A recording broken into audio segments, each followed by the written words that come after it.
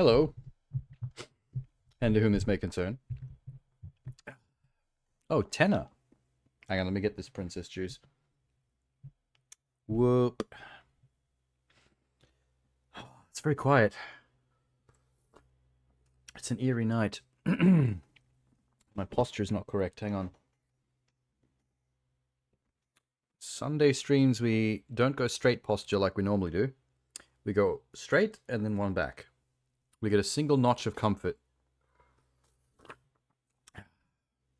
Yep. Okay, now we're toasty. Now we're feeling toasty. Who the hell's Desire? Hold up. Desire 980. Join my Discord. Random? Okay. Probably spam. I don't know why, I don't know why if you were like, hey, I like your stream, join my Discord. It's like, why? You can join mine if you want. Weird. Guaranteed that is as spammy as it sounds. Guaranteed that 291 goes back to 290 before the end of the night. I like you, let's jerk each other. Well, no, it's not Jay. It's Desire. The spam bot.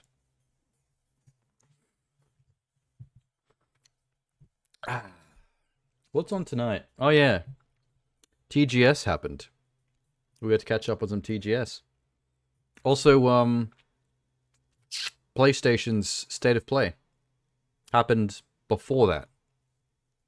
So, earlier in the week was State of Play. TGS just happened, like 2 days ago. Kicked off. Anything else? Who did showcases for TGS? Xbox did one. Capcom did one. I'm not really seeing any others. So I'm guessing, I guess we do PlayStation State of Play, Xbox TGS, and then Xbox Capcom in that order. That sounds about right. Yeah, that sounds like the way to go about it. Boopity boopy. How long is each one? State of Play, 39 minutes. Xbox TGS, about 50 minutes. Capcom TGS,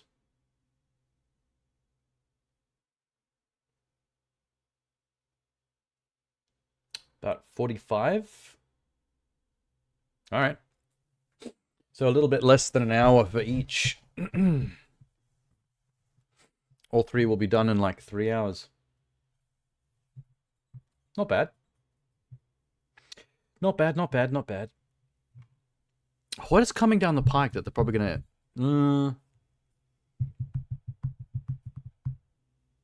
TGS will have some Ghost of Tsushima action. Maybe some Metal Gear and Death Stranding action. No, State of Play, yeah. State of Play will have that stuff for sure. From what I've heard.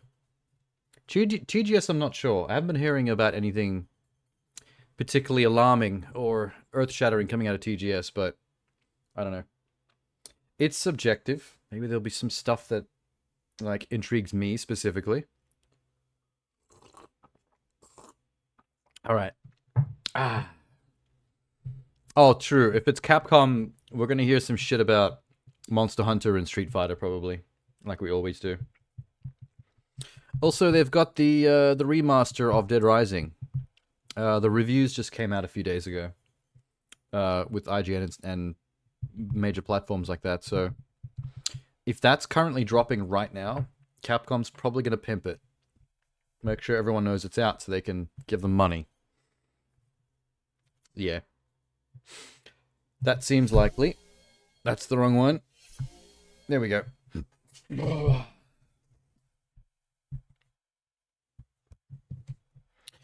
Let me just move everything. Where's the spot? Little headphones.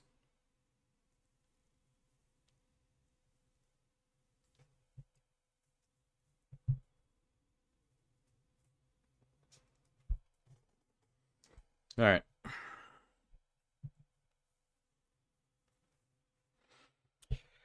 Still too, the weather's still too hot for Oodies, unfortunately. I will sweat and die. I need to get closer. Hang on. How's that? There? There? Hang on. God damn it. That's why I've got my regular bathrobe on. The Hefner robe that Jay likes so much. Because it's nice and thin. No Oodie sweat threat. What did I say I was going to do first? Oh yeah, State of Play. That was 4 days ago. Okay. Still, we're still pretty... I mean, 4 days is ages in internet time, but I think we're still pretty cutting edge with this. This is early enough. People in the comments seem to have immediate negative reactions to the State of Play. That's unnecessary. That's disappointing. Someone in the comments said, "Bruh, PlayStation has limits." riffing on the tagline. I see. Good one. Worth it. Jesus Christ, dude. There's nothing but negativity in the comments. That's unfortunate. Oh, well, we'll see for ourselves. Roll that shit. You woke up frozen today? I wish I woke up frozen. I like the cold a lot, but we mostly get heat here. This program contains mature content.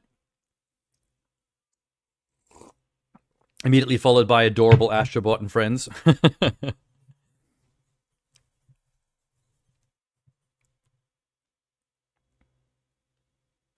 Oh, Astrobot Helldivers. Cute. Do Helldivers make a cameo in Astrobot? Wait. I noticed that there's no sound. Why?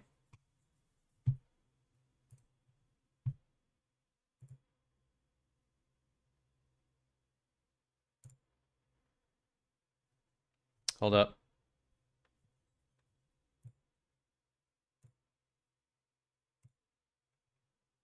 Ah, that's why. Oh, you noticed too. There's the sound. All right. Roll it back. Roll it back to the Helldivers.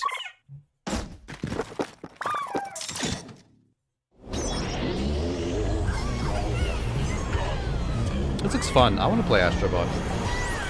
I've had a PS5.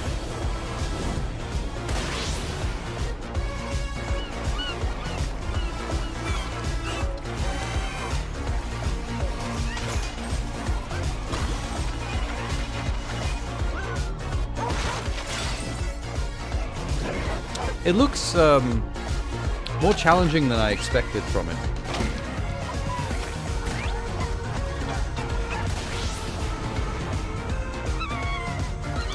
For something this cute, it looks kind of hard, man. But in a good way. Was that the Stellar Blade chick? It looks like her. It's Stellar Blade and Helldriver, and she's doing a really sussy dance. I need more coffee. There's a free add-on coming. Hi everyone, I'm Nicholas Ducey, the Probably more collectible We couldn't be happier characters. with the reception to Astrobot and to see how much Cameo joy characters. Astro is bringing to homes all around the world. On behalf of Team Asobi, thank you so much. Now, we still have a few surprises up our sleeves. Today's trailer was a sneak peek. When he to says DLC we'll release Team later this Asobi? year at no additional cost. We'll have It more sounds to like he share says soon. Tim For Sobi, now, like he's saying someone's let's name. enjoy the state of play. He had a real Astrobot. If you could make a real, like, animatronic Listen to me, burnt one. Astrobot AI If toy, you that'd be intend to actually walk peak. the midnight walk, you better be sure to keep your spark safe and burning. What is this? It's giving claymation. Oh, Lost in Random. I have this game installed on my Xbox. Not this game, the Lost in Random previous one they made. And on you go. To remind myself to play it. Into the burning light. Oh, it's a PSVR game. Oh, sick. Actually, that's horrifying. Nightmarish claymation in first-person VR? It's fucked up, dude. Thank you. Took the sun away. Is this gonna be one of those games where you control... Oh, no, that is first person. Little soul. Some of the sequences look like you're controlling a third-person character Where are you off to now? from a VR camera And point. so it was that the burnt one and a small flame took a wander down the midnight walk. Well, they opened up hard on this. Holy shit, that was cool. I was expecting a bad state of play because the comments all whining, but I mean, the very first game they showed was peak. It was awesome. It feels like old school platforms like Crash Bandicoot. I heard Crash Bandicoot's actually in it as well. There's a Crash Bandicoot I don't Astrobot in there remember somewhere. when it happened, but I remember how I felt. Are they just opening on horror games? Father told us to hide when they came to our house. Then they took him away. Sick. Mother said I couldn't play Oh, it is outside October anymore. coming up. Couple of days. Everyone had fled. She said the Maybe they're country leading was with the horror. sick, but we would be okay. Mother always said monsters didn't exist. I thought they lived under my bed. We were both wrong. They live inside our heads. Oh, cool. That guy looks like a horror version of, what's his name from Spider-Man? Spot?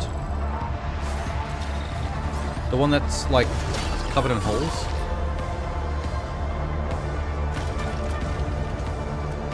Is it this Spot? I actually don't remember. So this looks like a cross between a Silent Hill style horror game and Dark Souls. And also Atomic Heart somehow. Don't ask me why.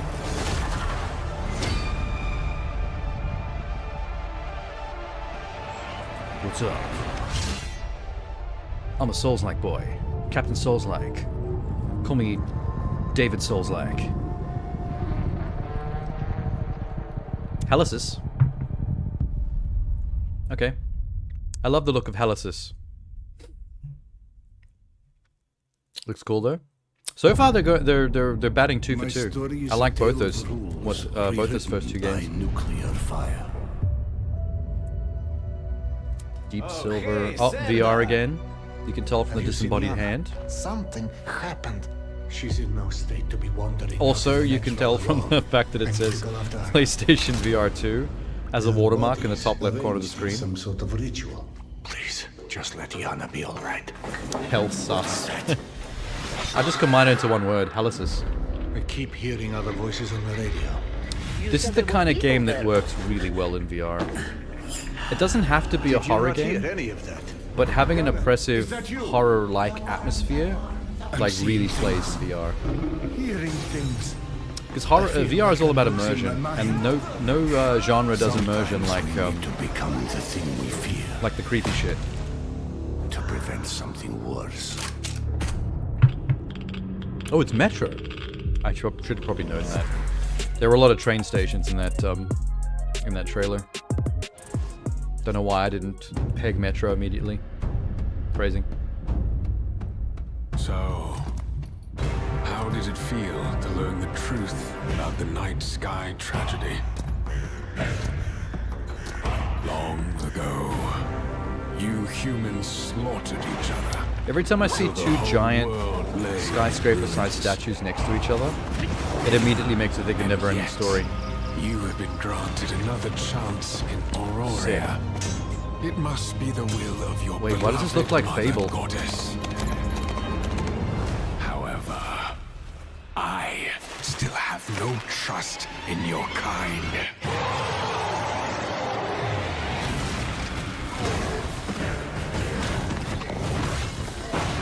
It's got God of War combat, but there's something about the aesthetic that reminds me of Fable. Like the new Fable.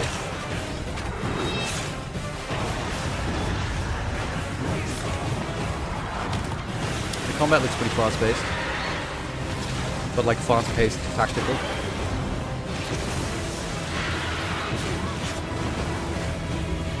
Prove yourself. Prove yourself. Survive this trial. Hang on. Cool. The girl with the pigtail, the girl with the ponytail. Amazing. Arcade Perhaps Chronicles. You might become one I of don't us. recall this game. Is this a new reveal? I've never heard of Arcade Chronicles until just now.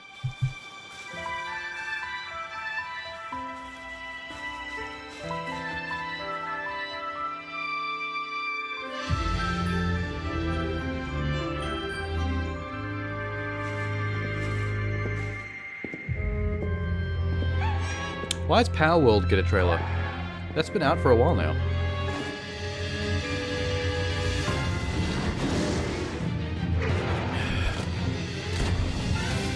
Not evolved Pikachu.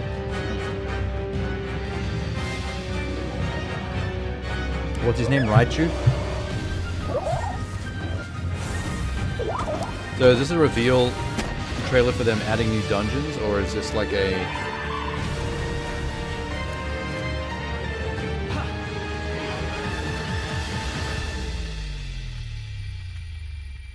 Is this like a coming out of early access thing? How today? Thanks to Pocket Pair for that new look at Pal World, an incredible open-world survival game that's launching today on the PlayStation 5 console.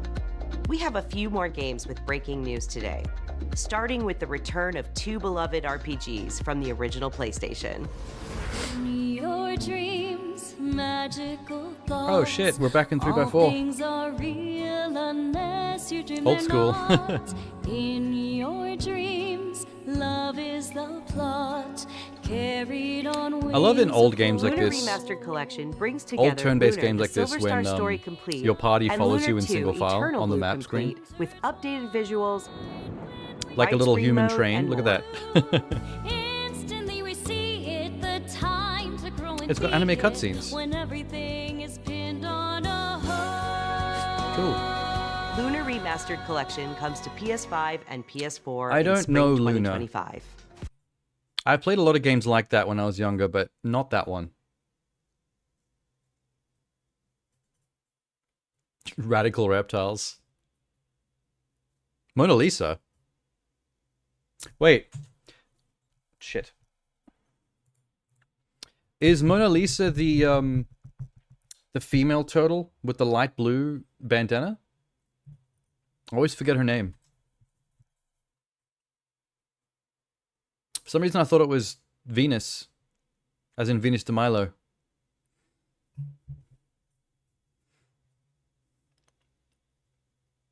Oh my god. Is this the Shadow game?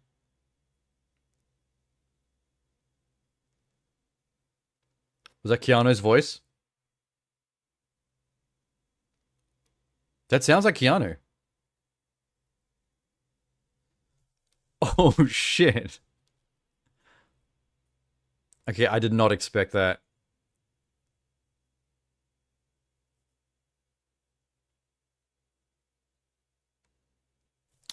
Keanu actually voicing the game character is just, for some reason, is just not something I had on my bingo card. That's crazy. Good for them, though.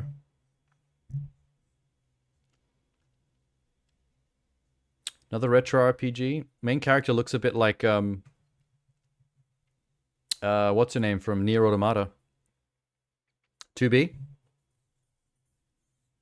She's 2B-esque.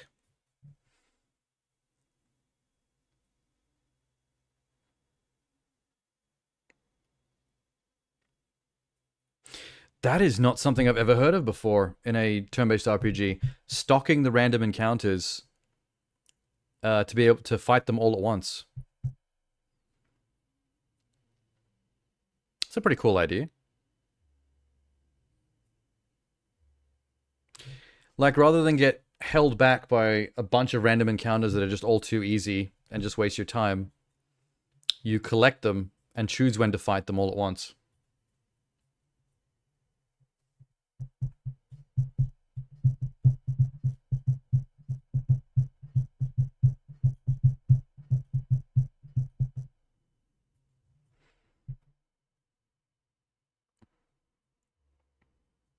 I feel like whenever we get shown promotional material of Dragon Age Veilguard, I feel like it doesn't ever do anything new for me. Like, I get what the game is. It's a more action RPG take on a Dragon Age as like a spin-off. And I get that. It's just that I don't think it requires any further selling. So when I see more footage of it, I don't really get anything new from it. I didn't glean any new mechanics or factors or, oh wow, look at that. It's all just like, okay, it's more of what I know it is, of what you've already sold me. I get it. I'll play it. If I ever get the chance to, I'll play it. It looks fine. I'd prefer a full mainline RPG, personally, but Dragon Age has always been quality, even when it's not. Like, Dragon Age 2 is seen as the bad one, and I still liked that, so I'm an easy sell.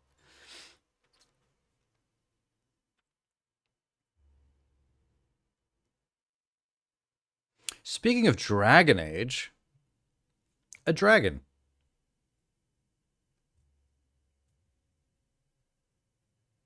But what is his age? Ask him. Oh, it goes straight into a fight. Nice. That sorcerer has a little Nightcrawler teleport. That's cool.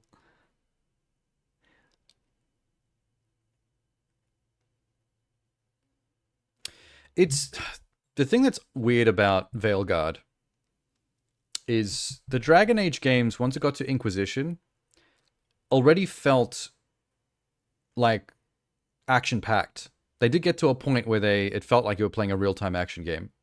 It's still an RPG, but the fighting was real-time. Everyone runs around and like does their moves and specials and whatever. Like what they're doing right now. So I don't know if we needed a Dragon Age spin-off that leaned into the action RPG side of things when the regular RPG was already starting to give that vibe in how it was handling its combat system.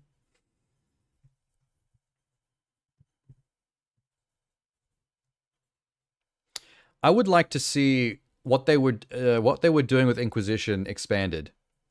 The way Inquisition handled its open world with all the things you could do in the world, I want to see that expanded outwards. I want to see that enlarged a bit more. Because it was cool in Inquisition, but as time goes on by today's standards, I think it's starting to feel smaller and smaller. It's starting to feel more like isolated video game environments rather than a greater open world, because other games have done larger scale open worlds like since then. So I think a Dragon Age 4, a true next gen Dragon Age RPG, can do something with that.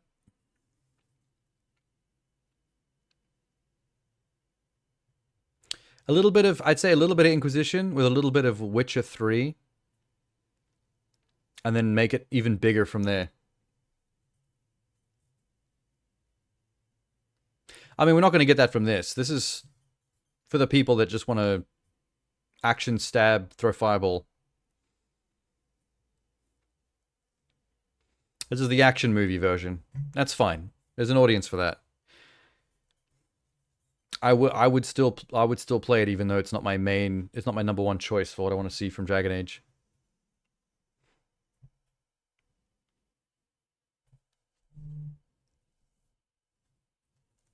Remedy? Is this Alan Wake?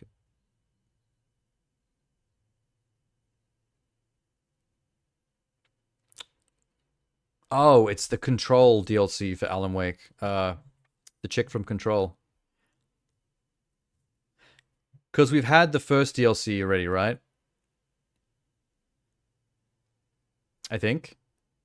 The one with the waitress? And now this is the second one. Further Adventures of Control chick in Alan Wake Land. And then the third one was going to be Quantum Break guy, I think. Jesus Christ. That was cool. The Lake House.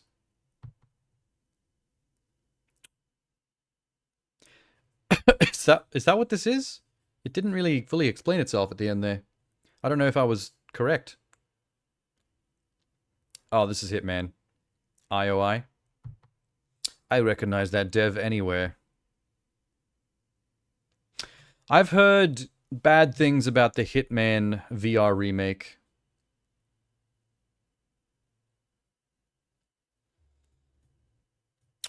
People weren't vibing with the new cel-shaded cartoonier look that I assume they did just to make the VR angle run a bit better, because it's a bit harder to run like next level graphics in VR because of how much more it demands of your processor.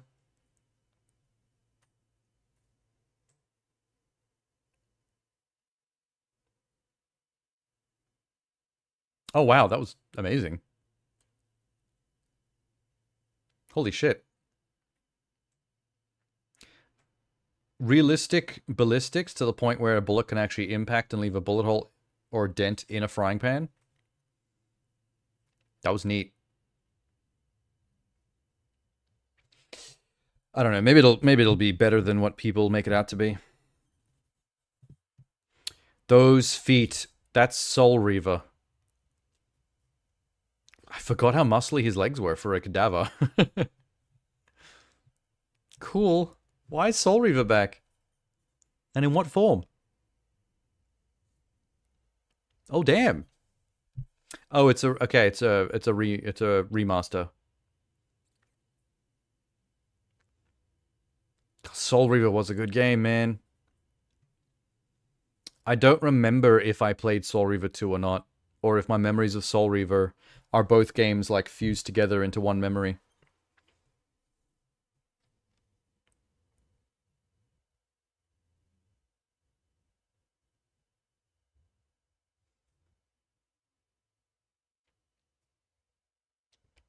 There's Kane, aka Legacy of Kane, in the flesh.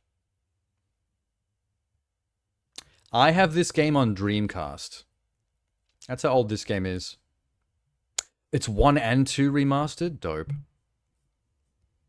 Dope, dope, dope. I wonder how those games hold up.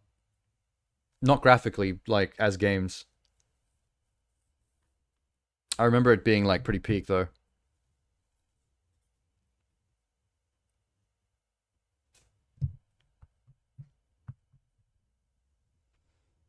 People are loving this PlayStation 1 graphics horror game thing. There's so many of, like, games in this genre dropping on Steam. And now Blumhouse is taking a swing.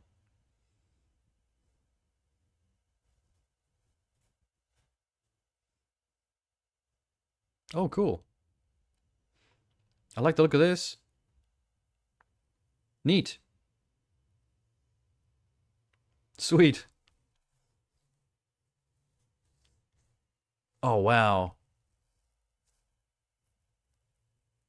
That mole looks like a penis. So you build all of this? Oh, I'm down. We've seen teasers for this before on prior, like, Summer Game Fests. I don't remember you're actually building up the village part of the adventuring.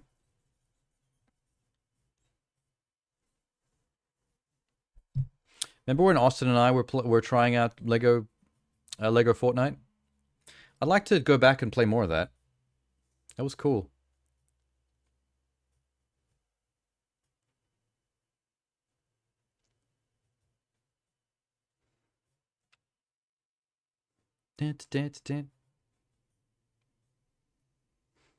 Dynasty Warriors. I better start lining up some horror games for October. I gotta wait for either Tuesday or Wednesday to hear about what's going on next with Game Pass. But aside from that, I gotta start working out some horror.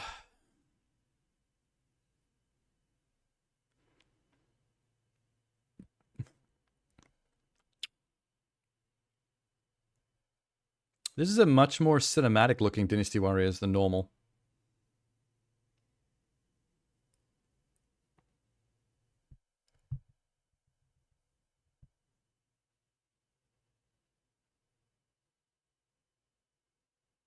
Oh, wow. Cool.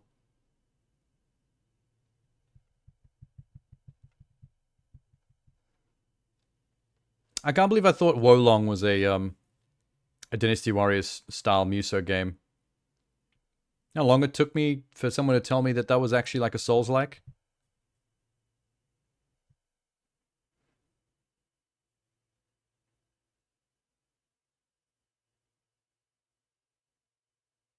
Sweet.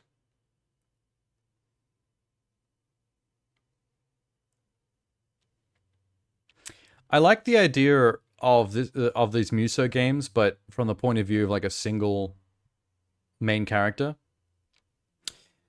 I don't like the Dynasty Warriors ones where you're just like randomly picking between different historical figures and just trying them out over just disconnected missions. One single through line cinematic linear narrative story from one character's point of view is what I'd prefer. Are we finally at Monster Hunter? We're not even up to the Capcom showcase yet. This PlayStation State of Play is stolen Capcom's thunder.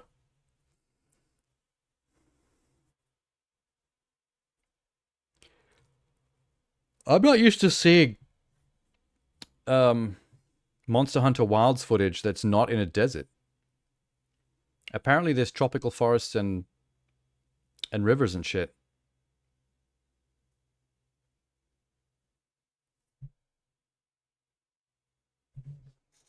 Wait a minute. Luna remastered? Did the screen freeze? Oh shit. What happened? What happened? The screen looks like the screen froze.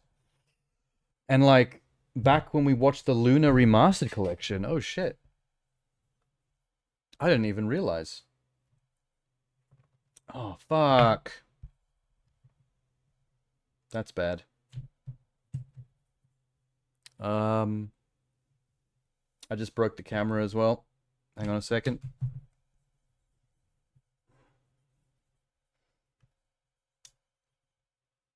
I'm gonna restart both.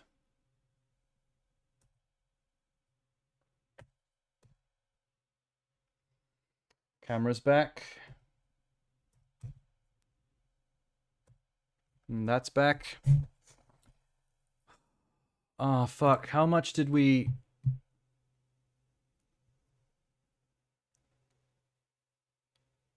When was the Luna collection?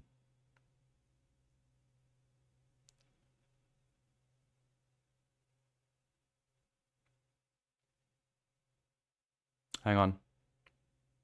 Is that it?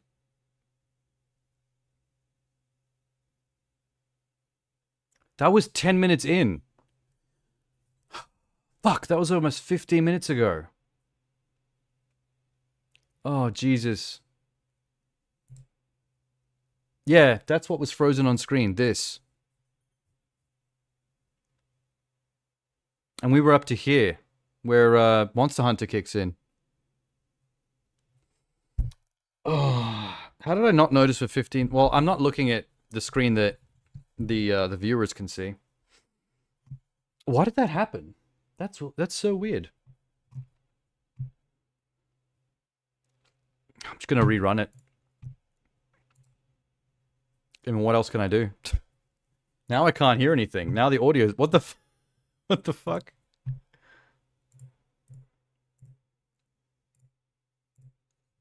Ninja Turtles Shredder's Revenge.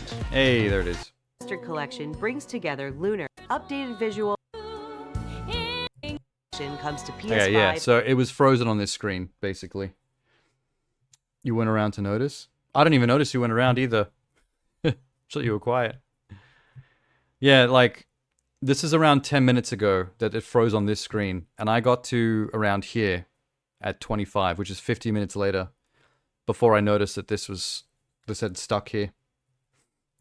And PS4 in spring 2025. I'm just gonna start here again and keep going. Ninja Turtles Shredder's Revenge. Since anybody that First, might have been the here Radical during that last Reptiles 15 minutes DLC, would have just seen which me adds Mondo talking Gecko about and stuff that you Mona couldn't Lisa even as see. playable characters. And for no extra cost, a remixed in-game soundtrack featuring some amazing guest composers. Both of these Sunday updates streams are arrive later cursed. today. Not always. Pretend it's your first reaction. Well, can't do that. But now I know everything. For example, I know that the reveal of this trailer is that they got Keanu Reeves to voice Shadow in the game. Huh? That's about it. That's... Taking on another form? That was Keanu. And yes, you heard right. Keanu Reeves is joining Sonic funny how X much Shadow shittier this looks Generations compared as part to of the upcoming the Sonic CG Hedgehog in 3 the movie pack. Sonic movie trailer. This update is inspired by scenes from the Sonic the Hedgehog 3 movie and arrives December 12th. The Sonic the Hedgehog 3 movie pack is included in the digital I don't really deluxe care about edition, Generations as which much. lets you I really play want the to play game that 3 Sonic days ahead Frontiers of its game. October 25th release date. That was kind of epic, the open world one. Unfortunately, there's no way to like get it for cheap or for free. Hello, State of Play. I'm Hello. Seankichu, producer of Fantasy My and name is Neo Haro. Dimension. 手作りのジオラマを使ったファンタジアンネオディメンジョン、150も作りました。 Wasn't そして Frontiers too empty? ラ I ンダ don't ム know, I メ didn't カ play ウン it. トを貯めていっぺんに戦った I wanna り play it. スキルの起動を I 操 want to 作 run した around り an open と world with Sonic. 短式バトルにも新要素を盛り込んでいます。 If it's empty, even better. That means there's ファイナルファン nothing タジー to シリー stop me ズで from 共 running に歩ん fast. できた上松さんで Nothing to す。 stop me from gotta go プレイステー fast. ション5にて2024年12月5日発売、どうか皆さんにプレイしていただけたらと、Oh, 願っています。 this Fantasia Neo Dimension remaster. I have never heard of this game before, but the thing We're that jumped just out at over a me month away from the in release that, of Dragon Age: The Veilguard. in that bit, Let's check in where they with were talking about BioWare it, and Electronic Arts for an extended the look guy at a was explaining the climactic game, battle. and he said that one of its features, which I've never seen before in any other JRPG, is you can bank random battles. So instead of having to fight every single random battle, you can bank them, and you can collect them and build them up, and then choose when to fight them, and then you fight them all at once. It's one big group. So if your team is power level to the point where all the random encounters in the area are just like too easy and pathetic and just wasting your time, We've tracked it to a ruined you can tower bank a nearby. bunch just to save That lair time, is a death trap. and then fight them when they're grouped up enough that they're actually We a need challenge. to lure her out to have any chance.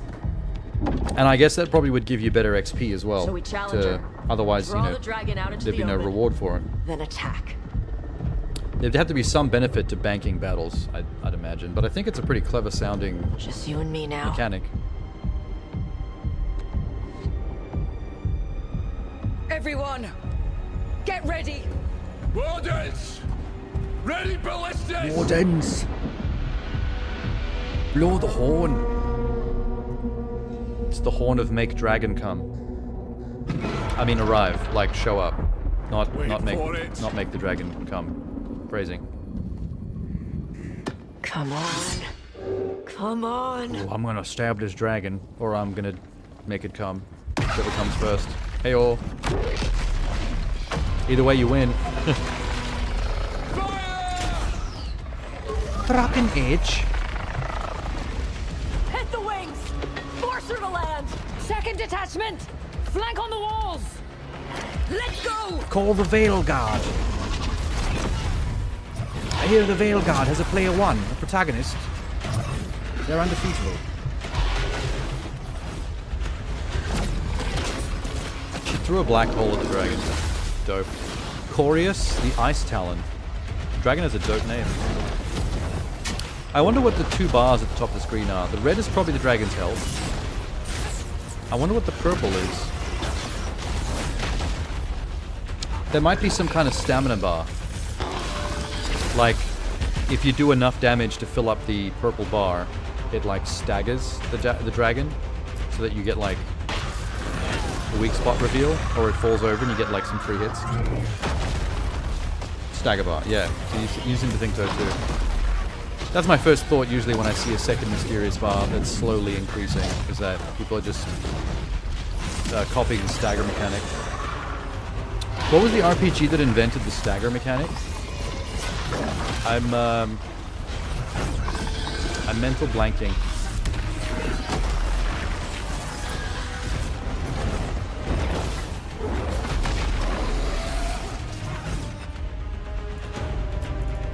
It's something big. It's some big franchise RPG.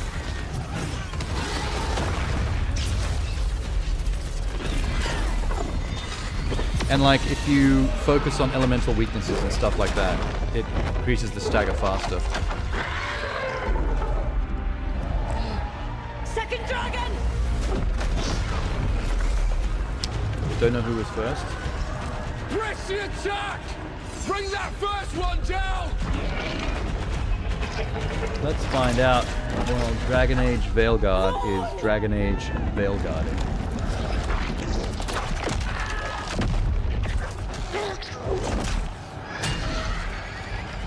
Gillenane. Apparently Diablo 4's got one. That's not it, but... Burst stagger mechanic.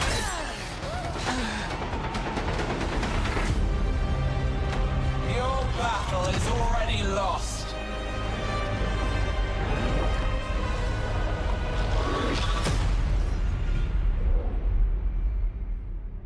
Final Fantasy 13 apparently had the stagger This mechanic. isn't the Bureau's first time in Bright Falls. Xenosaga 2 and 3. The FBC's research Luna department set up a Dragonsong, facility. Mana, Blazing Souls. The Lake House. So there's some pretty old games that did it. If I had any clue what was waiting for us in there, I would have just kept on driving. Star Ocean had the opposite of a stagger mechanic, where you wanted to keep the meter low, otherwise it made the creatures more powerful.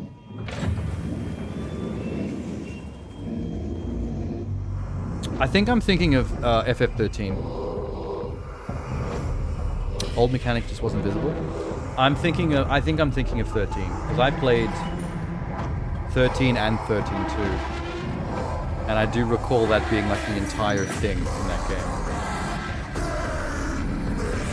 Like, the main tactic was to stagger the enemy before you could do anything.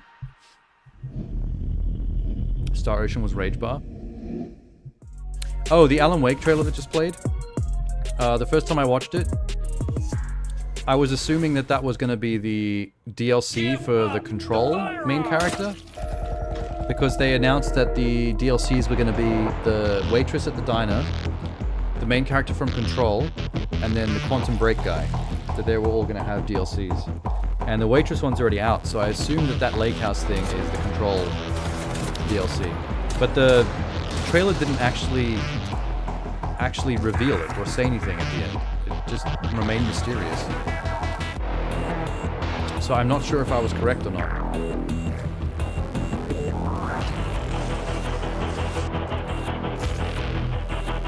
Also, I always like seeing footage of the Hitman VR stuff. I always think it looks cool.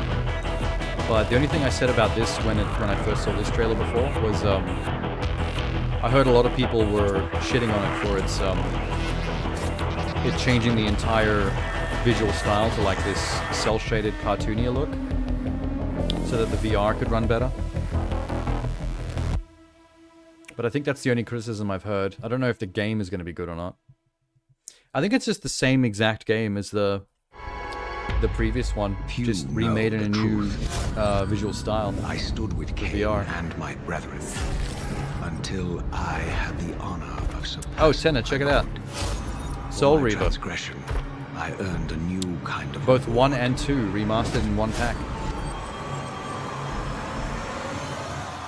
agony. Old school. I played these games on my Sega Dreamcast, man. The fate of this world was preordained in an instant. That's Little Sean with my Kingsley's Chicken Kitchen job, basically saving up money to afford my own Dreamcast games. Playing Soul Reaver after work and after school.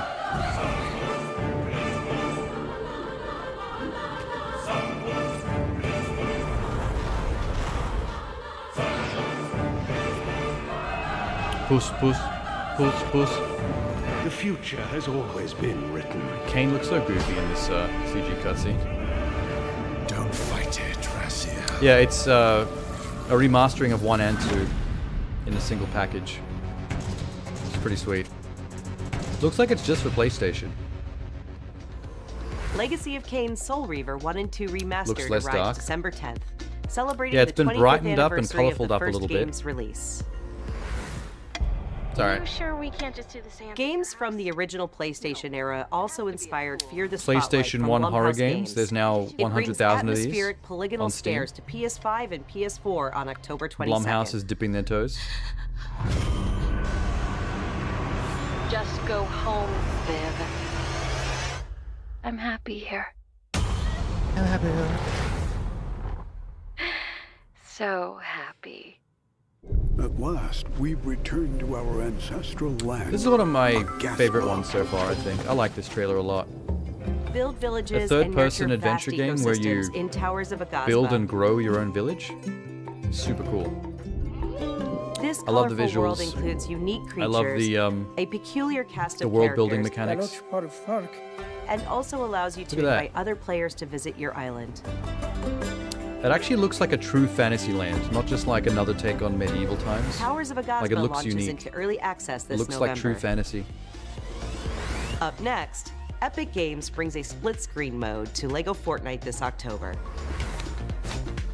This feature enables Split-screen friends Lego and family to Fortnite. explore the world and I want build to play villages more of together while this. playing on the same PS5 or PS4. This game is fun. And in other Fortnite news, I wish the it wasn't new part of Fortnite Fortnite, though. It doesn't need to be. limited They could have edition just made a DualSense controller arrives later an this open year, world with Fortnite pre-orders crafting starting game October 3rd. and just released it as its own free-to-play thing. Visit PlayStation blog for more details. PlayStation blog. Next, it's 1 versus 1,000 in Dynasty Warriors Origins, and Koei Tecmo Games is ready to share the release date. Let's take a look. I hope this is a more focused, single character experience. That's so much more my thing. And one of the reasons why I don't really play Musos that much. Until then, you must adapt to the chaos and find a wanna way be to this kid. survive. So choose On an your epic path adventure where I murder Go forth 100,000 and people. learn what it means to be a hero. This one small child commits genocide. Look at him genociding. You claim to strive for justice, but have no way to achieve it. Tearing down the system without providing an alternative is mere wanton destruction.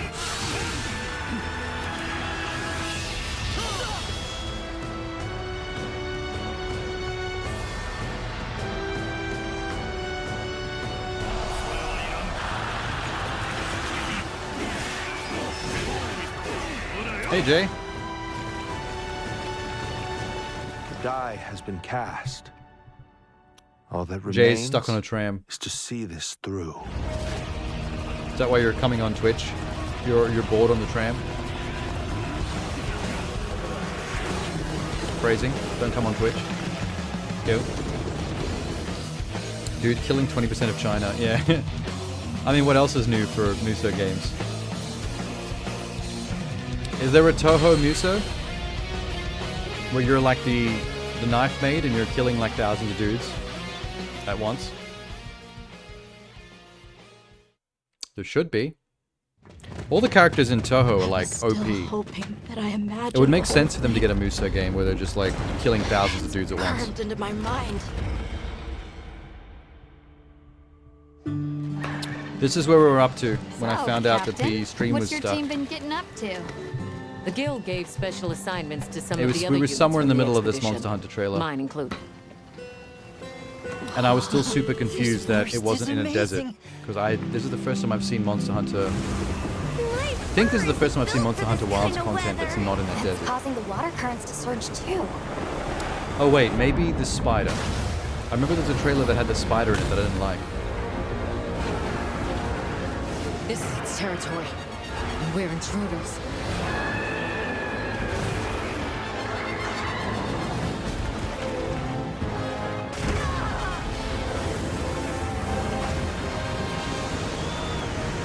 Water physics is pretty good.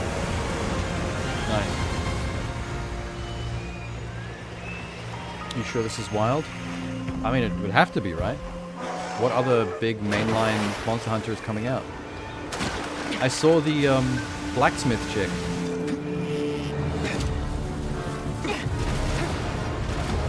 You know the hot blacksmith girl, the blonde?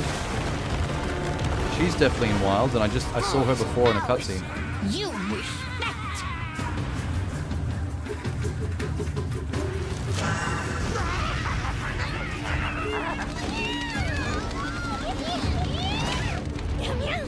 Meow meow. They just put the meat down. Look, desert.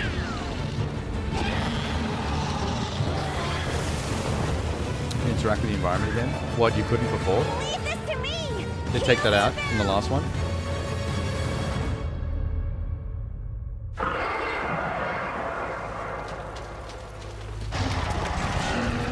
That's it. The White Wraith. It's real. Is that what we're after? The White Wraith. The White Wraith. I'm guessing it's not actually a wraith because that's a ghost. Investigation. This is Monster Hunter, not Poltergeist Hunter. You're a hunter. I don't think there's anything supernatural in Monster Hunter. It's all physical Rascalapanges. Big winged electrical Rascalapange.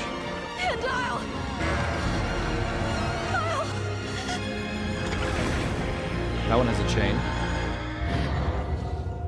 Big scaly chainy Rascalapange.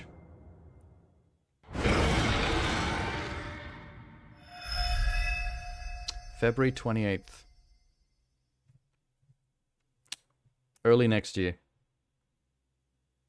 That's a long time to wait for Genie.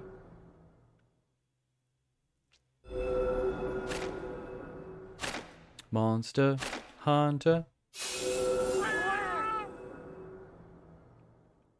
I like the cats. I think the cats are my favorite part of Monster Hunter, as a person who doesn't play the games. ワイルズプロデューサーのつごとです。本作の発売 There's 日 so が much spam lately 2025年 on... I 2 don't know 月 why the spam 28 seems to be 日 increasing. 世界同日発売に決定いたしました。本日より順次予約を開始しますの Oh, で、 you can't ぜ see ひ that ご one. 予約いただければと思います。プレイステーションストアでご予約いただいた方限定の特典として There's a spam message PlayStation in my 5 でご覧 chat いただ that's ける been blocked from everyone else seeing it because Twitch knows that it's a 9月 spammer. 26日の That's pretty 23 funny. 時からは TGS2024 You like the 発 dog 行オンライン mounts? プログラムを放送 I'm い a たし cat ます person. それでは引き続き They should let you モンスタ mount ー the ハンタ cats. ーワイルズの情報にご注 Phrasing. 目ください Like, in a また normal お会 way. いしましょう In a non-sexual way. I'm not a furry, I promise.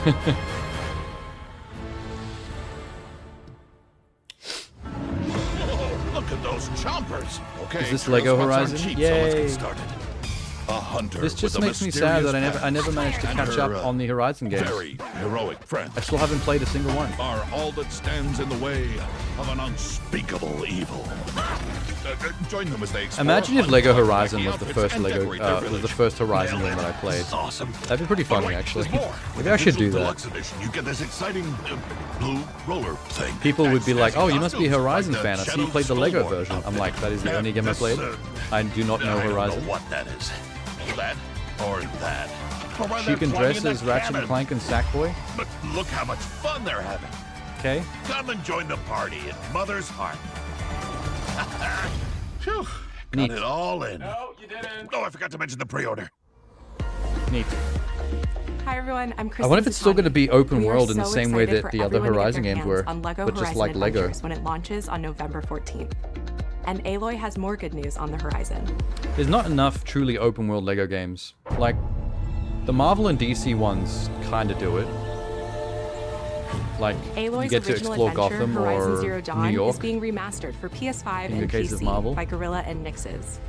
Horizon Zero Dawn Remastered includes more than 10 hours of re-recorded conversation shit. mocap and countless graphical improvements that bring Maybe the it's game a good to thing the I missed same out on visual playing fidelity Horizon. as I get to Horizon play West. the remastered version of Horizon 1.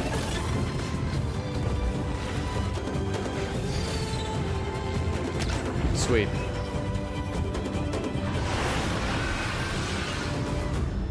This new version of Horizon Zero Dawn will arrive October 31st, and anyone who owns the original PS4 version of the game will be able to upgrade to the new PS5 version for $9.99. Visit PlayStation Blog for more details and watch the full trailer to see all the enhancements to Aloy's epic quest. Okay. I actually New own a content is on copy the way of to the the first action-packed Horizon. world I just of never got to Stellar play Blade. it. A new photo mode lets players set Now up I get to play the perfect picture remastered with one your on choice PS5 of instead. poses, What expressions, the and fuck? filters. Oh my god. I don't care what anyone And says, Stellar this is Blade's such a original Coomer game. soundtrack featuring over 180 songs from the game is available on select streaming Many people services hated starting this. today. They changed the price of the original game just to match remastered price. Oh shit. Well, that does suck. But that's not all. We also have a new topless edition of the game. You can play the entire game tits Sci-fi out. worlds collide in the Stellar Blade and Nier Automata collaboration, coming to Stellar Blade later this year. What the fuck? You just get to play Stellar Blade as 2B? I don't think I'd want to do that. Now let's talk about I what's like ahead 2B, for but PlayStation Plus. I would kind of like to play Stellar Blade First, the your way monthly it was games meant for to be played. October are WWE 2K24, Dead Space, and Doki Doki Literature Club Plus. These Oh will my be available god, to Doki all Doki. PlayStation Plus members starting October 1st. Meanwhile, our library of Nier PlayStation Autom- classics continues to grow. Nier with Automata two more fan favorites has a- from the original PlayStation has a habit of arriving later collabing this randomly year. with so many Blood things. Omen, Legacy of Kain, and Capcom's Dino Crisis. Oh shit. Legacy of Kain.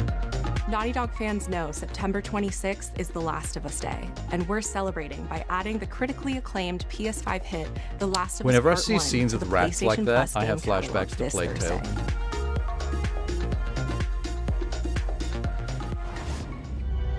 That's crazy that we're getting more remasters of Last of Us. It never ends. We keep remaking the same games. Naughty Dog need to like go make some new games, goddammit.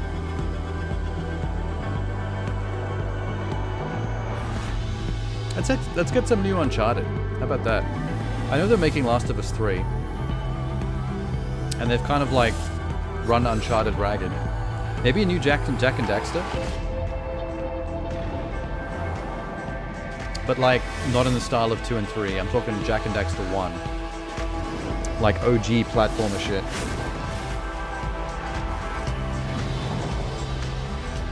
Yoko Taro just collabs with every game he liked. It seems like that. The dude likes to hoe out his 2B to anyone that'll take her. Hi everyone, I'm Mark Cerny.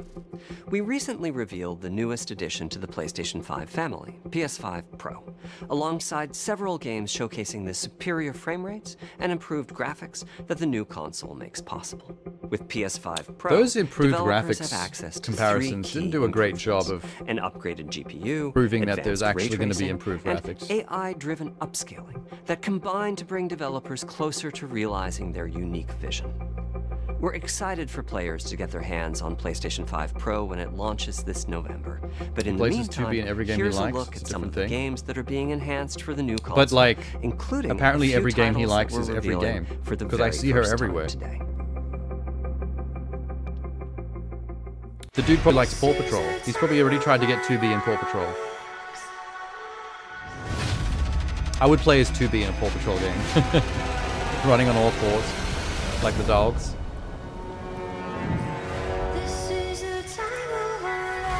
This is the rhythm of the night. God, Hogwarts Legacy has got some pretty decent graphics for what it is. I could play the Jedi Survivor games. They're both available for free on Game Pass through EA Play.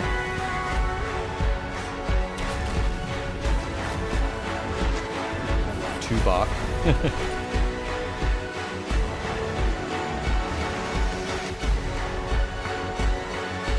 Final Fantasy Rebirth.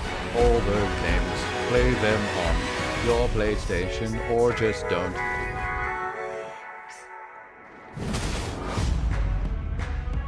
Xbox and Nintendo and PC are also options. Oh, that was a PS5 Pro ad. That's what we just watched. They just showed a whole bunch of random games. I didn't even know we were watching a PS Pro ad until the very end.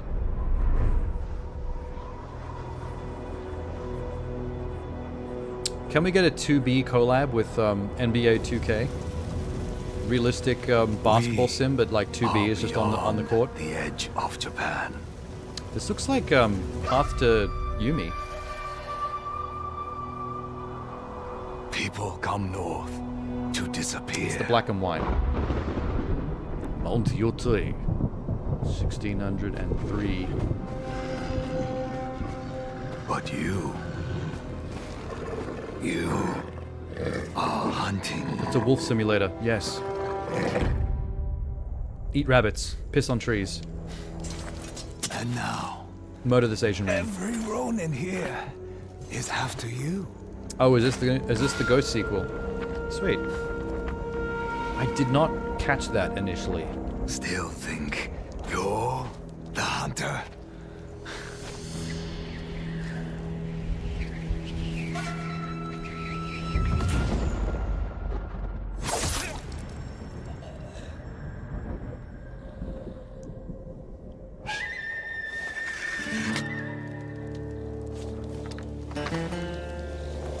Sick. That ghost mask is pretty iconic. So that's the new lady ghost, yeah? She has a guitar in her back. I'm already sold. So what's the game called? Ghost of... It's not Ghost of...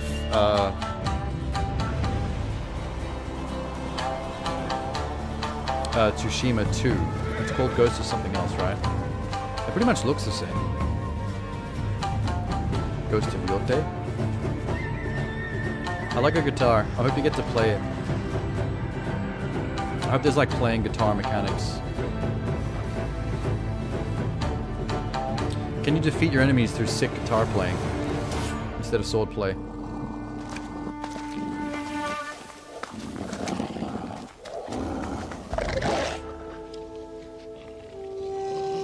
No, Wolf.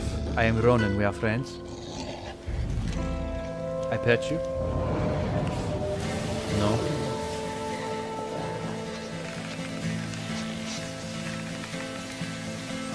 I like how she's the same color as the yellow blossoms. Blends in. She can assassinate you from the yellow blossom tree. Dual wielding. Did the other one not have any dual wielding swords? Ghost of Yotai.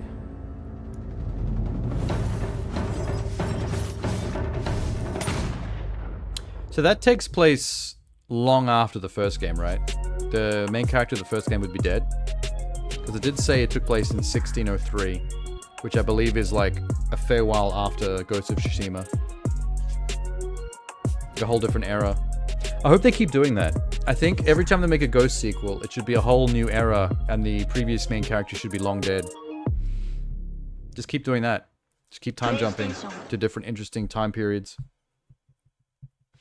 They have rifles now. Did they not have rifles in the other one? That's another recent PlayStation game I didn't get to play because I never had a. I don't have a PS5. Sad. Sad and cry. Cry and sad. Ghost of Tsushima. Blah. They have rifles now? They have rifles now.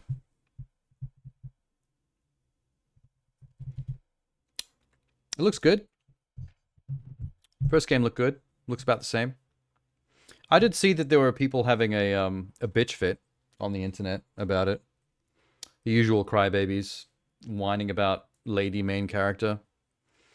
And then whining about the fact that the mocap actress / voice actress was that Asian chick from College Humor. That's what I know her from. College Humor and Dropout videos. I've seen her on them plenty. I knew about her beforehand. She's funny. But I saw people on Twitter being all like, oh, she's some woke, feminist, lesbian, anti-capitalist, blah, blah, blah, trans warrior. I don't know. The whole list of things. But honestly, they're just making her sound like more of a badass. Every time they listed out the reasons they hate her, oh, she's just a word, blah, blah, blah. It's like, everything you just said about her makes her sound punk as hell. She sounds awesome. You're actually selling the game. Because, you know, she's the main character. She's cool as. She's got one of those side shaves. Where, like, the one side of her head shaved and the other side is, like, long hair that's draped across. I don't know what those hairstyles are called. Doesn't sound badass to me. Oh, she's a badass. I've seen her on some Dropout videos where she just wrecked the place. There was one where she was I think they called her like there's this one meme of her where she's like they referred to her as like a manic bisexual gargoyle, and they had pictures of her from Dropout of her like squatting on the Dropout podium, like hissing at somebody. And I was like, yes, that's the aesthetic. What was her name again?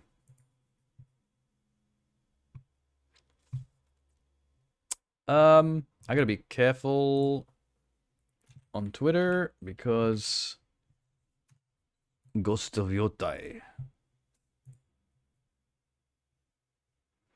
They're gonna be pornographies. Ghost of Tsushima sequel stars a Japanese woman samurai because of course it does. They can't help themselves until every franchise that was built on masculinity is replaced by women. The Ghost of Yotai is a smaller spin-off game, but if this is true sequel, then this is the new main character over Jin. Fuck that. Sick of the forced girl boss narrative. Wow, this guy is a loser. Calm the fuck down. I mean, who the actress is has nothing to do with the game anyway, but people don't have... There she is. She crazy. Oh, you can't even see her because my face is blocking her. God damn it. Blip. She wildin'. In Ghosts of Yotai, a progressive activist known for hating the police and telling straight women who disagree with LGBT to log off is not just a voice actor, she's the face and mocap. I'm ready to save money. Oh my god, shut up. Just play the fucking game. People focus on the wrong things. If anything, I'm stoked that it's her because I'm already a fan of her work on the internet, on YouTube.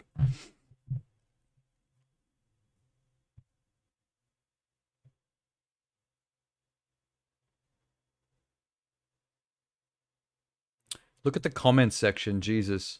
Female samurai, miss me with that woke BS. Female samurai, hell no, I'm pass. Female, pass. Switch it up with a man and I'll play. Whoa. That comment section is toxic as fuck.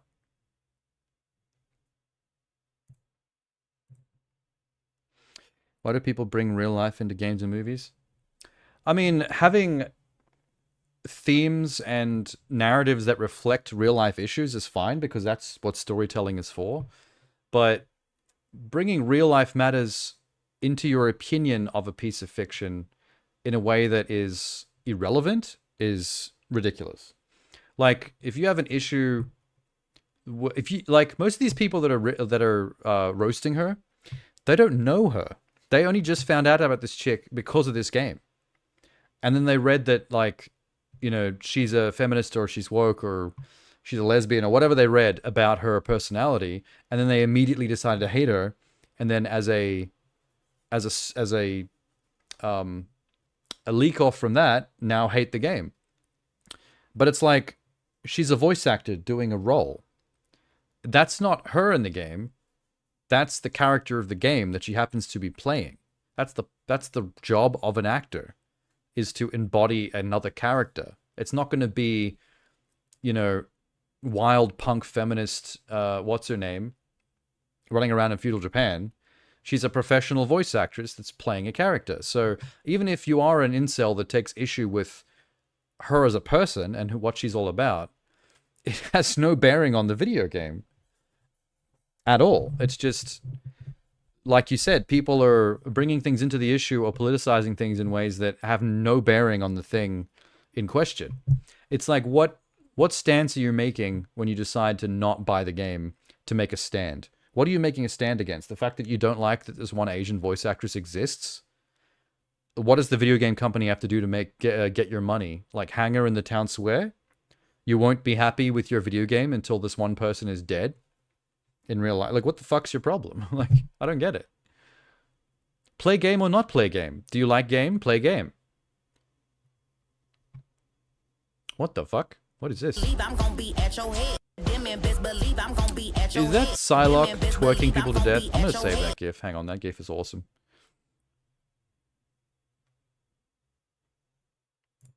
Don't mind me, just saving gifs.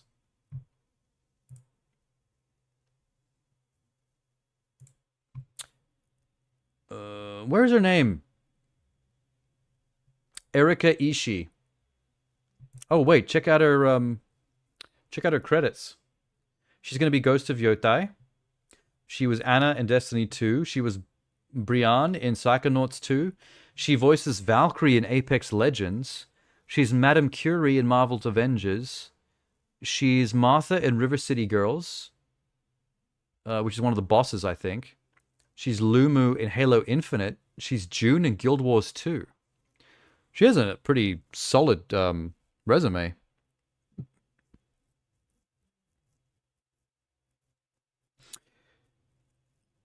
Female Tomb Raider pass, female Space Bounty Hunter pass, female Alien Ruler Kerrigan pass. You know what I think the difference is there? With those games, those are pre-existing things before they got old enough to become incels, if that makes sense. Like, Lara Croft, Kerrigan, Samus Aran, they are all like... they're all classic status female game characters from before a lot of these people were born. So they always existed in the space, and so they never came out in a way that people who are being like misogynistic can rail against them. So it's more like when things that they know now as one thing introduces something that they consider woke, like female or a black person or, you know, what have you, trans, lesbian, LGBT, whatever. It's like they see it as an attack on a property that they already know as being something else. Whereas it's not. You're not supposed to pay attention to whether someone is gay or a lesbian, female, male, black, white, yellow, whatever, what have you. Those are just characters in a narrative. Like, it doesn't matter if they're there or not. So if someone in that, what they call like the DEI umbrella shows up in something, you're not supposed to point at it and go, oh shit, this is a thing that's now changed everything. It's just a character. Like, you're not supposed to be alarmed or be alerted by that. You're just supposed to, like, experience the game for what it is, or the narrative for what it is. The fact that they get triggered by it is why they get pointed at as being racist or misogynistic or homophobic. Because there is no problem with the fact that that exists there, or that's been put in there. They're making it a problem. And that is homophobic. That is racist. If you weren't racist, you wouldn't give a shit. A black guy would show up in a game or a movie or whatever, and you would just be like, okay, who's this character and what are they about? What are they doing here? Are they protagonist, antagonist? Like, what's their role in the story? As opposed to, oh, a black guy, DEI, woke, blah. No one was against Aloy in Horizon. That's because she was seen as fuckable. They were against Aloy when the sequel came out and they decided that she wasn't sexy and fuckable anymore. And then they had a problem, and then they called the game woke.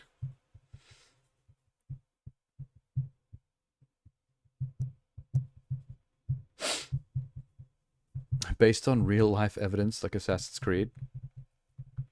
I think that Assassin's Creed game looks awesome as well. Like, I don't care what the deal is at the Black Samurai, whether it's historically accurate or not. It just seems like a cool dynamic. The Asian ninja girl doing the stealth and the big hulking Black Samurai dude doing the not stealth. I'll probably play most of the game as stealth Asian girl anyway, because I like stealth Assassin's Creed gameplay. I don't play those games to be beat 'em ups or slash 'em ups. But, you know, it looks good. The gameplay so far has looked pretty tight. But that's what I've noticed about female characters in gaming lately. The only times that people don't take issue with a female lead in a game is when they're being presented as a gamer boy fuck toy. And the second they make it not fuck toy level, then all of a sudden everyone has a big whinge and calls it woke. Everyone's fine with Stellar Blade because she's a fuck toy. Everyone was fine with Aloy until she became so realistic, her character model, that she didn't look fuck toy anymore, and then they started calling it woke. It's the same shit over and over again. No one's ever had an issue with 2B because she's always been a fuck toy.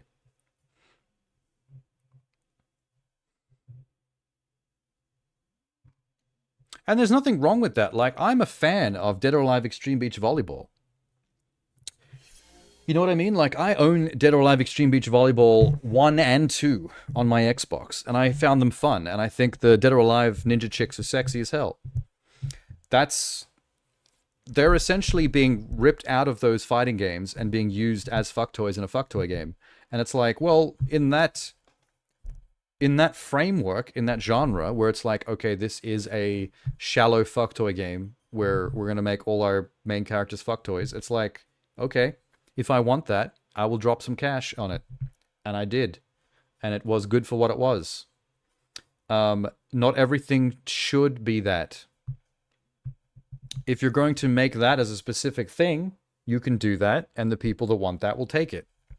That doesn't mean that every single game or property has to be fuck toy level like Extreme Beach Volleyball to get your attention. I don't want that.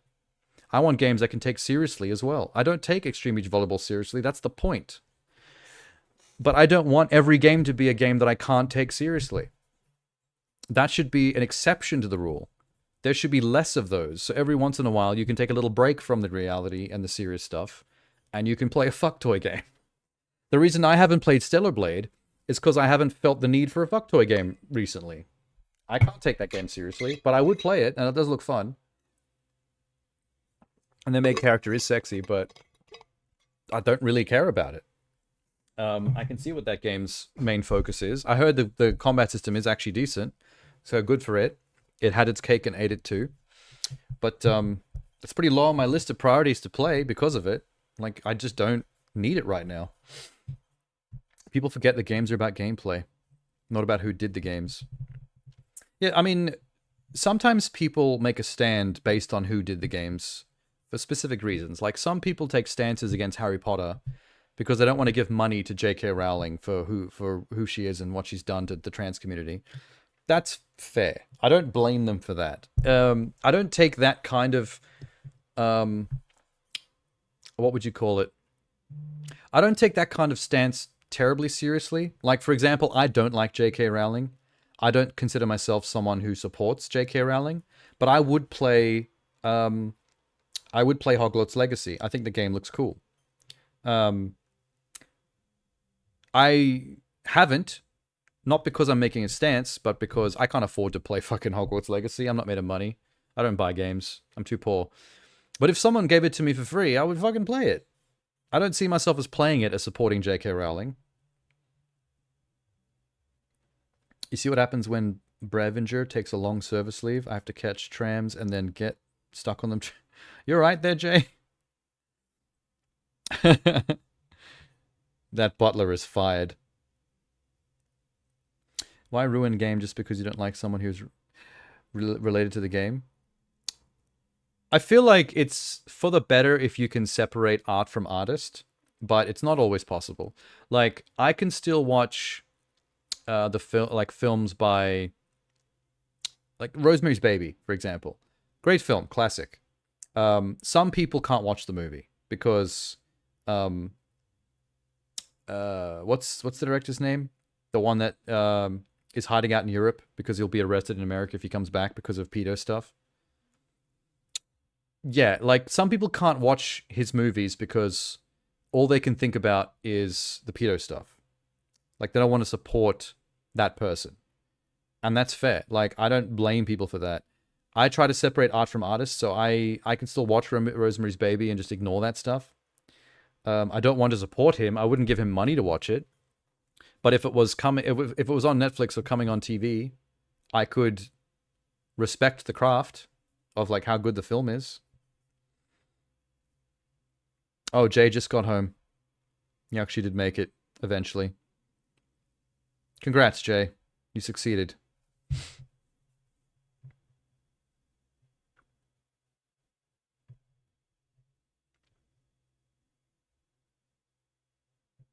Oh, are these the female characters from the first game? Oh, okay. So people whining about female samurai missed the fact that there were multiple female samurai in the first game. Okay. Yeah, I mean, if you're gonna play games, just play games. Like, don't get too wrapped up in the things. Don't attack people for playing Hogwarts Legacy. If you don't want to play it yourself, great. If you do, just do it. Like, you're not destroying... Like, there are trans people that have played Hogwarts Legacy and enjoyed it. Like, they haven't felt the need to make a stand, you know, because maybe they also grew up in Harry Potter and it's their part of their childhood. They might also still hate J.K. Rowling now for what she's done to them, but you can separate Harry Potter from that. It is its own beast now. It's grown a life of its own.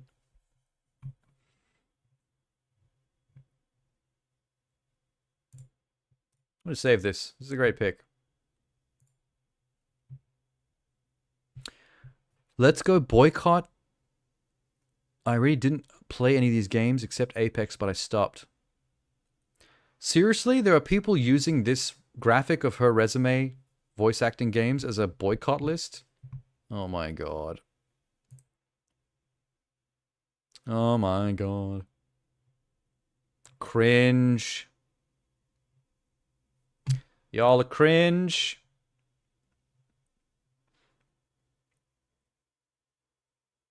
The last butler employed, Monty, never took long service leave. Why is the internet full of idiots? It's the internet. That's what the internet does. It gathers idiots in one place as a little idiot thought bubble.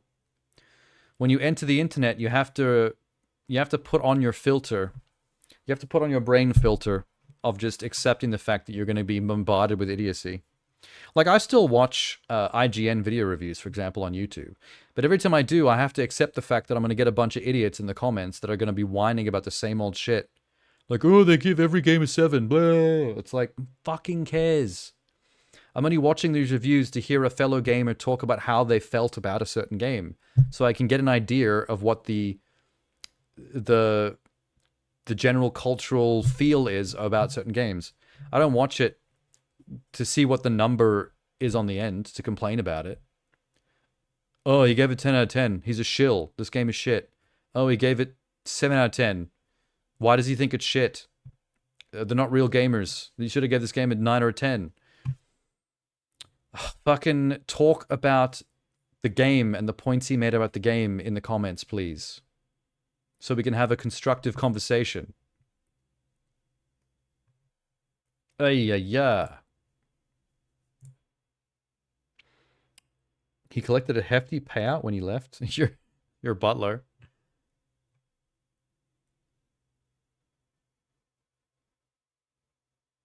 Homophobic Nazi. I really love this. The gayest piece of media ever made. Interesting meme. Oh, you know what? That actually fits a few things I can think of. Like, Deadpool and Wolverine. Deadpool and Wolverine's a pretty gay movie. It's very gay coded. And there's a lot of incel, racist, homophobic butt boys that like it and think it's an example of anti-woke comic book movies. And I'm like, bro, Deadpool Wolverine's pretty woke. I don't think we watched the same movie. Need to change the rating policy and make it better. Something like separate ratings for story gameplay. I would say remove it entirely. Don't give a rating. Keep the video review part where they actually talk about their thoughts about the game, but don't give any kind of rating or wrap up at the end. Give a final conclusion, like paragraph of what you thought, but ditch the numbers. Ditch the numbers, ditch the percentages, because people get wrapped up in that and they mean nothing. I'm sick and tired of people going, oh, we gave this a 7, but you gave this other game a 6, like 5 years ago. And it's like, why are you comparing those two games? They have nothing to do with each other. Also, 5 years ago, gaming tastes and cultural vibes change. A game that was given a 5 or a 6 5 years ago might get something different today. There's games I played a while back that I would actually give a different rating to today than when I originally played them. You know, this shit's subjective. It all shifts. We should stop caring that much. The good thing about reviews is just hearing people talk about games. But the people only want to talk about the number on the end. I think it's just a waste. What's that new channel with that Yahtzee and them are on right now?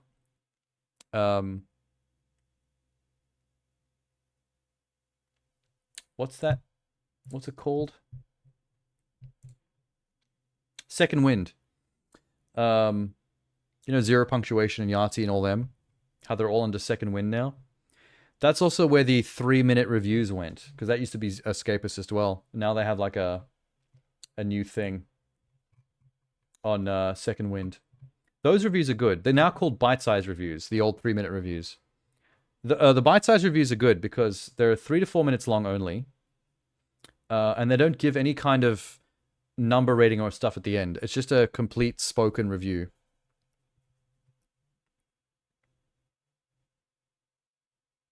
How do I share a YouTube video to watch? Oh, I haven't turned that on just yet because we're going through the TGS showcases.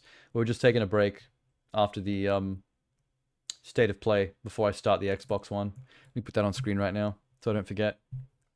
I'll turn on the link thing after we get through the event.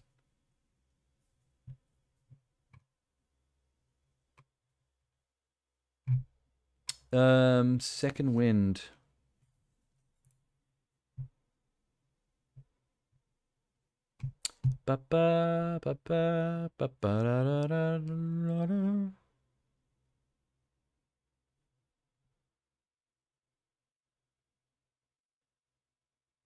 Wait. How did I forget about Ballerina? Holy shit.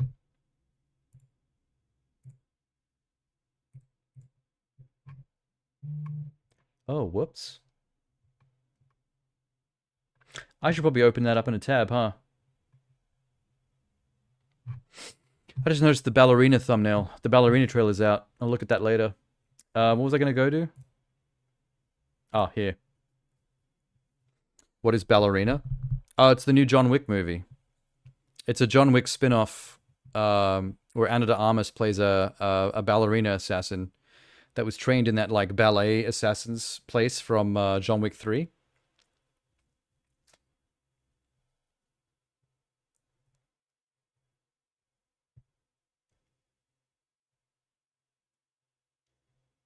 Oh, the share link thing isn't anywhere near as many channel points as the sexy boy V-motes that Jay keeps posting. Yeah, this is the channel. Let me enlarge it. Second Wind.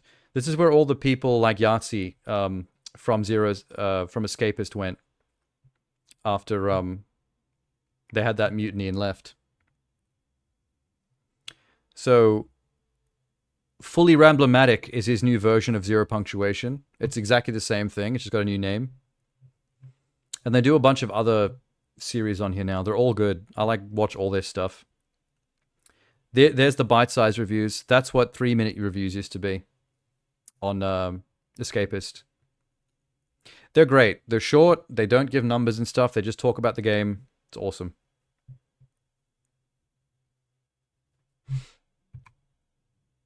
Bloop. Ballerina. Where did you go? Let me just see where that thumbnail went.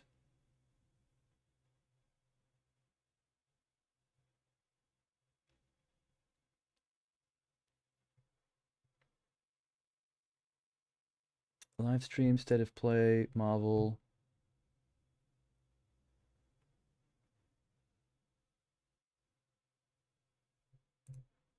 Oh, it is there. Okay, got it. Just making sure I tabbed it so I don't forget. All right, let's do it. Time for the Tokyo Game Show.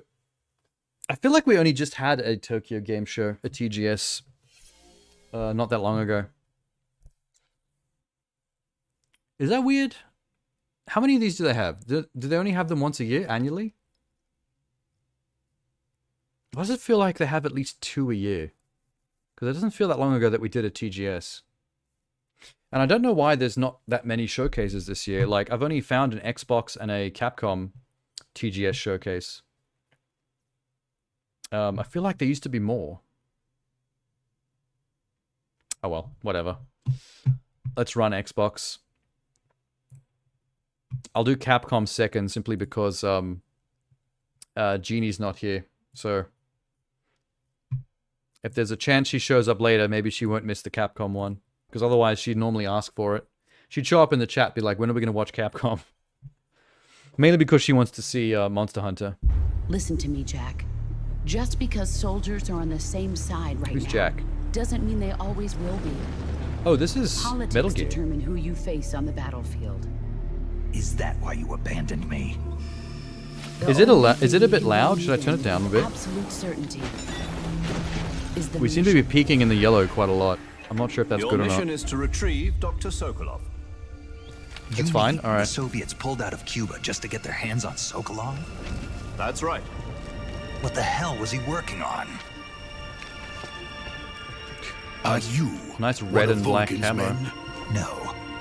Were you hiding in a I've come to clay escort you mine? back to the other side of the Iron Curtain. That's what they were making you build. Let me try Yes, one. The Shagohod. There, that's one notch lower. See how that looks. See how that sounds. Capable of operating solo. If it is completed and the Colonel gets his hands on it, it will mean the end of the Cold War.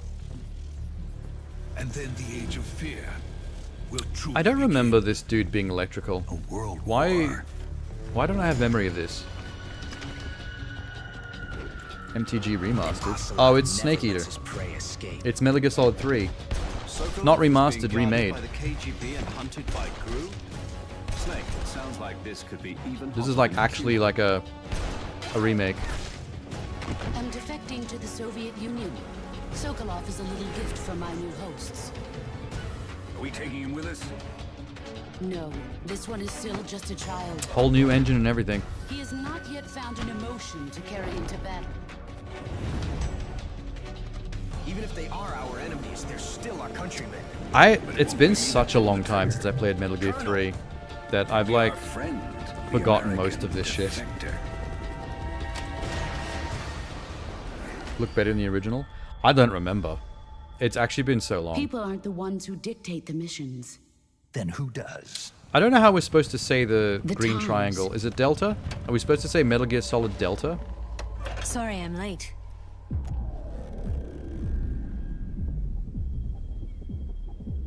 She looks good. She looks better. I never really understood why she always had to have her tits out though. Like they showed her unzipping her coat there, and it's like, why does she always do that? It's a little bit cheeky. 今見ていただいたのはコナミのメタルギアソリッド Something デ about ル the タ choreography スネー of クイータ camera. ーの最 Yeah, 新 it's 映 fair. 像です。このタイトルを新しい世代の Check out the プレイヤー cat in の the 皆さんにも logo 触れていただ to く the の right が of her. とても楽しみです。 It's 本日 animated. は日本、アジア、世界各地で発売中のタイトルや発売が予定されているタイトルについ I て can't stop looking at it. Xbox 用ゲームのニュース I'm や trying to look at her 最新情報 subtitles, but I can't stop looking at the kitty. 今日が初公開となる情報をお伝えします。皆さんにとって嬉しいお知らせもあるかもしれません。そして今日から Xbox でいくつかのゲームがプレイ可能となります。 Oh my god, the kitty ま laid た down. Xbox のエグゼクティブ Why を is that 務め cat る so フィル・スペン animated? サーとサラボンドがお話をするほか、 I thought it was just a loop, but it keeps doing different 初公開 stuff. のプレイ映像を披露してくださる世界中のクリエイターにもお話を伺います。その前にまずは Xbox 用の自社ゲームをいくつかご紹介します。それではご覧ください。 Please take a look, please. Holy shit, the first thing you're showing is My Hero Academia? That's so random. Is My Hero Academia just that mainstream now? Oh wait, these are skins. These are skins for Overwatch. What the fuck? Oh my god. That's random. It's like the 2B collab thing we were talking about before, except now it's just random anime with Overwatch. That's such a Fortnite thing to do. Looked kinda cursed. Yeah, that green-haired main character boy dressed as a Tracer was weird.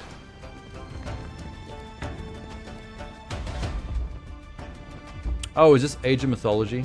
I think it might be. I didn't recognize it with the better graphics. Oh yeah, for sure.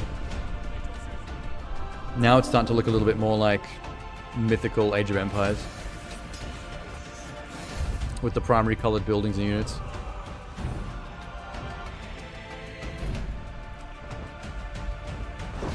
Staggers you that spoken Japanese and Chinese have nothing in common?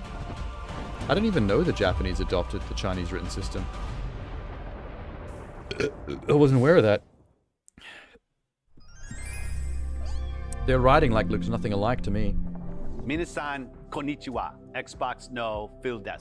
Oh, there's a Welcome to the reason he's Xbox wearing that Tokyo shirt, Game isn't there? Show 2024 broadcast.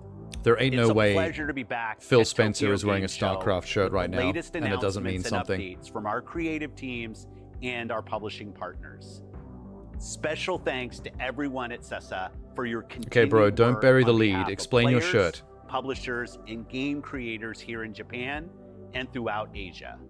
We're continuing to see growth in the region. This year, more people are playing. I wonder with how Xbox Asian across all gaming devices audiences in feel Asia about than ever Starfield. before. And we've seen the largest number of Xbox console players in the region to date. We have Different a languages terrific adapted lineup Latin? of games from our creative teams That's at true. Activision, Bethesda, Blizzard, Now Latin's and dead. Xbox Game Studios coming to Xbox consoles, PC, and Game Pass before the end of the year. Next week, the Starfield expansion Shattered Space will be available to players everywhere. Nice. It's the new story expansion to Starfield from the team at Bethesda Game Studios. I'd love to where play the this someday. players will explore I just don't have the a time to mysterious invest new in something the planet size of while they Starfield. find unique weapons, It's too big, spacesuits, man. and gear. And as I gotta someone get who's through more played a games, lot of not less Starfield, games. I'm pleased that players in Japan will get to experience a fully localized Shattered Space. with I the cannot stop interface, staring at his voice StarCraft acting, t-shirt. and subtitles all available. We need in to know Japanese. why he's wearing that. Is In there gonna be a October, StarCraft reveal for Blizzard Xbox? will launch Vessel of Hatred, the first expansion. He's a cheeky for Diablo fucker. He's 4. burying the lead on Players will purpose. venture He knows we're into looking a at his new shirt. region of Sanctuary with an all-new character class hello. and mercenary companions to fight alongside, and Damalair? challenge themselves with a new How the hell do you in-game say your name? co-op experience, Dark Citadel. Also in October, Call of Duty Black Ops 6 will be available No. on Xbox Talk about consoles, StarCraft. PC, Explain and your with shirt, Game Pass. fucker. Set in the God damn it. 1990s, Black Ops 6 features a new campaign, incredibly deep multiplayer, round-based zombies, and I'm trying to figure out how to say this dude's name. Akin Tadadamiler. Akin Tadadamiler. Welcome players into the full Jesus game Christ. on October Doesn't exactly roll off the tongue, but once you say it correctly, in it's kind November, of fun. players will take to the skies in Microsoft Flight Simulator 2024. Some This of game you still may has like remember randomly that some of we the best brought graphics I've Microsoft ever Flight seen, Simulator and it's just a Tokyo flight Game simulator. Show back in 2020. It's so wild. The very first world update the team created was focused on Japan. The audience here has grown significantly. Did you know We that have the more cool content the planned for our hurricane recently Japanese in players America? the future, so stay tuned. And in that December, whole storm front? Indiana Jones and the Great Circle It was made in its debut. Flight The Simulator team at 10. Machine Games, Because in the game is like collaboration real-time with weather Lucasfilm tracking. Games, So has hundreds of crafted a pilots first-person in the game adventure all game flew to the that puts hurricane to fly players into in it the and see what would shoes of happen. The world's most famous And fucking planes are falling out of the using sky and his shit. whip, his wits, and more than a bit of luck to overcome his enemies. And like Shattered Is that what was Space, called Hurricane Indiana Helena? Jones will be localized in Japanese. Next year, our lineup of games keeps on going with Avowed, South of Midnight. I love it how I was fawning over Microsoft Fable, Flight Simulator and during the more, entire all available on day Indiana one Jones bit. with Game Pass. I'm also proud to announce that on November 5th, StarCraft?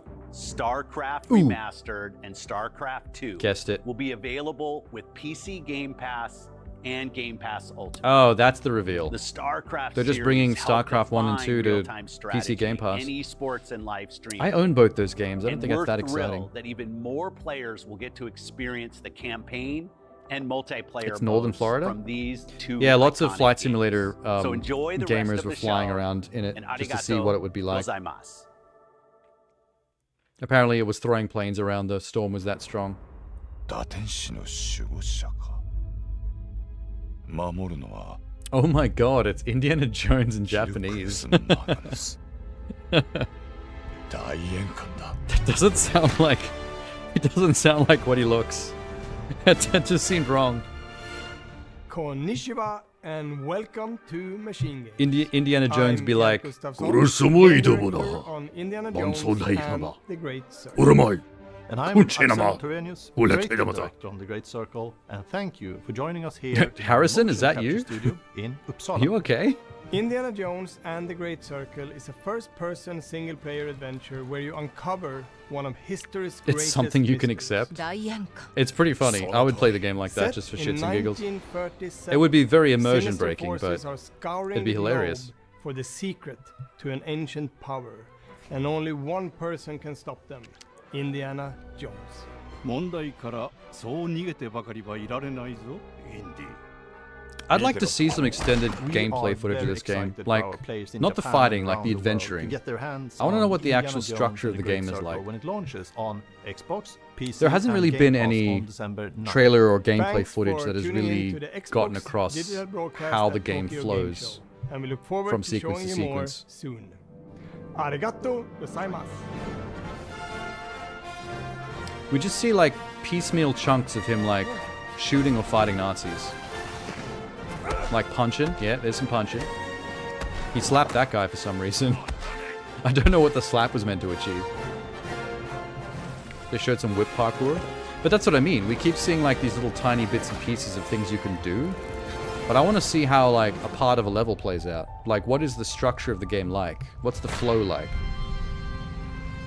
I don't really have a vibe for what it's going to be like to play this game for like a few hours on end. Is it just like one of those short linear cinematic games where you just get thrown from sequence to sequence and it doesn't actually go for long? Like the game's over in 4 to 5 hours? Oh my god, what is this? There's a Tanuki. Cartoon Tanuki boy.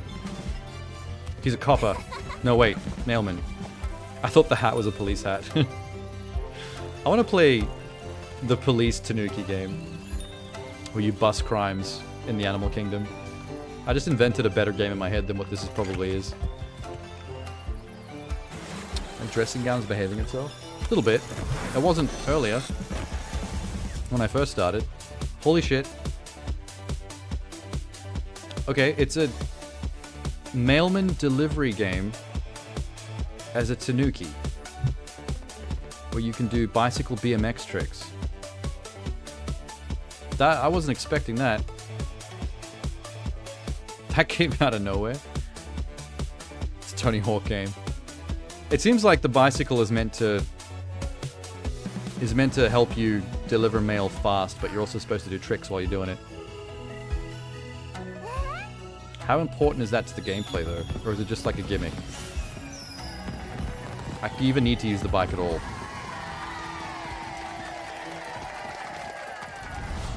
Honestly, the cutscenes, the fully anime cutscenes, are better looking than the actual in-game graphics by like a pretty large margin.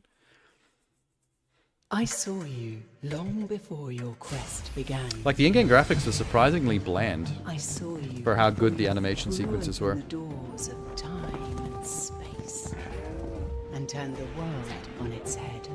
What is this? Let me show you Oh shit. a glimpse of what I saw. Oh shit. Oh wow, look at that. I love it when they take old school 2D pixel graphics and like fuse it with modern graphics like this. That looks fucking cool, man.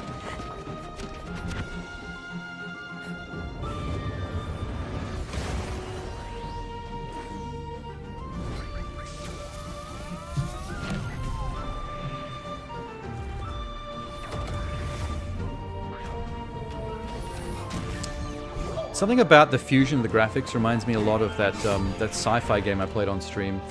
It might be the same company. Shattered something? It also had 2D pixel sprites against like a 3D environment with HDR lighting.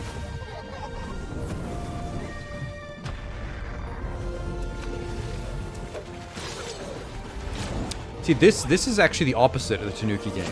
Like, it's got passable anime cutscenes in the trailer, but the in-game graphics are actually way more impressive. Like, I think this looks better, that wishlist screen, than the anime cutscene footage did. Oh my god. Katamari. Are we remastering more of the classics? Hell yeah, dude. I played Katamari Rerolled on stream at one point. I could go for more, I can go for more remasters of the other Katamari games.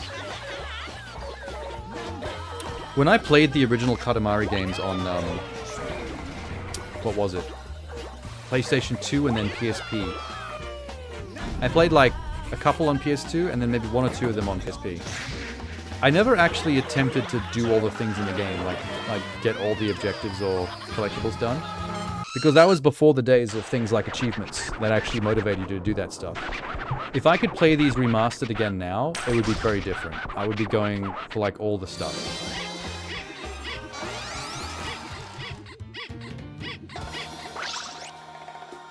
Like, none of the Katamari games ever lasted very long for me because I would just play through all the levels once. With the bare minimum of passing grade. And then once I'd seen all the levels, I'd be like, well, I've seen the whole game. Move on. Did you wishlist it, Tenna?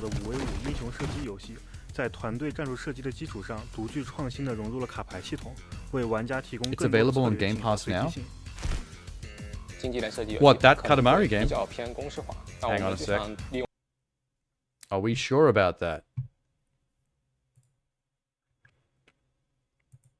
Well, let me just double check that.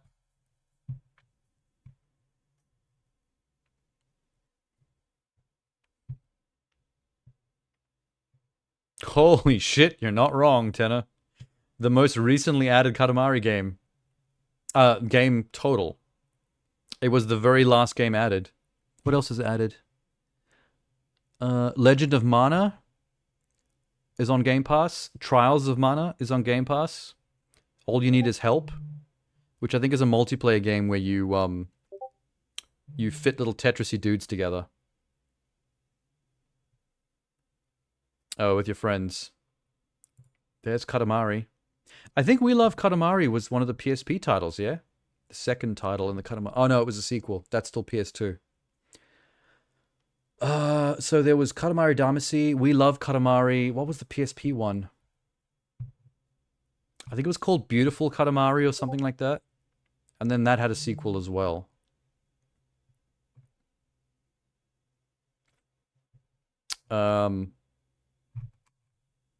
Wow, okay, there you go. I have a way to play the sequel now and actually play it correctly, as opposed to PlayStation 2 era younger Seankichu who didn't give a shit. Nice. Katamari! I love Katamari, man. I think I was working at EB Games back in the day when those came out. I was like working in a video game store. So when that came, like when we put that on the shelves, I was like, let me take this home and try it.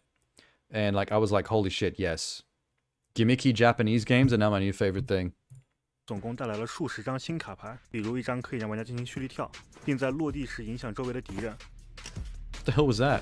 鸟人这张卡牌可以让玩家获取在空中缓降和降低散射的能力， delicately 和跳跃达人 somehow 搭配 made 时 people fall 可以 over. 获得更久 What 的 is 滞 this 空 game? 时间。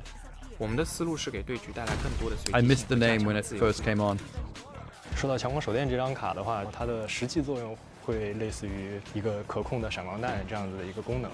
我们常见的射击游戏里的闪就是白，网上其实有很多的梗，你被闪了以后，你的屏幕全白，顺势而为吧，直接做了一个卡叫做护目镜，让闪光的实际时间和强度会减弱很多。Is this that arena shooter where you play cards to change the rules of the fight? Like you can make grass grow and hide in the grass and stuff? I remember the trailer. It was a good trailer. It's not the kind of game that I like to play, but the trailer was good. It was well made. It was enticing. It did a good job of like selling its premise. With all like the crazy playable card related abilities you could use to change the entire rule set of the match. 此外，我们还很高兴推出另一位新 Why 英 do 雄 people keep Spider fighting for arena 他 shooter 能够带 public? 领团队快速移 What? 动，布下致命陷阱，或者将敌人捕获到自己身边，以进行出其不意的斩杀。 What are you asking, Tanner? 凭借其敏捷和神秘感 ，Spider 提供了令人兴奋的游戏体验。我们相信， If you're asking why 多样化玩家们的选择 people keep playing games like this, I have no idea. It's not my thing. I don't really enjoy arena shooters. 在接下来的 beta 测试中，我们会将测试范围 Like, I'll try them, but after I've played like 1 or 2 matches, like, you get the gist. And once I get the gist, there's nothing else to experience. Like, I don't want to replay the same thing over and over again forever. Just to level up some character shit. Why do they keep making? I guess because the ones that are top of the heap are like making a fortune. So everyone wants a piece of the pie. Like if you're Apex or if you're Overwatch or like any of the big dogs, then you're fucking rich. Like those games do very well. But then everyone else who tries to get a piece of that pie, like so many of them fail. Because they can't really... I think the problem is not enough of them like forge identity of their own. They're always just like copycats. There's already CSGO, Valorant, Overwatch. Well, yeah, that's what I mean. Like, people want to make them because those ones you just mentioned are very successful. And when things are very successful, everyone else wants a piece. But by the time, if you start making your copycat game when someone else is already successful, by the time your game comes out, it's too late. You missed the boat. You're now coming out with another 65 other pretender copycats, and every single one of you are going to fail. With the exception of maybe 1 or 2 that succeed within a niche because they had a creative enough, like, idea that made them stand out. You want to play this, but it's 100% Russia region restricted. Oh, Metaphor is. Metaphor Re-Fantasia. I always thought this game's name was insane. It's a ridiculous name, but it's kind of fun. Japan are the only country in the world that do that. They just make the most insane names for their stuff. They're annoying to say, but they're just, it's kind of cool that they go there. And they don't give a shit. It's just bad. Even this game, what was that? Atelier Yumiya, the Alchemist of Memories and the Envisioned Land. Are you serious? No, ain't nobody remembering that. It's like, it's bad marketing if your game doesn't have a simple enough vibe to it that it can be remembered, but it stands out enough to make it unique. It's like a sweet spot for naming something. Japan doesn't give a shit. They don't put any marketing behind the decision of the name. They just make the craziest names that are like a paragraph long. That I can never remember any of them. What is with the cat? Every time someone's little name tag comes up, the name tab graphic has a little neon cat like rolling around from the logo screen. For some reason, TGS this year has decided that its theme is Tron Cat. I'm not complaining. I just think it's random.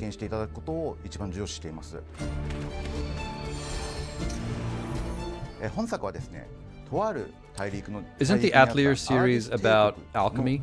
I seem to remember the older Atelier games on PS2 era were focused on like an alchemist girl.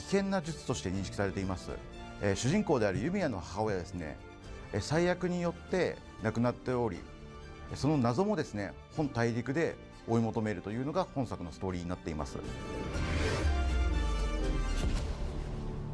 ここでは大きく語れないんですけども、今回のヴィランに関してはですね、 I seem to remember like alchemy being like a central mechanic, like gathering ingredients and materials and crafting potions with like permanent stat boost type stuff or whatever. He plays an alchemist and RPG fights are mostly to collect materials. Yeah, see, that's what I thought it was. That's the vibe I always got. 今までって単性だったりとか、単性をベースにしているので HP1 から例えば敵の攻撃を 100% 受けるであったりとか、要は敵の攻撃によってもう確実に死ぬタイミングっていうのは存在してたんですけども、本作って HP1 からでも回避を繰り広げることによって状況を好転させるようなシステムが存在していて、そこは非常にですね興奮するポイントになっているかなと思ってます。 He's selling it hard. Did she just reload her feet? What the hell happened there? フィールドに関してもですね、特にフィールドに関しては She put some kind of reloadable clip into her shoe and then kicked some guy. Like Bayonetta. I think she has Bayonetta gun heels. I can't tell, but that's the theory I'm going with. ヘイローの第1作目で初めてこの FPS でオープンワールドみたいな形のものを体験した時に、世界ってこんなに広がるんだなっていうなんか未知の体験っていうものを体験できた時は非常に僕として子供時代なんですけども非常にワクワクしたんですよね。その経験っていうのは非常にこのユミヤのアトリエでは重要視してまして、やっぱ初めてこのフィールドに降り立った時にワクワクしている体験っていうものは Probably a poison vial. Oh, like she's creating alchemical concoctions and loading them into her shoes so she can do like poison kicks and stuff. Yeah, look at her shoes and you can see them. コアなシステム、新しいアイテムを使うようなコアなシステムがあるんですけども、ユーザーさんが考える正解というものがそれぞれ存在していてですね、 This is such a Sailor Moon item ゲームではない system. 奥深さというのが非常に重要なシステムになっています。その結果ですね、ユーザーさんが自分が望む調合結果を得るためには様々な努力をしなければならないんですけれども、That's a lot of alchemy right 爽 there. 快感というのは本作の醍醐味の一つかなと思っています。それ以外にですね、ユーザーさんが So their take on alchemy has got a little bit of magic to it, right? 活用する方法というか活用でき Kind る of like Full Metal Alchemist, where alchemy is like also a form of magic rather than just being chemicals in flasks. アトリエシリーズにハウジングというシステムを入れることによってより体験が豊かになると思ったため、ハウジングのシステムを導入することにしました。 Was that like village, like base building そも mechanics そも back こ there? のアトリエシリーズが初めて I like that shit. Xbox に参入するタイトルになるので、そもそもこのゲーム自体がアトリエシリーズ自体が RPG の中でもユニークな作品になっているので、 I seem to remember 時点で Atlas こういうゲームがあるんだって JRPGs like 驚いていただ this けるんじゃないかなと思って used to be like ユミヤのアトリエは the Xbox realm of Series PlayStation. X, Like back in the Xbox PS2 One OG で Xbox era, like the PS2 was the place you go for games like this. That's where all of them were. And now we're seeing like trailers for new Atelier games exclusive to Xbox. Like how times have changed.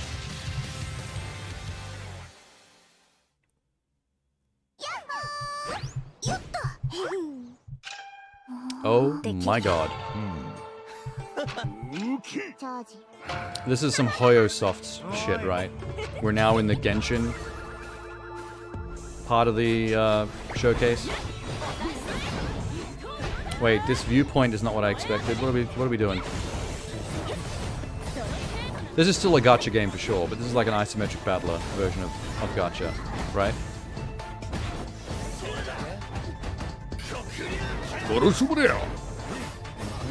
Mobile battle royale? But it's still gacha, right? There's no way this ain't a gacha game, a Hoyoverse style gacha game.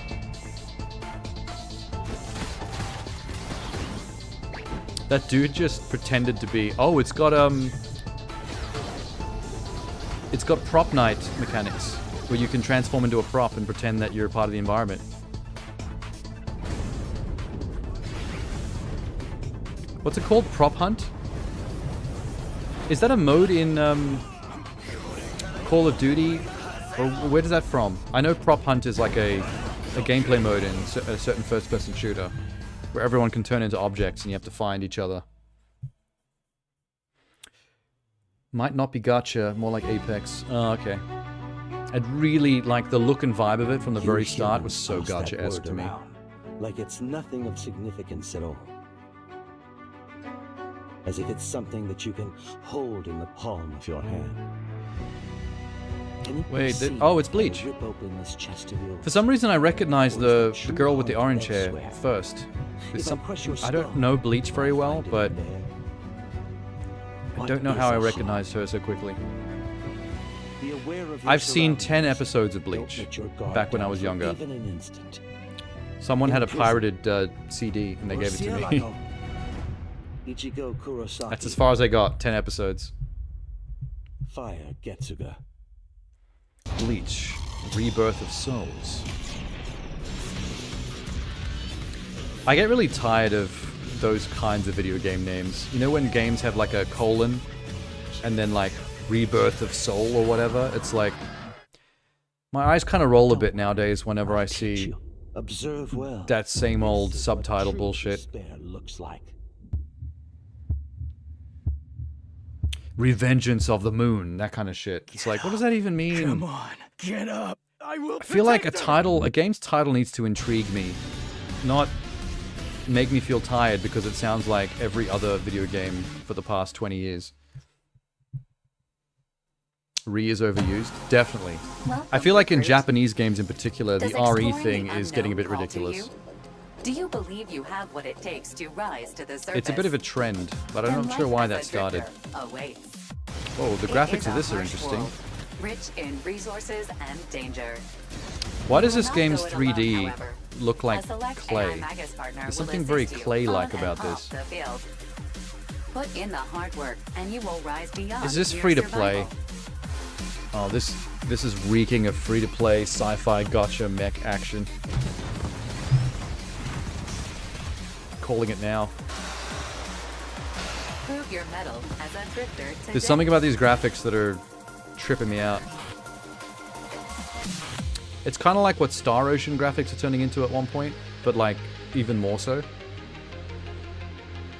I saw early access of this. Was it free to play, Tenna? Is it free to play gacha? Community. I'm John Rush, creative director on Fallout 76 at Bethesda. Are we still talking about Fallout 76? Huge shout out to our it's not dead yet. Player base over here. The Japanese Fallout 76 community has been one of our most talented and dedicated. I feel like Fallout 76 really turned it around. Not on the level of No Man's Sky, but I feel like they did save their own asses somehow. And it's not popular, but it does get by. Like, people are playing it. There are things going on in Fallout.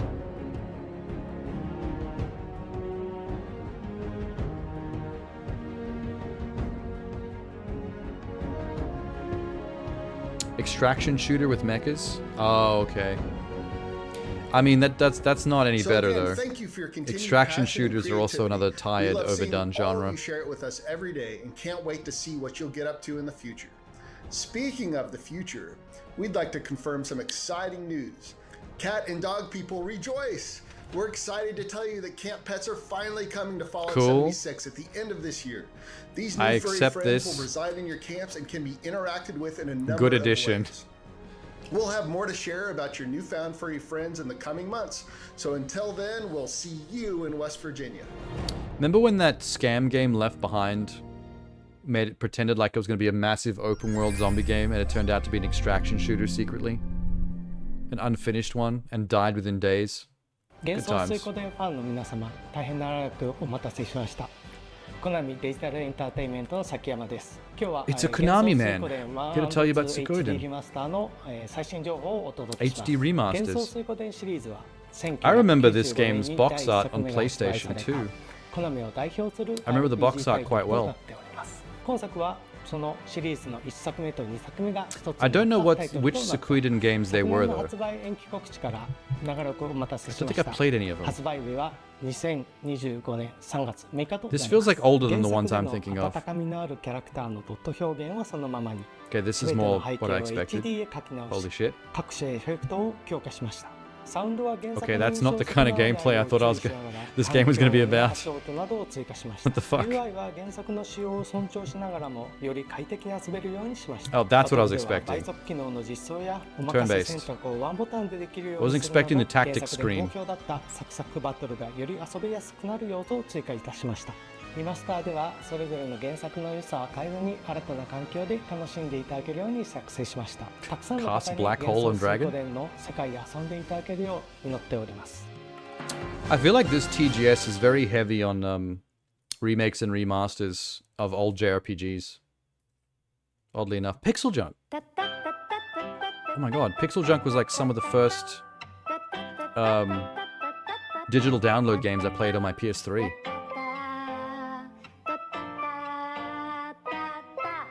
Oh, All You Need Is Help. This just came to Game Pass. Like very recently. I believe it's a 4-player co-op game where you're supposed to arrange yourselves to solve puzzles. But can you play it if you've got less than 4 people? Is the question.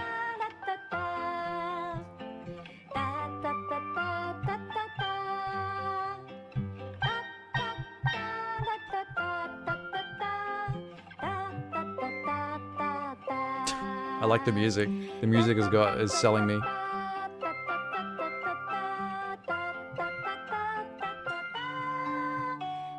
Fallout 76, now you can pet a dog. Hell yeah. Probably like Pico Park. Oh yeah, Pico Park, I remember that. Levels change depending on how many people. Maybe. I feel like this is the kind of game that you shouldn't play unless you've got 4 people. Otherwise, you're not getting the full experience, you know what I mean? I like the art style. It reminds me of the Yoshi's Epic Yarn kind of games, where the whole game looks like it's made out of, like, fabric. It's a really cool aesthetic. It's warm and fuzzy.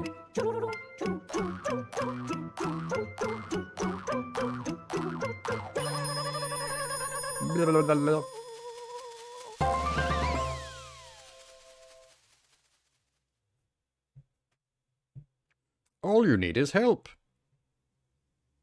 All you need is help. All you need is help. Help.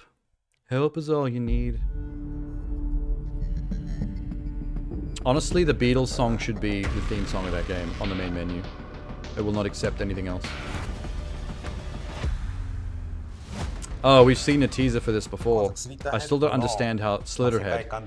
I still don't really understand how this game works. It just has really freaky trailers. しております。そこはまだまだわい雑さが残っているというか現代ほど洗練されていないまだまだカオスな街の中で、そこに何か異物が入り込むというか人を、捕食する未知の生物が現れたというところで、人知れずその脅威と戦う人々の It has the aesthetic of those Those schlocky B-grade gore-fest Japanese movies that you see at film festivals and stuff. Like sometimes like Takeshi Miike dabbles in that kind of stuff. Like Tokyo Gore Police, that kind of stuff. You know what I mean? I've got a bunch of movies like that on from Eastern Eye publisher on DVD. Just crazy R-rated Japanese gory horror action movies. There's one with zombie samurai hookers or something that was kind of crazy.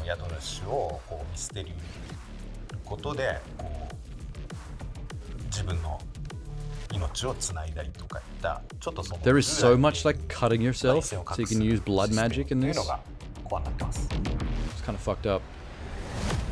発想の転換が必要になるゲームだと思うんですよね。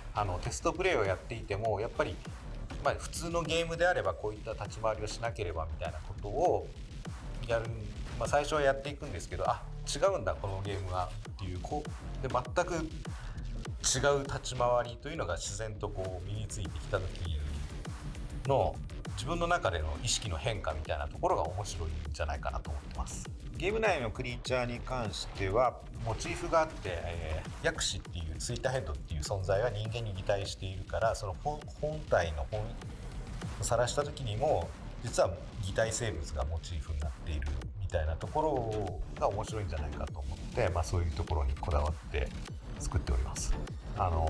プレイして驚いてほしいなと思ってますね。はい、このスリッターヘッドですが。It's such an interesting game, but I don't really understand it. にて Xbox 版の予約を開始させていただきます。通常版に加えまして、後の設定資料集やサウンドトラックなども含まれた It's intriguing though. といったものも用意しておりますの If で、 anything, the trailers have done a good job of making me want to know more, which is a good thing for a trailer, I guess.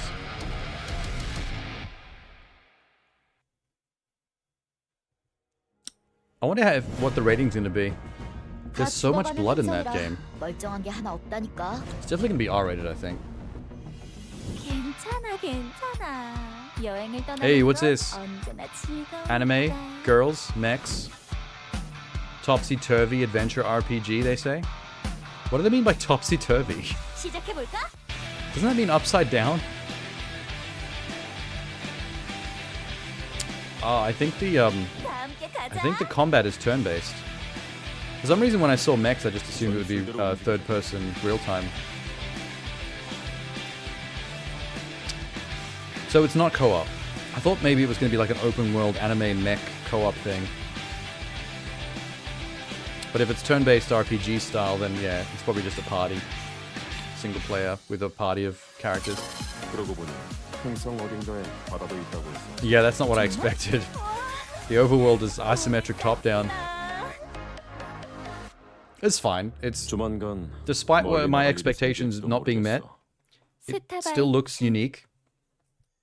Starbites. A little generic sounding. I'm not gonna remember that. It's very terrestrial for a game with star in the title. 今回はここロマリアの町からスタートし、シャンパーニュの塔にいる盗賊カンダタを倒しに行く場面のご紹介です。Is this that game where you can have like hundreds of people in your party? その塔へたどり着くためにこの広大なフィールドを進まねばなりません。まさに Elysium Chronicles? What the fuck's that game's name そして当然な called? がら冒険に危険はつきものです。今回は勇者、魔法使い、僧侶、そして新職業である Put your tongue away, frog. 編成されたパーティーで You're sus. 無事に塔に到着しましたが、カンダタがいるであろう最上階まで無事にたどり着くことはできるでしょうか。 It can't be the game I'm thinking of because that game's already out. They wouldn't be showing trailers for it at TGS.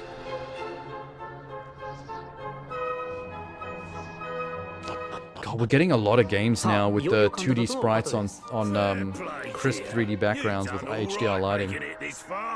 There needs to be a name for this style of game. They become very specific. Well, if you want a piece of me, let's go.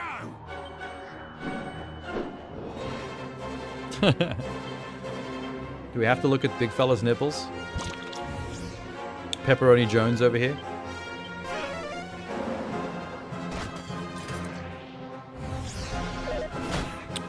Did you see that? That one soldier's status effect was covered in goosebumps. You can affect somebody with goosebumps. 本作の新要素はそれだけではありません。 That's wacky. それがこちらモンスターバトルロードです。ここでは各地で保護したモンスターたちで編成したパーティーで試合に挑むことができ、勝利することで冒険に役立つ様々な報酬を手に入れることができます。というわけで早速試合に挑むパーティー編成を決めましょう。スライムとアルミラージ、ホイミスライムを保護したのでこれでエントリーをします。 You're alright, man. まずは初戦、彼らに作 I 戦 want の to see 指 more of 示 the を出し、どん overworld. な戦いをしてくれるのか見てみましょう。 The monster arena is a little boring. That's a weird ass caterpillar. There's like a human face in his mouth. 無事に勝利できましたね。そのまま2回戦へと進みます。 Vladdy? 残念。ここから先 He's a little には Dracula. 強いモンスターを保護したり、今いるモンスターを強くする必要がありそうです。冒険をしながらぜひ彼らを見つけてみてください。本日の特別配信はここまでとなります。HD2D 版ドラゴンクエスト3、そして It's Dragon Quest 3, the remake? That's what we were looking at? ぜひ Xbox Oh shit, that was way off. XS と Microsoft Store で予約してくださいね。以上、I like their 大坂でした。 I like their modern take on the visuals for Dragon Quest 3. Looks nice. Somehow it's only Xbox and PC. Once again, Dragon Quest is something I used to only attach to like Sony, like PlayStation stuff. Our commitment to being the home Now for we're getting players like and creators exclusive around Xbox the world is absolute. remakes of the old and stuff. games from Japan and across Asia are a major part of that. From heartwarming indies to iconic studios to concept-shattering visionaries, the future is bright. With more than 1,400 console and PC titles in active development for Xbox from creators across Asia. We are delighted to showcase some of those upcoming titles in our broadcast Eventually. today, like Metal Just making Gear our way Solid through Delta, Snake TGS at the moment. from Konami, Metaphor Refantasia So maybe later. from Atlas, Atelier Yumiya from Koei Tecmo, which is the Can I first send you a cool of the video to Atelier react to? franchise to come to I'd have to Xbox, do it later once as TGS well as is done. indie games, including All You Need Is Help from Q Games and Tanuki Pon Summer from Denki Works. And we are hard at work. I still think building Tanuki's even cutscenes more look better than ways the to play gameplay. Amazing titles like these. That's One annoying. of our newest ways to play I is love on Tanukis. Amazon Fire TV. Just plug a Fire TV stick into any screen, grab a controller, and you can play Game Pass titles over the cloud without needing a dedicated console or gaming PC. This actually worked really Because well. Xbox I played is all Outriders over about the giving cloud. you choice. You can play the way Basically you want through the today, browser from over my PC, internet connection, and it was console, to flawless. It handhelds was and smooth smart as. TVs, and you can bring your games with you onto future I guess it hardware. depends on your internet And we are connection though. overjoyed Like to it has to welcome be able more to games for you to love live from stream a legendary game developer. with Our like no partnership frame rate with Square issues, Enix but is if you have a stronger fast than ever. internet, it's And we're good delighted shit. they keep bringing more games to Xbox on console and PC, including the upcoming Dragon Quest Hey, thanks, 3 Peppermint. HD 2D remake. And I'm honored Maybe to you'll want to announce subscribe. playable today on Xbox. Oh, is that on something more of yours, titles is it? Coming from Square Enix, including Trials of Mana, Legend of Mana, and Final Fantasy Pixel Remaster, Final Fantasy 1 through 6. Let's take a look. Did she just say remaster of Final Fantasy 1 through 6? What, all of them? Holy shit. I didn't know they were doing that. Oh, hydrate. Alright, that's actually a good idea. Oh, it's Trials of Mana. Someone took Fairy away. I thought we were about to watch Final Fantasy. We cannot waste time doing nothing. Come on. It's so warm tonight, what the fuck? Now then, hand over that sword. You're trying to get 500 to get monetized? Is 500 the cutoff? Monetization? I haven't actually looked at those YouTube monetization milestones before. We've done it. I should actually check that out at some point. This is horrible. But I don't get enough time to make stuff for YouTube. Evil. Won't let him get away. Whoa, this thing's so tough. And it's Copying huge. Dr. Disrespect with the glasses? Oh, not at all. I've never actually watched Dr. Disrespect. That icicle looks dangerous and I just spend the entire week playing, doing gaming streams, that when it gets to the Sunday chill stream, like, I just do it because it's a chance to take a break from the lights in my face. Because after a week of having 3 lights directly into my eyes, like when we get to Sunday, it's just like, all right, now I'm gonna chill for a bit. I'll show you power right here, right now. It's a bit exhausting. It makes you tired faster when you have so many lights in your face. But Sunday's the only time I bother. I don't like wearing them for games because I want to be able to see the games better.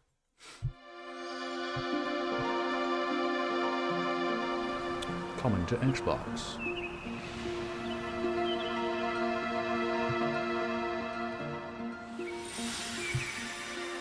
So many classic RPGs all coming back to Xbox or PlayStation 5. They're just snapping them up and remastering them. I feel like this is what most of the night's been so far. It's remasters of things like this. They're obsessed. You like the setup? Oh yeah, it is a very good camera. It's kind of an overkill camera. Because I went to film school and also did media production at uni. So I have a Blackmagic 4K cinema camera. So I got some cables to turn it into a webcam. But it's definitely overkill for a webcam. Because that's like a over $2,000 camera with a over $900 lens. Because I used it for filmmaking. And now I've plugged it in to do this. Like, I wouldn't recommend it. Like, you can get this quality with much cheaper gear. It's just, I just had the gear anyway for other stuff that I do. Remind me of Lucifer Morningstar. Normally on Sundays I wear an Oodie. That's why I call this, hanging out the internet in Oodie. That's why it's called that. But the weather's been too hot lately to wear the Oodies because they're too thick. So I just wear the normal robe. You wish Bravenger was a nice-looking young man? Nice-looking young men don't make for good butlers, Jay. They're too distractible. Oh my god, here we go. Final Fantasies 1 through 6. They didn't change the graphics at all. Okay, so they're not doing the same thing everyone else is doing and making new graphics. They're just putting them all together into one compilation. That's fine, whatever. Did you like Grand Theft Auto? Which one? There's a lot of them. You would be quite distracted. I know you would, Jay. You definitely need an old man butler so you don't get distracted too often. So it's a pixel remaster. They just cleaned up the pixels, the resolution. You see Grand Theft Auto 5? Oh, the collector's edition back there. Yeah, I played through it launch night when it came out on Xbox 360, like day 1. I think I finished it in like 3 weeks-ish, back when it first launched. So it's been a long time since I've played Grand Theft Auto 5. Like a really long time. That game is old as.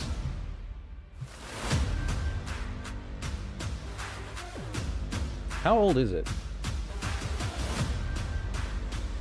Not 6, 5. God fucking damn it. –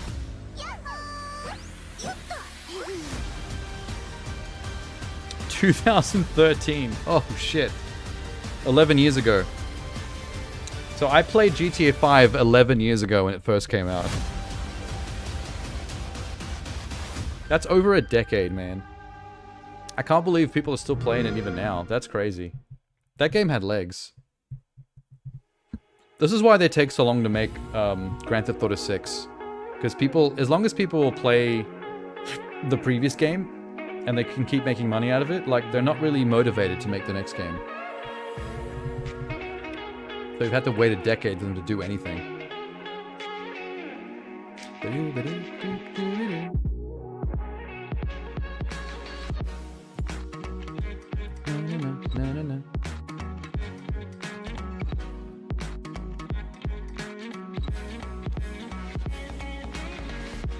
It's a nice, easy, chill tune. So, basically only have Capcom left to go. That was a weird TGS for Xbox.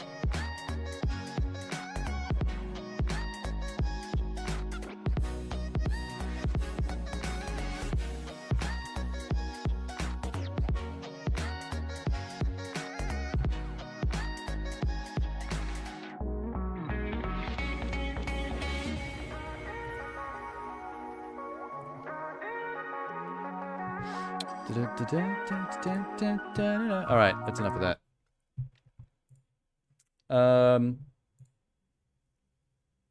TGS Capcom online program. Yeah, all right. Hopefully the Capcom one doesn't have as many remakes and stuff. Jay, what was the thing that you were gonna share before I forget? Because I realized that at some point you're gonna have to go. You're gonna have to go to bed. We're already past your bedtime.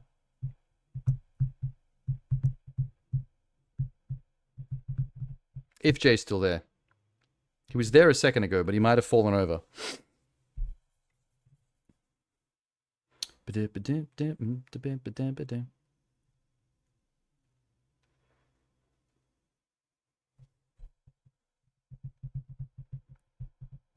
I don't know if Jay's still there. He gone quiet? No, there he is. All right. While we're between showcases, I can check out Tactical Peppermint and Jay's things.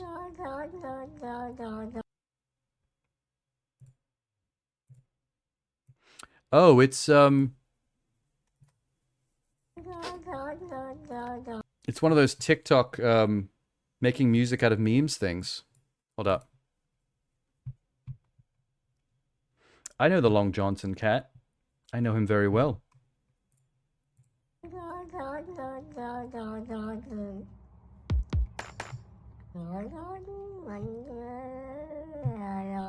We should turn it up, hey.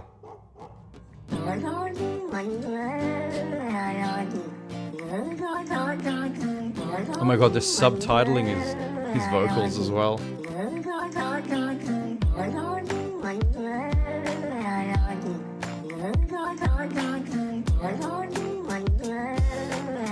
This cat is very well auto-tuned.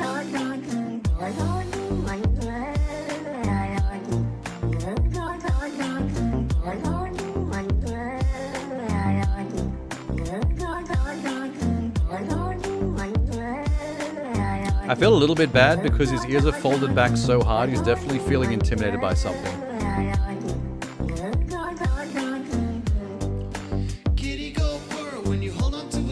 Oh my god, man took over. Bring back Kitty. Hey Genie. Watch State of Play yet? Yes. We did State of Play, and then we did the Xbox TGS showcase, and the Capcom one is next.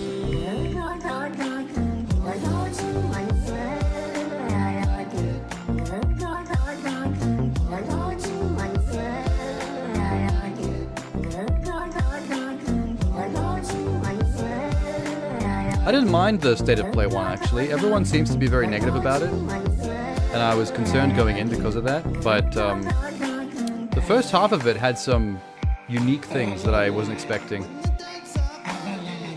The dog.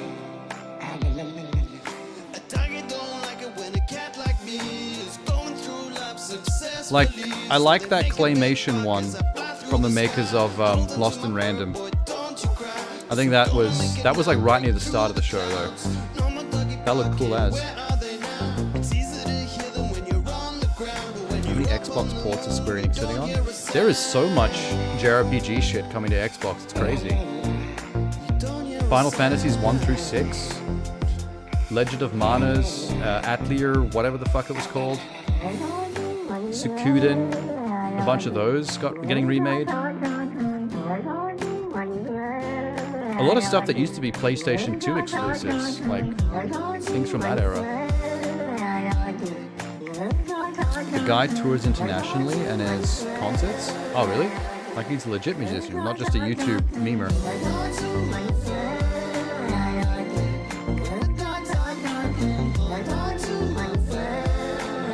The cat on the TV behind him.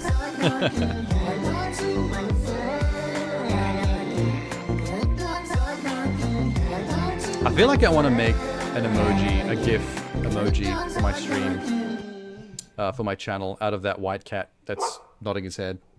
I should be able to get a green screen of that, so I can like make a GIF.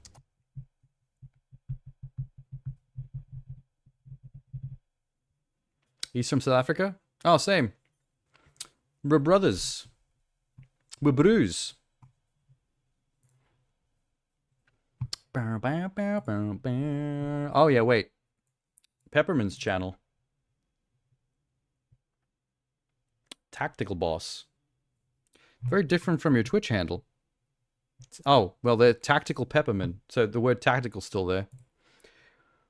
My bad. Hey Doc, can you sing a bedtime story that I can record for my baby due in November? Says Julio with the $4.99.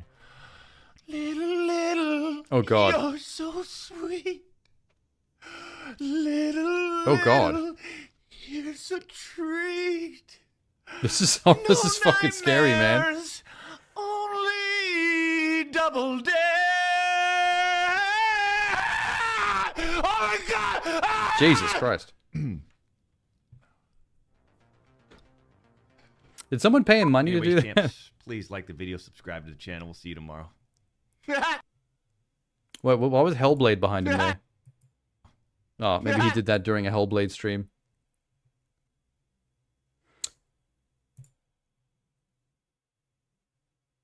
I feel like that was even more horrifying, knowing that he's a bit of a pedo. Man shouldn't be singing bedtime stories to nobody. Stop promoting a child sex offender.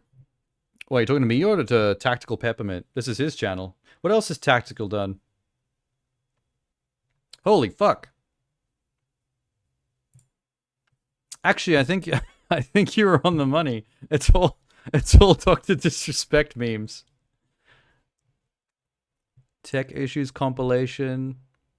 Dr. Disrespect singing becomes a goat. Some of it is AI art. Has a mental breakdown, apologized. I saw his apology / explanation video. It wasn't a very good apology. It was not really an apology. It was the usual bullshit that people that get caught for this stuff do. Who's the guy in the DP? Is that also AI art? Because that hat doesn't look real. Didn't apologize for shit. That's what I mean. Like, it was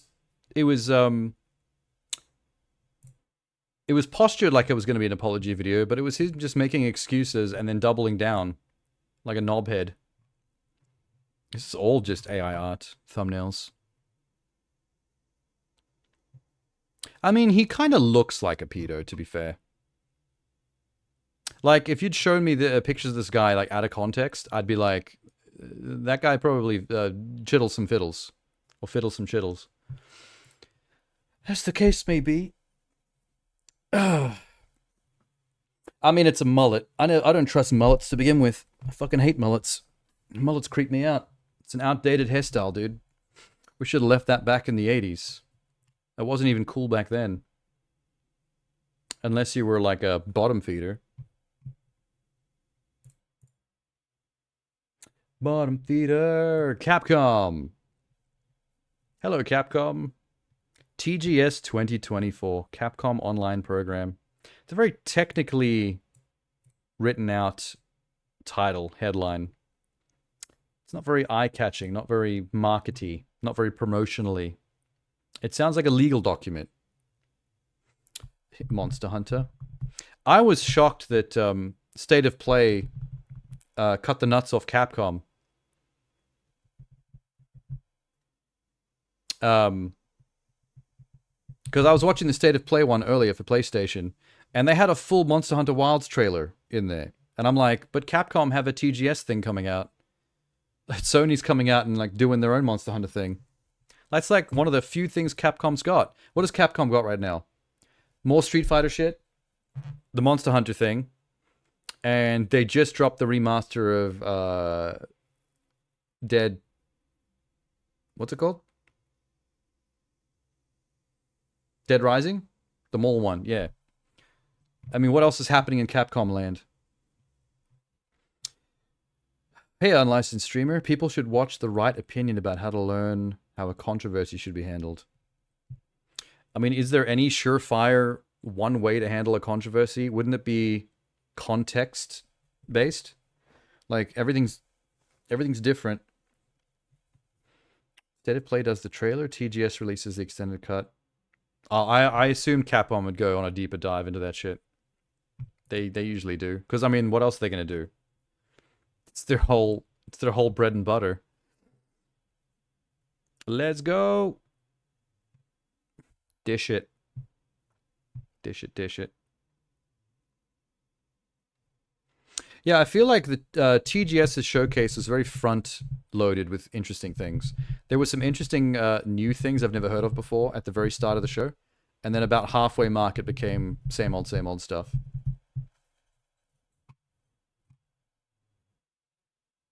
How long does this screen go for? Oh, there we go. Oh, this is their 50-minute preload trailer section. Hang on, I want to see what they drop in these trailers. I'll skip if it's something boring. This guy, he's something else. TRO is several multi-hour analysis videos? What, multi-hour like The way he moves. many hours long videos? Jesus Christ. He took. Oh, there's Devil May Cry.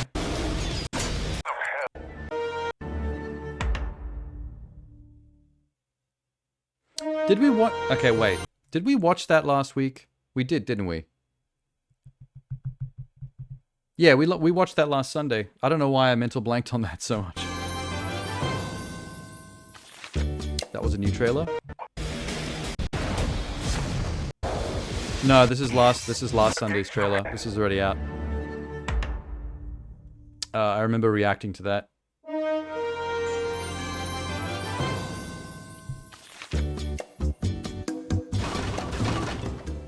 I remember being optimistic, but a little worried, because I wasn't really sure what to make of the trailer exactly. It looks okay, but I don't know. Devil May Cry can go either way. I hope they nail it. And Castlevania was amazing, so I don't see why they wouldn't.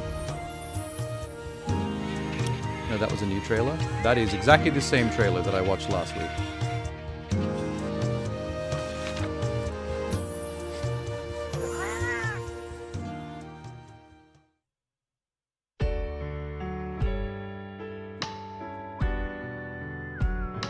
What the fuck is this?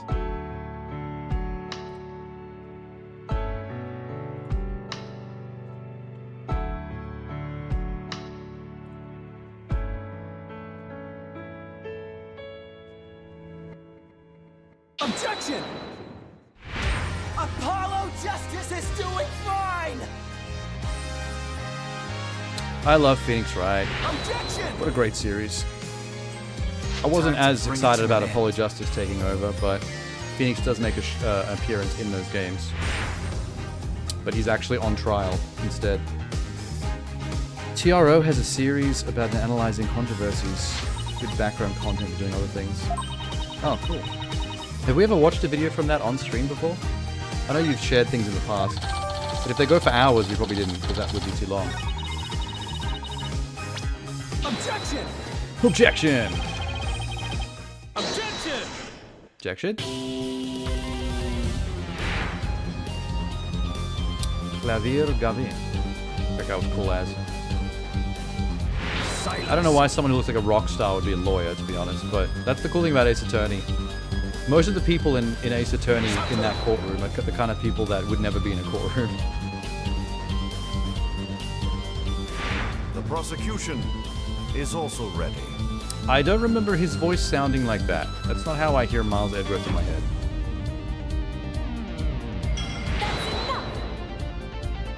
Padme. Too long form, but good for learning PR tricks. I think Dr. Disrespect needs that right now. You should watch a couple of his videos. I don't think there's much chance for him, but...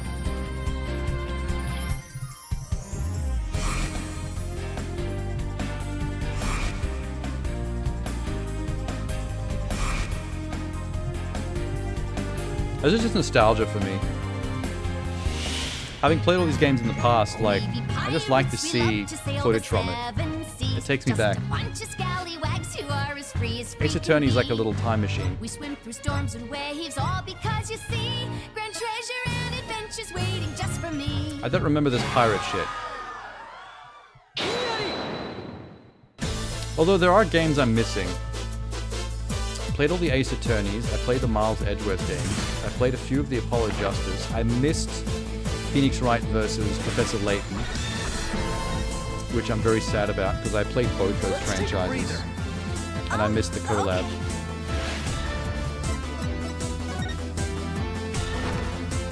What the fuck?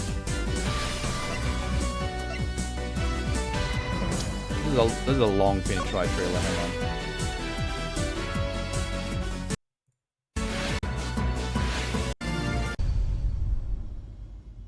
Oh, it's specifically the Apollo trilogy. Okay, I have not played 3 Apollo Justice games. I've definitely played Time 1. has come to I share may with have missed you 2 and 3 of Apollo. News that's bleak but sadly true. I'm talking of the fell black blight. A spreading darkness, endless nights. Who dis? The environment's changing and the monster population's taking a nosedive. Oh, Monster Hunter Blackgrass. story. Rampaging monsters. What do you know of this corruption? I saw Genie play a bit of this. This so-called black mist is actually the black blight. Then there They most never came out in likely be a English. blighted monster nearby Well, that too. must be why I missed them then. Looks like this whole village The first one at least came out in English because I definitely played Do we Apollo know Justice what the blight is 1 or why it's eating away on at my the world? DS. No, but we know that it attacked. And it our was home. a Australian And release. It must be It wasn't destroyed. English. The kinship stone commands the might to purify. I guess the this Phoenix power Wright black series probably just sold less and less in the West over time, and eventually it just stopped translating them.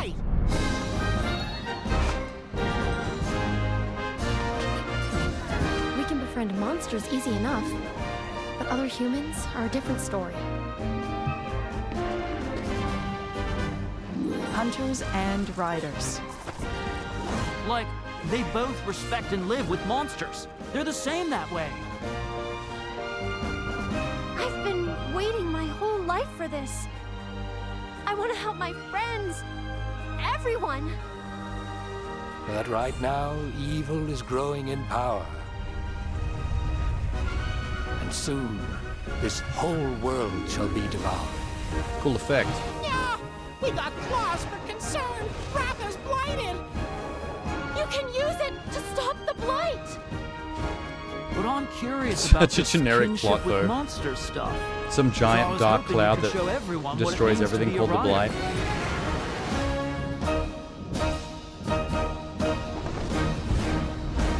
Or grape cloud. It's very purple.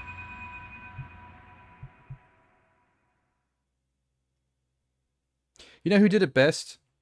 Neverending Story. The Nothing was really cool. I like The Nothing. They came out close to the 3DS coming out. Oh yeah. Wait. More Monster Hunter? Are we just going straight to a trailer for Stories 2? That movie sucks. Neverending Story? Are you serious? That's a classic. It's actually a lot shorter than I remember though. If you look back at it, it felt much more epic when I was a kid. But if you look at it now, it's actually quite a short movie. Like the pace of that movie Our world fangs is not along. headed for disaster, as you say.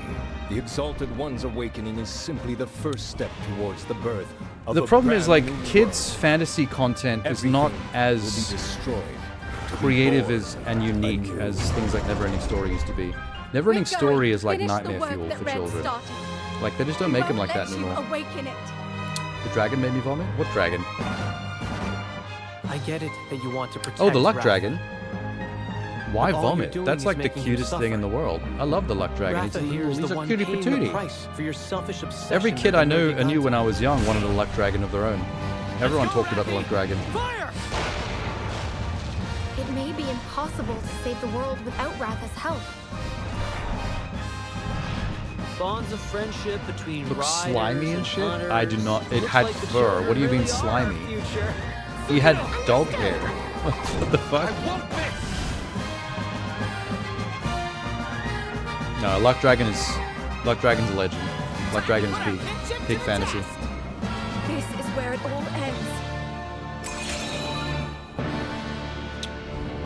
They made a 1.5 hour video of Dr. Disrespect in 2022.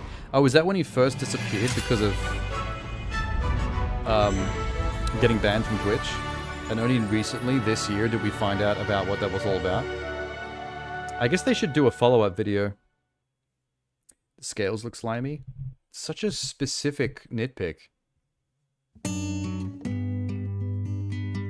There's so much iconic things about that movie, though. The death of the horse is like the first thing that I remember most kids crying about when they were young. It's actually traumatizing.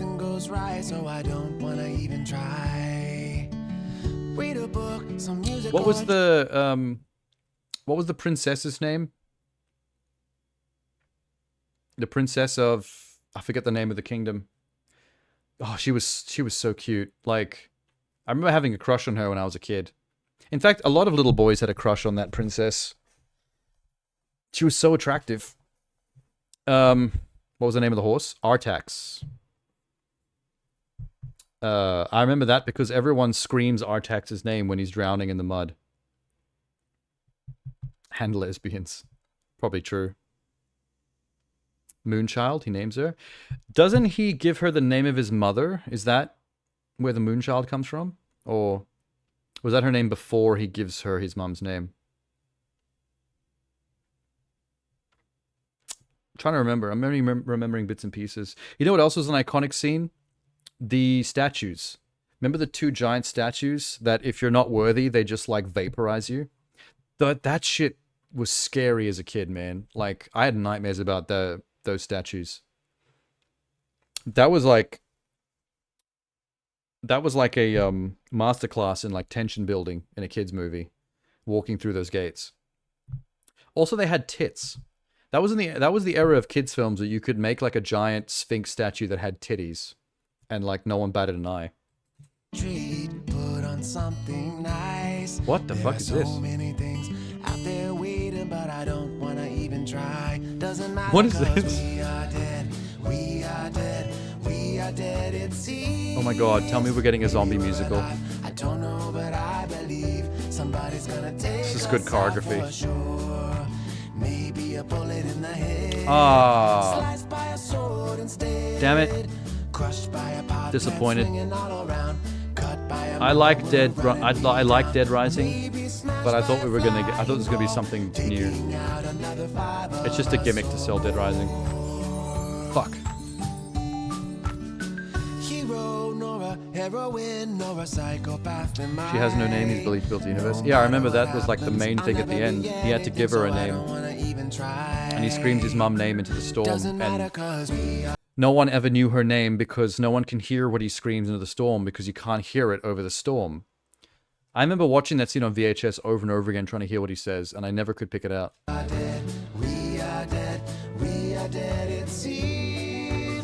I really like this animation. I just wish it was something new. Hit by a cart rolling by, bashed by American strike, knocked and blown away by a flying parasol, swinging teddy bear, smashing up my bones. Smashing up my bones. Me, striking me down and bringing me to my knees. That's just how it is. This is such an interesting way to sell your game. I can't say I haven't tried ever before, but whatever for. No Zambini. Oh, the Zamboni, the ice thing.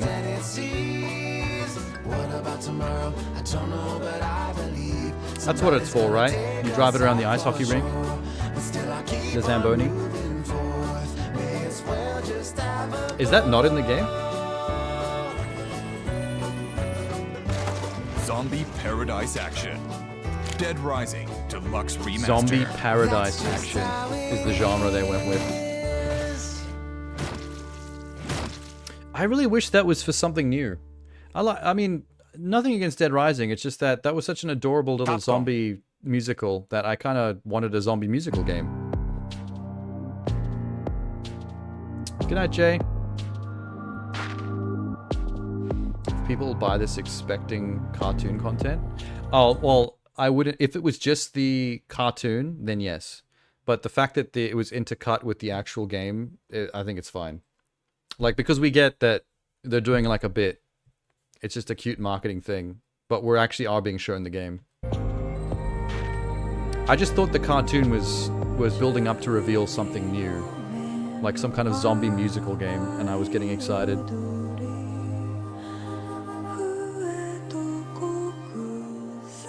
J rhymes with for JJ. That's very unfortunate for Jay. I think you just made him throw up.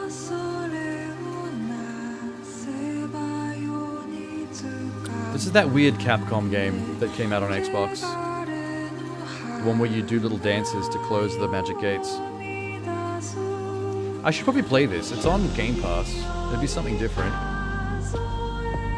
I should look up how long it is. I'll check it on how long to beat later. Knutsigami. I'm not gonna remember that name. Every time I see this game, I have to re-look up what the game's called. In fact, isn't the name longer than that? Like there's more to that title even.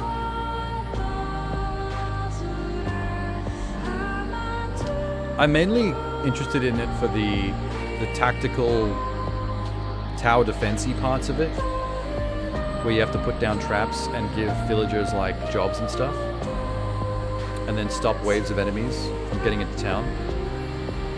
I think that part sounds cool. Not so much the jumping around and hacking and slashing. That's the same as every other game. I kind of wish you could do the dancing. Like if some of the gameplay was you actually doing the dancing to magically seal the gates. That'd be sweet. That'd be pretty sweet. Yeah, Path of the Goddess. That was the extra bit.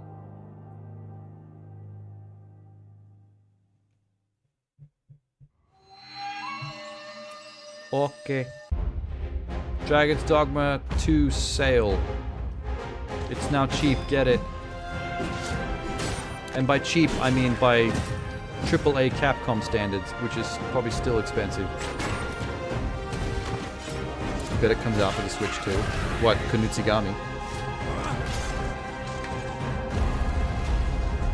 Making game, movie, product, and company names is so tough. Needs to be memorable, easy to spell, and not taken. I was saying this during the TGS showcase earlier tonight.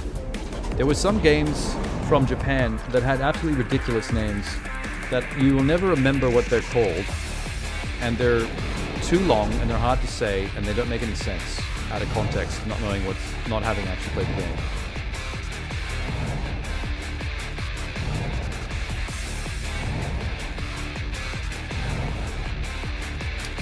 Like, if you can make it short but provocative, that's the sweet stuff.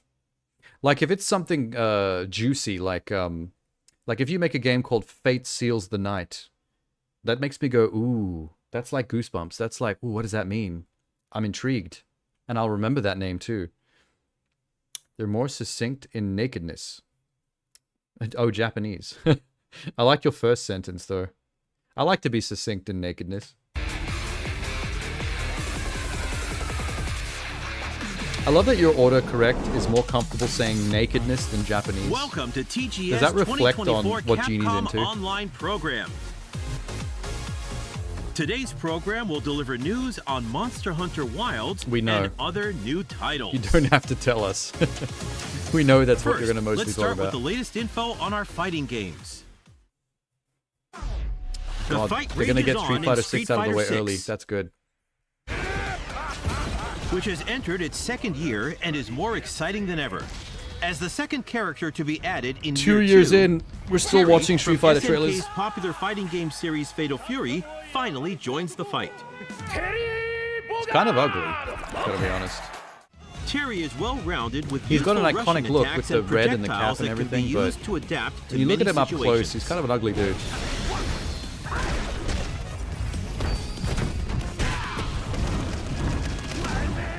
Oh my god, calm down.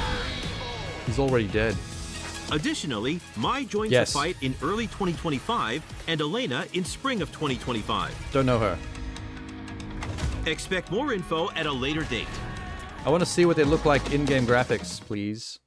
That's the Capcom make or Fighting break. Collection 2 includes 8 popular titles, including She looks games great from in the anime, but I'm Capcom not so versus sure she's going to SNK look great series. in the 3D Capcom engine. versus SNK2 Sometimes they Mark make her of face look Millennium ugly. 2001, Power Stone, She's from and Alpha, more Helena? return in Okay. a collection of 8 games that rocked Power arcades Stone of their is the time. shit. I fucking love Power Online Stone. play has been added to all included titles, No, allowing I you don't to care about the challenge rest of these opponents games, from only Power around the Stone. world.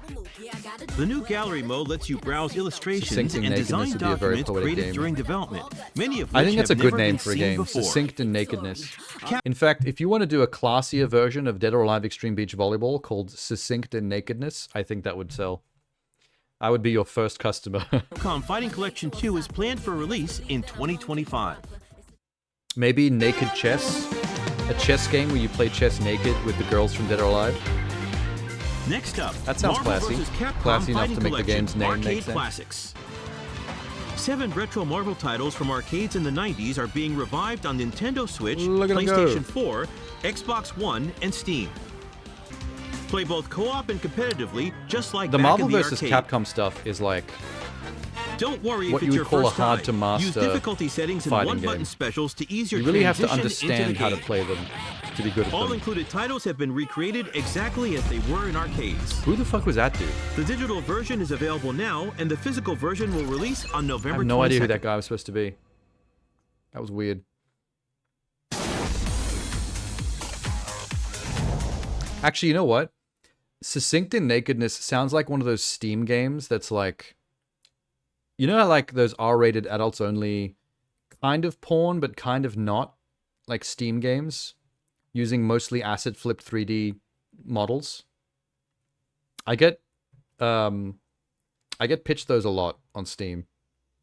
Because I've bought a couple and I've wishlisted a whole bunch of like sus games on Steam, and so now like they just pop up on my homepage. Don't miss this next title. And they always have funky names like that.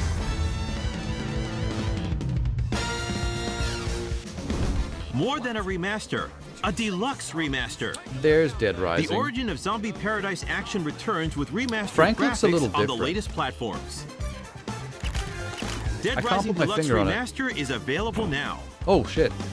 In Okay. addition to the main game, Alright, he looks better. several downloadable contents are also available to purchase. When they showed them side by digital side, the version is original available Frank looked a now, little bit and the like physical a version baby's will release face on November an 8th. adult man's body. Find a way to survive through 72 hours of hell.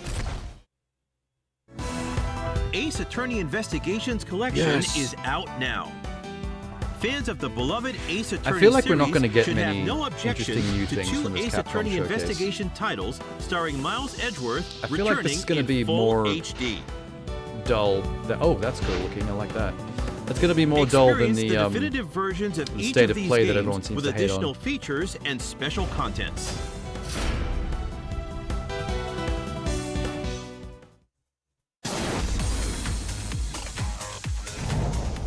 Now it's time for some news on the Monster Now it's Hunter time to spend series. the rest of the video First just up talking is about this Monster title. Hunter. Thank you to all the hunters around the world for helping Monster Hunter Now achieve 15 million downloads. Here's the latest info on Monster Hunter Now. 15 million's a lot. First, God we have damn. an update on Season 3, which started in September. A year after Monster Hunter Now launched, we're jumping into Season 3, which adds Magnamalo, Rajang, and Aknasam. What was Monster Hunter Now again? You can now also cook well-done steak in Monster Hunter Now. Oh my god. Next up, info on the next physical event. It's not one of those For 2 days from capture October 12th monsters to in the real 13th, world with AR Nergigante will mechanics, appear in is it? Shibuya, Is it one of those? Japan for the first time. Seek Oh, out it is. traces Pokemon of Go Nergigante company. Yeah, there and you go. track it down. I couldn't Even remember if outside of that was Shibuya, the you'll have name a of it or chance not. to challenge Nergigante. An in-game event is planned at a later date. During the event, Gold Rathian and Silver Rathalos will also appear. I'm trying to think what kind of AR Pokemon Go style game would be the kind of one For that the would latest info on Monster sell Hunter me. Now, please visit the official website. Pokemon and Monster Hunter weren't enough to sell me. Regular what would they content have to updates do will continue to to get add me to new play it? monsters and elements What to the game. franchise would get me? The next major update is planned for December. Please continue to Okay, enjoy I got one. Monster Hunter now. I got one. I'm not entirely sure if this would actually get me to get Batman. Nah. Okay. Maybe Marvel. Batman wouldn't do it for me. DC wouldn't do it for me. Maybe Marvel. If it was a Marvel Universe thing where you could discover Marvel superhero characters in the real world, like doing stuff, and you'd capture them. Not literally capture them, but like capture the fact that you found them. Almost like Polaroids, like you witnessed a superhero event. So instead of like Pokemon where you're capturing the actual monsters and keeping them, you're capturing data of superhero events, almost like you've captured the superhero. So you'd have Spider-Man, you'd have Moon Knight, you'd have whoever in your collection, but it's not like you're collecting the heroes, you're just collecting like these like database entries and having seen them in action.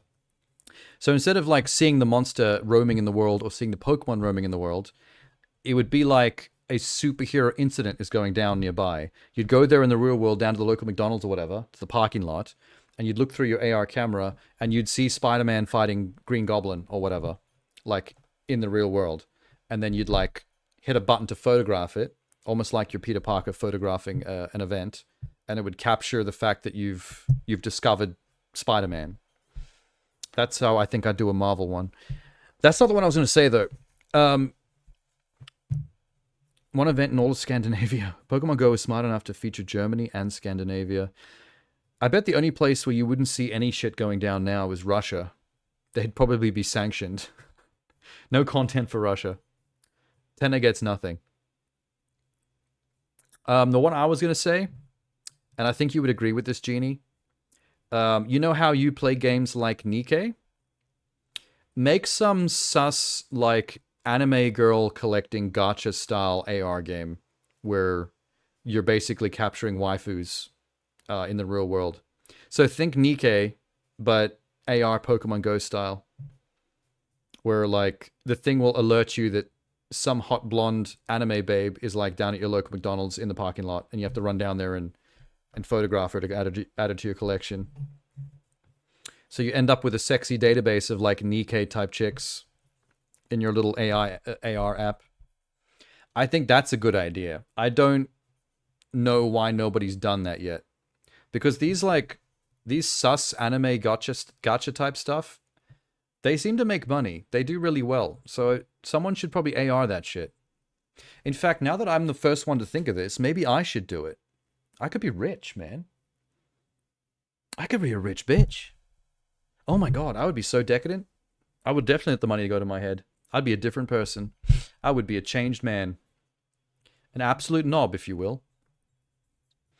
AR is not good enough to interact with reality yet. Oh, well, it doesn't need to interact with reality. They just need to be there. Like my Nikke anime chick idea, it would just be some anime girl like standing there under a tree in the real world, and you just go and take the photo to capture them.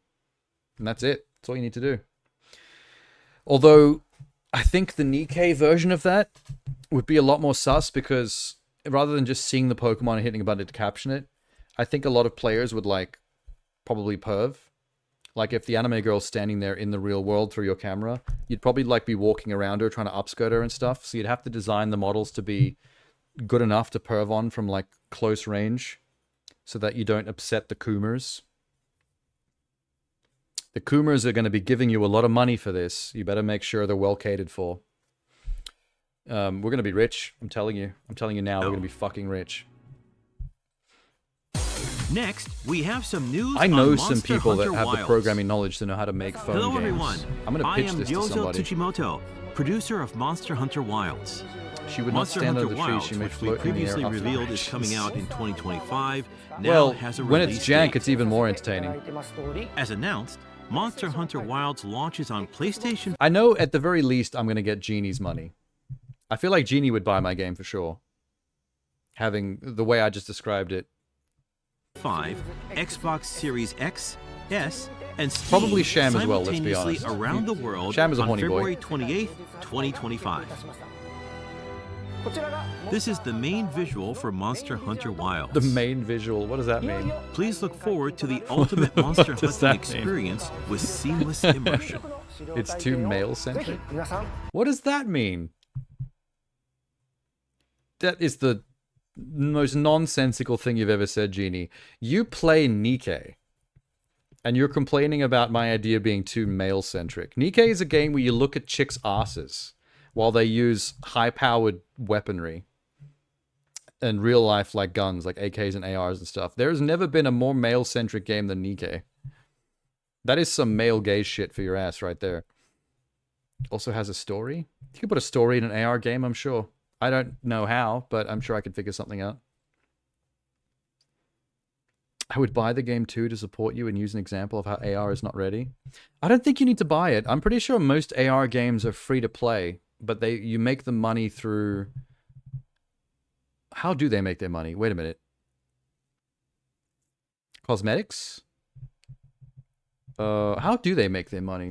I'm guessing it's some kind of aftermarket extra store. I'm not sure. I've never actually thought about this.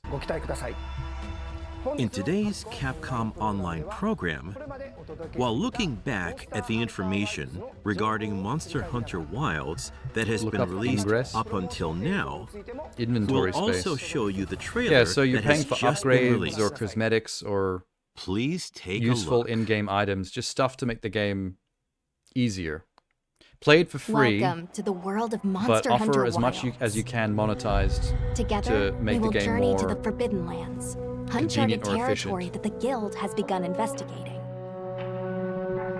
Or advertising, there you The go. lands were believed to be uninhabited until just a few years ago, when a boy named Nata was found there and taken into Guild protection. Nata was all alone after escaping an attack on his village by a mysterious monster, and the Guild has assembled an expedition to investigate. It seems we must dude do is a interesting thorough looking. Investigation.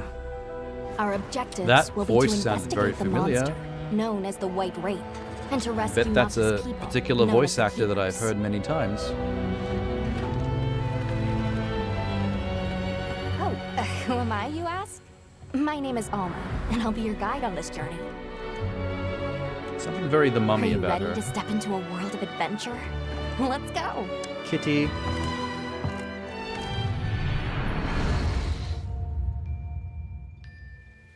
Each expedition unit consists of a hunter, There's something handler, about this game's snippy, characters and palico. versus And the it'll be all world hands itself and paws that on always deck, kind of with like each unit rattles me a carrying little out their bit. own vital roles for the guild. Some of these characters are just too As our unit's hunter, attractively you're stationed designed to bear weapons for a and world hunt that feels like it's monsters. supposed to be harsher and more gritty in terms of the survival aspect. Like, and as your handler, I feel like it's my people need to look more responsibility to rugged manage your quests, authorize hunts, and ensure weathered that you from have all living the a life like information this. you need. Some of these, like, this chick Gemma, is our way smithy, too cute. will take monster materials you provide and forge Like, if I was equipment designing a game with this kind of world, with this kind of gameplay, my characters would be ragged and as your fuck. Palico is your trusty They companion. wouldn't look like There fuck to lend dolls, that's support for damn whenever sure. needed.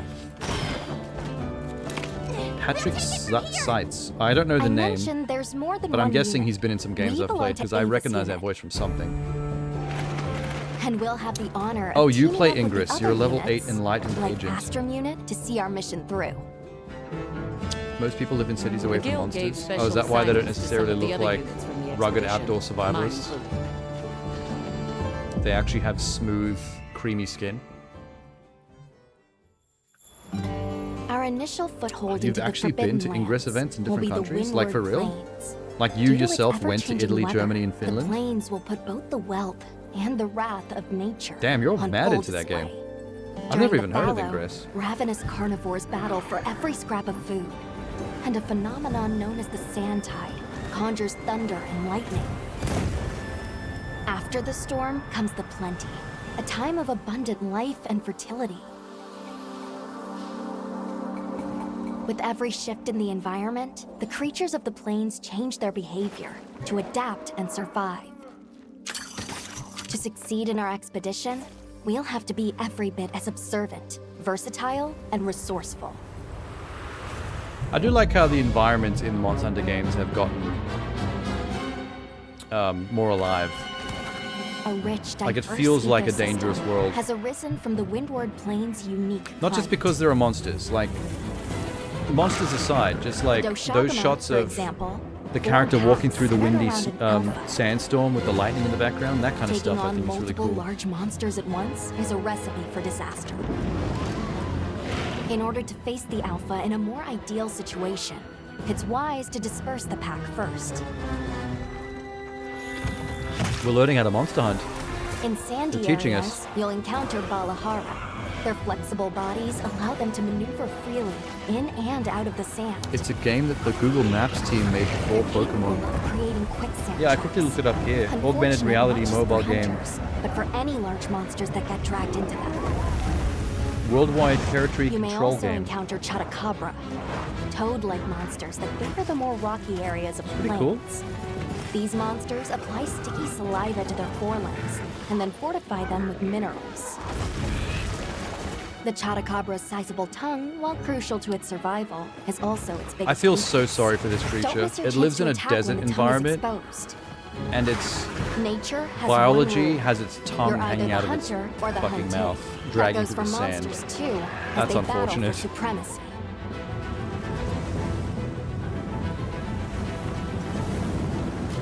In the Windward Plains, one creature sits squarely at the top of the food chain. Ray Who Dow. dis? Often spotted during the onset of the sand tide, Ray Dow has adapted to the relentless lightning storms and is able to use this adaptation to discharge devastating attacks to any that threaten its territory. If you are called upon to face it, Hunter, I ask that you take extreme precaution. There seems to be a lot of lightning effects in this one. Either with the environmental weather systems or with like creatures that do light. Oh my god, adorable. While out on hunts, love them. Please you don't might kill them. spot some Don't small hunt them. creatures at your feet, or perched in the trees. Pet them only. Love them. Hug them. All of the endemic life you see has evolved to survive in this harsh environment. That's so cool. I cannot help I but like to be realistic amazed by environmental these details. creatures. That's immersive. The sheer will to survive, even in The such birds an actually unforgiving on the environment. monsters is so good. Monster Hunter's come a long way. More reality, the better. Let's talk about the expedition's base camp. This is the heart of operations, where you can do practically Is that actually everything, called a whether railgun it's wyvern? crafting weapons and armor or resupplying provisions. Kind of a gnarly name. One tool that's sure to come in handy out in the vast expanse of the plains is the pop-up camp. While Pop-up limited camp. in number, these provide a sort of home away from home while out in the field.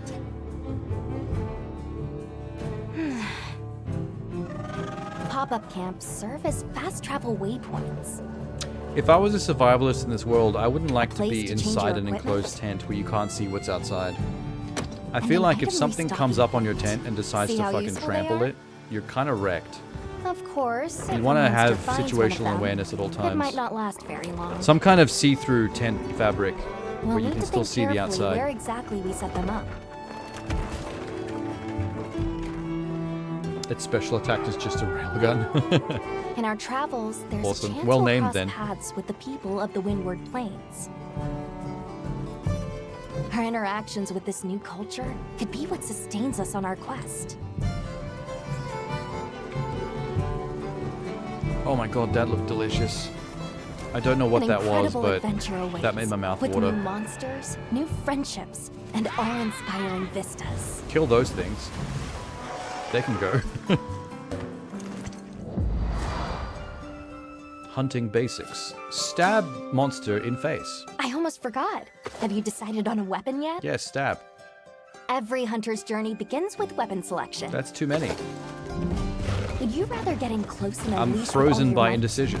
Keep your distance I never and managed dish to out a start the game. relentless assault. Deliver stinging blows as you stand your ground, or strike with a flurry of slicing attacks. I don't think I would 14 enjoy weapon using types the are heavy available, stuff. and at least one of them is Slower the weapons I don't perfect find fit as for you. fun. If you're not sure what to pick, ask me. I can provide advice on which is the most suitable. So she's the in-game Clippy. She's the If Microsoft mobility is Word your first Clippy of this priority, universe. Then this weapon might be a good match.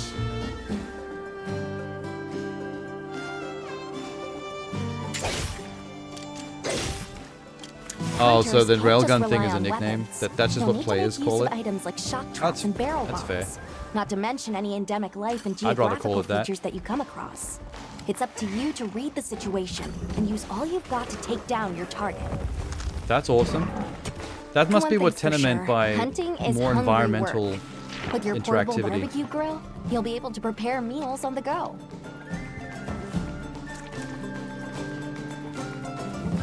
And yes, that includes meat. Jesus.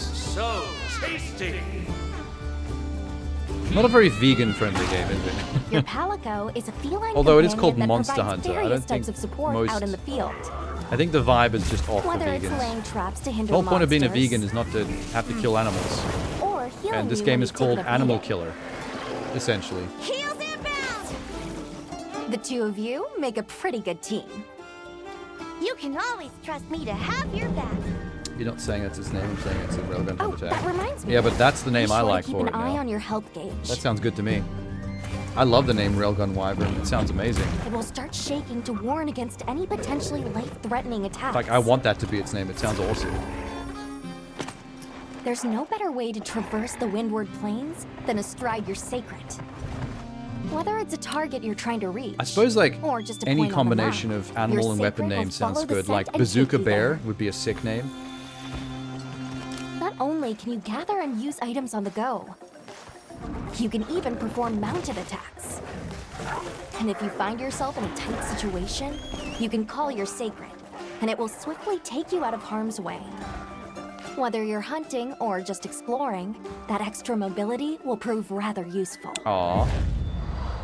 Cute. Gatling Grandma. There's another one. If you're struggling to face a Yeah, monster Gatling alone, Grandma. you'll be able to call She's for reinforcements. Grandma's not a monster, but I've decided it now is. Fire an SOS Let's flare, hunt a and up to Gatling 3 Grandma in hunters Monster will Hunter race to your side to assist with the hunt. before going after the Bazooka In Bear. multiplayer, you'll be connected online with a team of hunters from around the world. If you are unable to fill the hunting party, AK Orangutan. or if you I'm prefer really to good at play this. offline, then NPC Flippy was in the support 90s, hunters right? will come to your Old aid on instead. YouTube. Flippy? As in the paperclip that paperclip helper in Microsoft Word. Hunt monsters and harvest materials. Isn't he from still them. in Word? Did he die? Did they get rid of him? Hey River. Use those materials to upgrade your weapons and armor. Is River And speaking get out Russian? there and join the quest with your hunter friends. Your brand new life as I think a River hunter just told is us all about to go to hell begin in Russian. In Monster Hunter Wilds.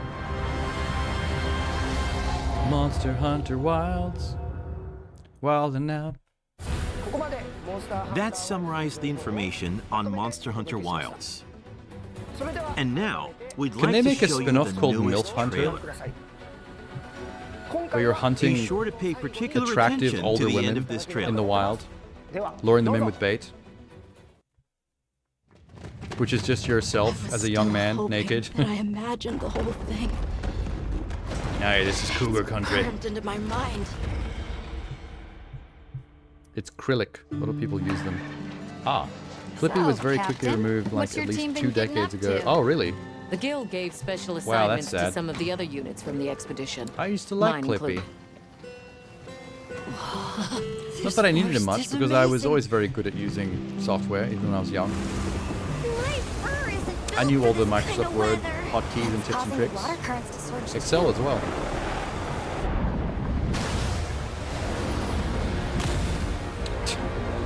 My guy just hit the thing in the face with a hammer and deactivated its physics.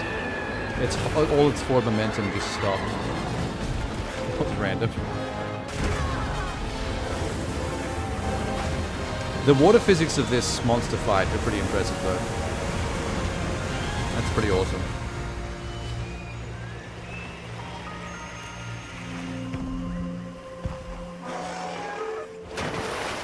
Are they just showing the same trailer that we just saw at State of Play? I'm remembering a lot of these shots now.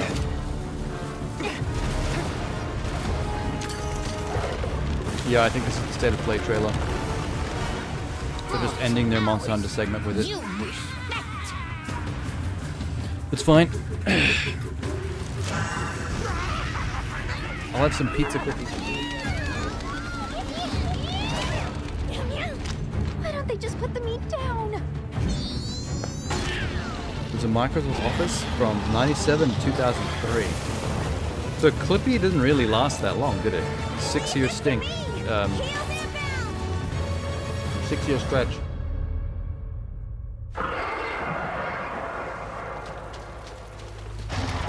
That's it. The White Wraith. It's real! Is that what we're after?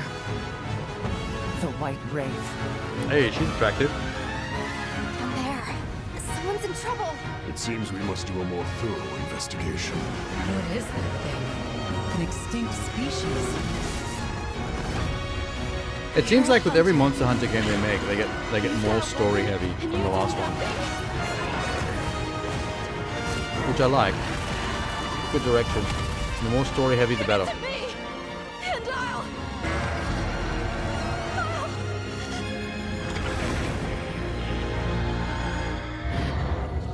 Milf Hunter. Wow.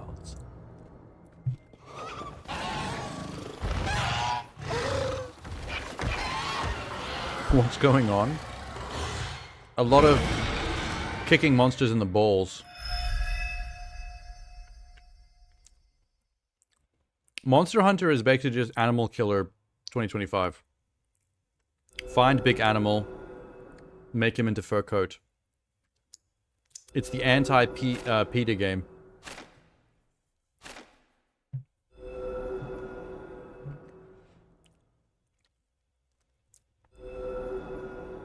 Look at all those pre-order bonuses. Give us your money! Capcom wants you to open your wallet. Get into it. After a very long absence, Yian Kuku is back with a vengeance in Monster Hunter If you don't Wilds. give me your money, I will not Series let you have the veterans may Monster remember Hunter. it as a tutorial monster, helping new players learn the basics of hunting. We hope you'll look forward to seeing just when and how it will show up this time around. Now, without The word further monster ado, would fit let's into a dive MILF into what we abbreviation. saw in our newest That's why I was saying promotional it. trailer. Have you This already trailer pre-ordered marks the world's first deluxe look at Uni? the new monster, Arkveld. It will be featured on the game's cover as the flagship monster. I haven't Known pre-ordered to the game in a long hunters time. as the White Wraith, I need that it money will be for the rent. subject of your expedition to the Forbidden Lands. Otherwise, I'm homeless. Arkveld, with its chain-like appendages, was long thought to have been extinct, and its ecology remains shrouded in mystery. Wow, they're really dragging the Monster Hunter Expect segment of more the showcase information out. on this monster soon. They re-show a lot of footage just so they can put more dialogue over the top of it. Chemitres are brute wyverns found in the Windward Plains. They spread a flammable substance and ignite it by dragging their tails along the ground. What a little They're bitch. often seen fighting other, smaller monsters. You should over probably carrion. kill it. True to its name, the Scarlet Forest and its red-tinged waters are teeming with lush flora, How much diverse fauna, showcase is there still? and Oh my god. monsters, both large and small. Ew. This diverse You biome spent like is 1,000 adjacent for to the Monster Hunter Windward 4? Plains. What, on like Traveling DLC between and areas extra will not contents? require any loading screens. Or was that just all the edition you bought? That's huge. Meet the Woodwoods, denizens of the forest. How would a These deluxe lemmings edition live even among cost the 1,000 great without biodiversity coming with like that can free be gold seen bars in the and a Scarlet BJ? Forest. Find them and see how they've adapted to the environment.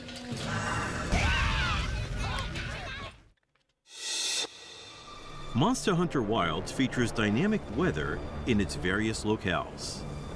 Imported a Japanese 3DS Torrential XL with a downpours, Circle Pad common Pro in the Monster Hunter Scarlet 4. Forest, But oh my dramatically god. alter the area's ecology.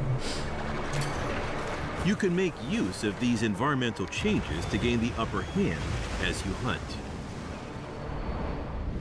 But beware, the area's apex predator, Uthduna, will appear during these heavy rains. A leviathan, Uthduna makes use of moisture and its own bodily fluids It's kind of to pretty. create a protective veil around itself. It moves with great speed despite its massive frame. The apex predators of each area have adapted to their habitats in many such ways. You'll need to understand I both wonder the if the lightning monsters one in and the desert environments can they turn the inhabit sand to glass. in order to That would be a survive. cool effect. This is just a small I'll be preview disappointed of if the that new doesn't happen. monsters and locales that you'll encounter in Monster Hunter Wilds. Stay tuned for more He does? information Cool, coming man. soon. Like Storm in X-Men Here is the 97. product information. Monster Hunter Wilds releases on February 28th, 2025. It will have a same-day worldwide release on PlayStation 5, Xbox Series X, S, and Steam. In addition to the standard edition of Monster Hunter Wilds, a deluxe edition, including the main game and additional DLC, will be available shit, digitally man. on the same day.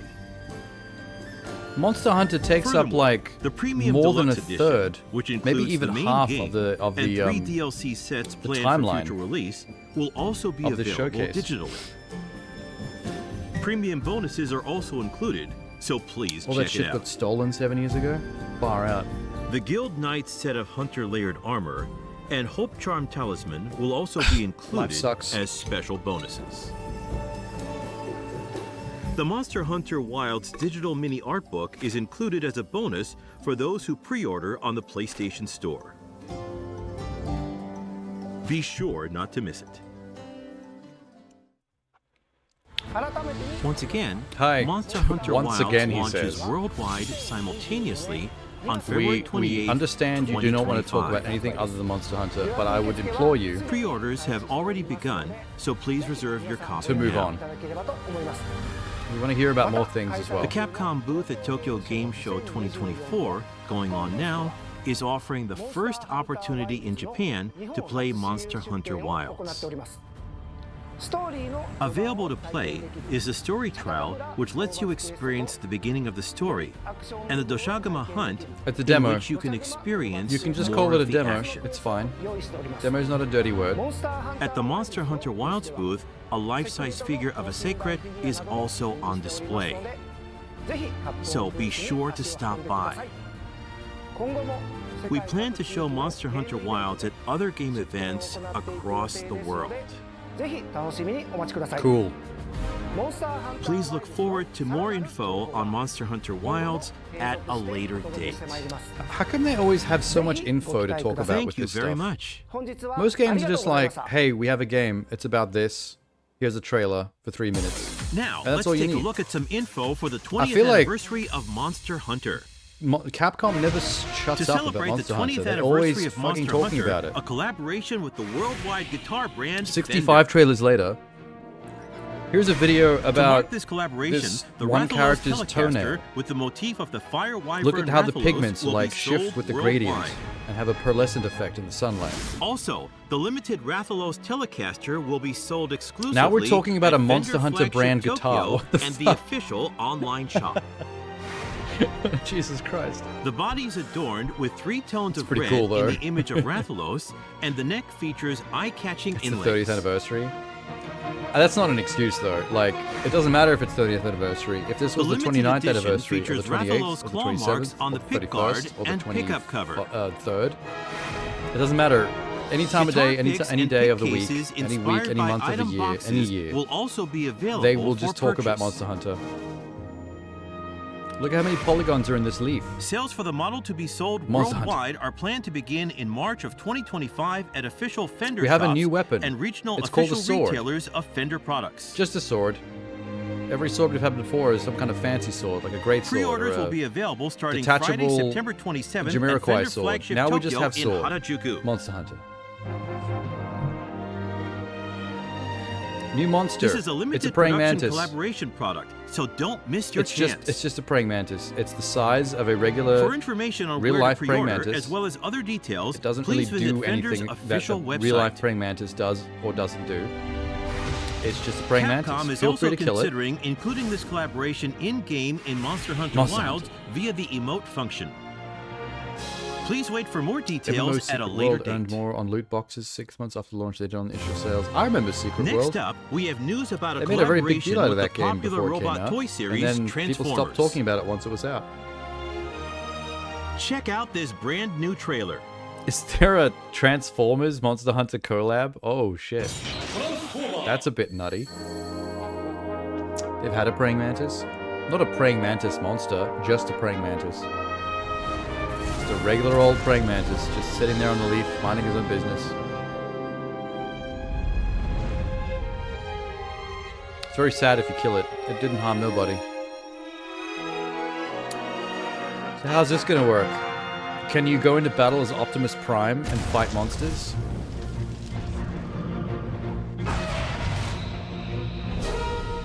Oh, it's monster skins that make them look like robots. Hi. Cool beans. Jesus Christ. Rathalos Prime. I feel like they've just lost their minds at this point. This is the part where the dev team took drugs and just started making whatever. What the fuck? The first collaboration with Transformers, which celebrates its 40th anniversary this year. The next collab is going to be Monster Hunter Tomy X will Nier release the Automata. collaboration product Rathalos Prime. They're not adding 2B as a playable Rathalos character Prime or a skin. transforms from a Rathalos They're into adding a 2B robot as a mode monster you have to designed hunt. after Optimus Prime, the main character. It's going to from be a giant Transformers. 2B? Like the The size of monster a mode 3-story faithfully building? reproduces Rathalos And you and your team have to and take is her able down? to recreate poses from the game. Her weak spot is the vagina? Pre-orders start on September 27th with a planned Shoot her summer directly in the 2025 coochie. release. This miraculous And collaboration then skin her and make a celebrates lamp out of her. milestones for both series. That part's a bit disturbing. That part we got a bit Patrick Bateman. That's all for the I'm 20th surprised they didn't have an anniversary of Automata Monster collab. Hunter. But Automata please likes to take a look collab at with this. anybody and everybody. Any game that'll take some 2B, they will shove some 2B in there. Secret World would be a fantastic single player, but it's a mediocre MMO. They should do a Secret World RPG in the style of Vampire the Masquerade. What was the original game? Bloodlines? I have it on PC. Still on my old gaming shelf, my PC gaming shelf.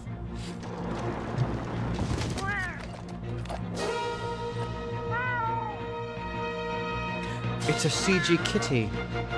Kill it with fire. Where dreams I'm not sure if your become first reality. impulse would be to give it a high five. I'm sure her first impulse would be to scream. Also, not a good place to be. If you get transported into the Monster Hunter world, you're kind of fucked. Like, you're gonna die. Like, this is not a good place to be. Everything is gonna kill you. These people are celebrating. Yeah, you're get wrecked.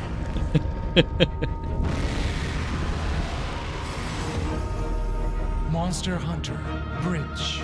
Is this an addition to the Monster Hunter Go stuff? Oh, she looks determined, but she is not long for this world. She's gonna last 16 seconds, if even that. Now, the latest news from Capcom. Oh my god, we're moving First on of to all, Monster we would Hunter. like to How long has it introduce been? the digital sale, offering popular Half my life. titles at affordable prices. Celebrating I'm sure we Tokyo were on Monster Game Hunter Show for about half an hour 2024, we have discounts on Monster Hunter World and Iceborne. Fuck. Alongside Monster Hunter Stories on Nintendo Please. Switch, PlayStation, and Steam. On sale for the first time.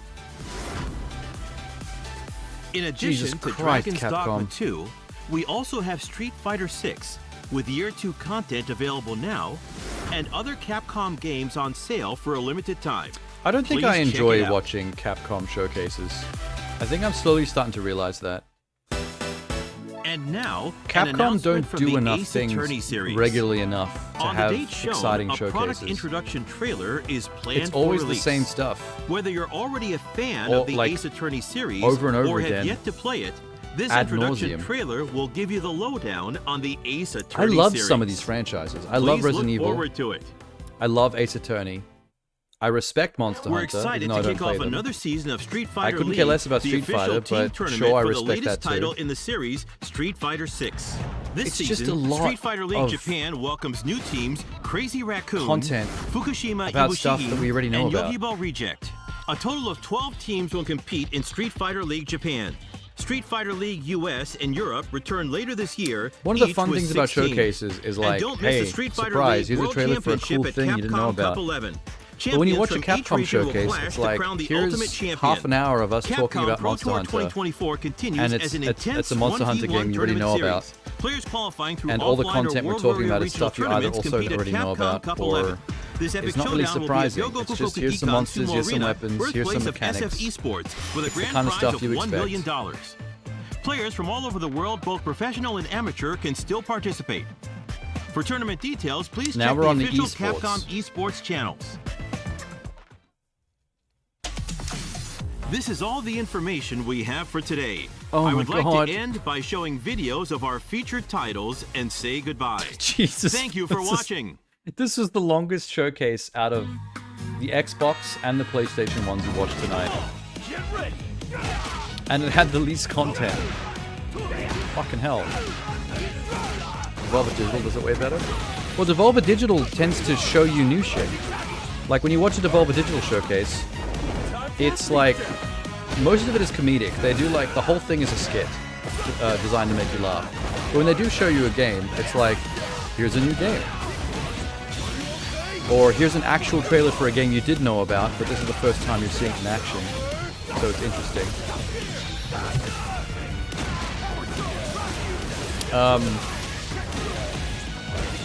I think Xbox is probably one of my favorites.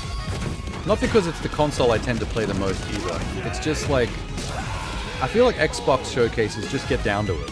Like, it'll be, it's a 45-minute to an hour showcase of nothing but like world exclusive, new trailer for thing you knew about, but first time you've seen the gameplay, world exclusive, world premiere, world exclusive, world premiere. Like, it's just trailer after trailer. It's just constant, interesting stuff. And State of Play can be like that as well, but I don't know, the State of Plays can be a bit of hit and miss. Sometimes they're a little bit like the Capcom thing. Like, I've seen State of Plays where all we do is look at new footage of PlayStation exclusive games you already knew about for way too long.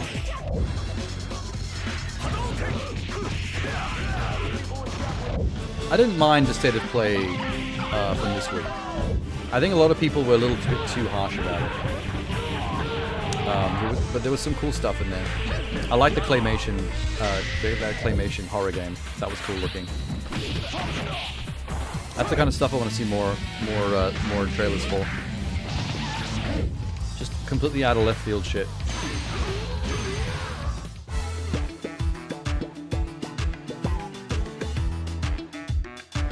This outro is essentially just a recap of everything we saw during this showcase.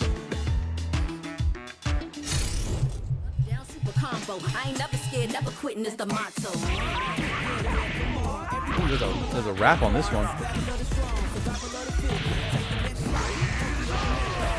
Sounds like Missy Elliott.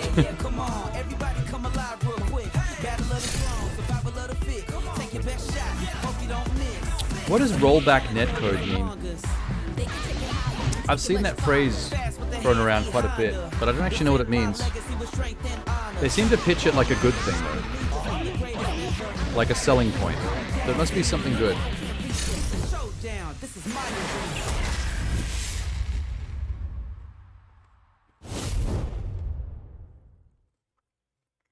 Couldn't help but notice that Ryu completely missed Terry.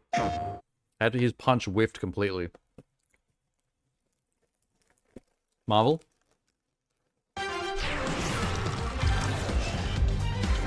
Oh.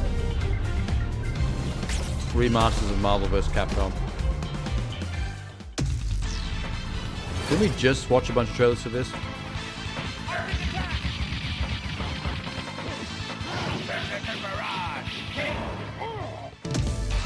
Eliminate screen freezing and models bouncing around.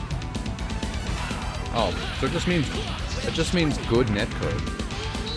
I was just wondering what the rollback was referring to.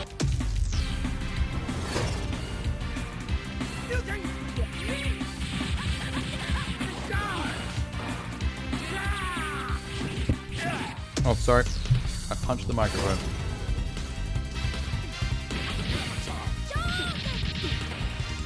Behold, object glass. This really is just a showcase recap, but in the form of just showing us each trailer over again. God damn it. There's been so much spam lately. Good lord. I really feel like chocolate. I feel like tea and chocolate. I think I've got some Tim Tams left.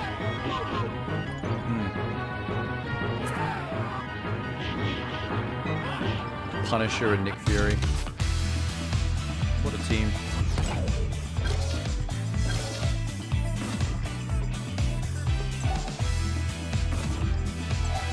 Did you see that the ballerina trailer came out, Jeannie?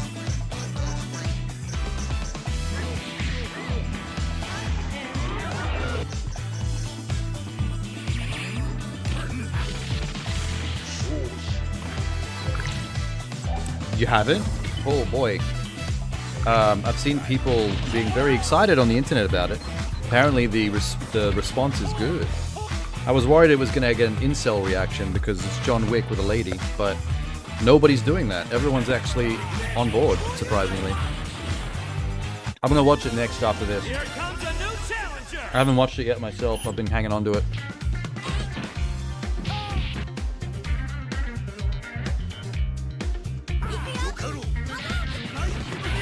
Show, please. Yeah, I've already got it tagged. This only has a couple more minutes left.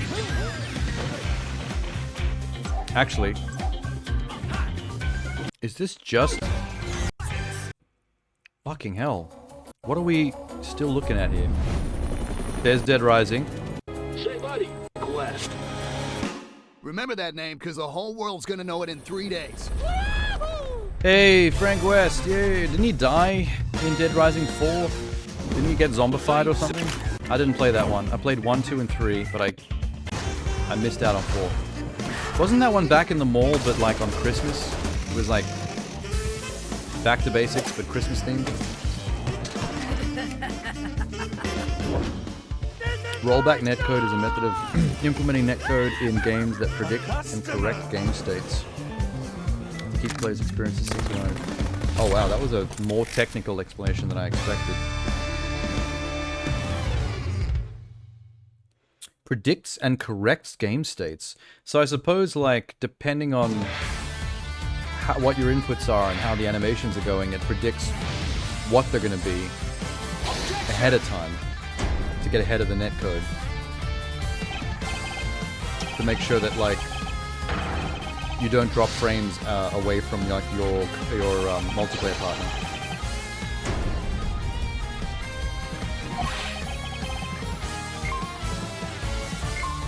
Yeah, they're re-showing all the trailers for the things we just saw.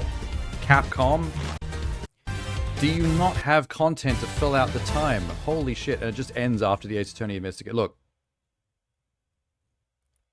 cut to black. The fucking showcase is done. Just at the end of the Ace Attorney trailer.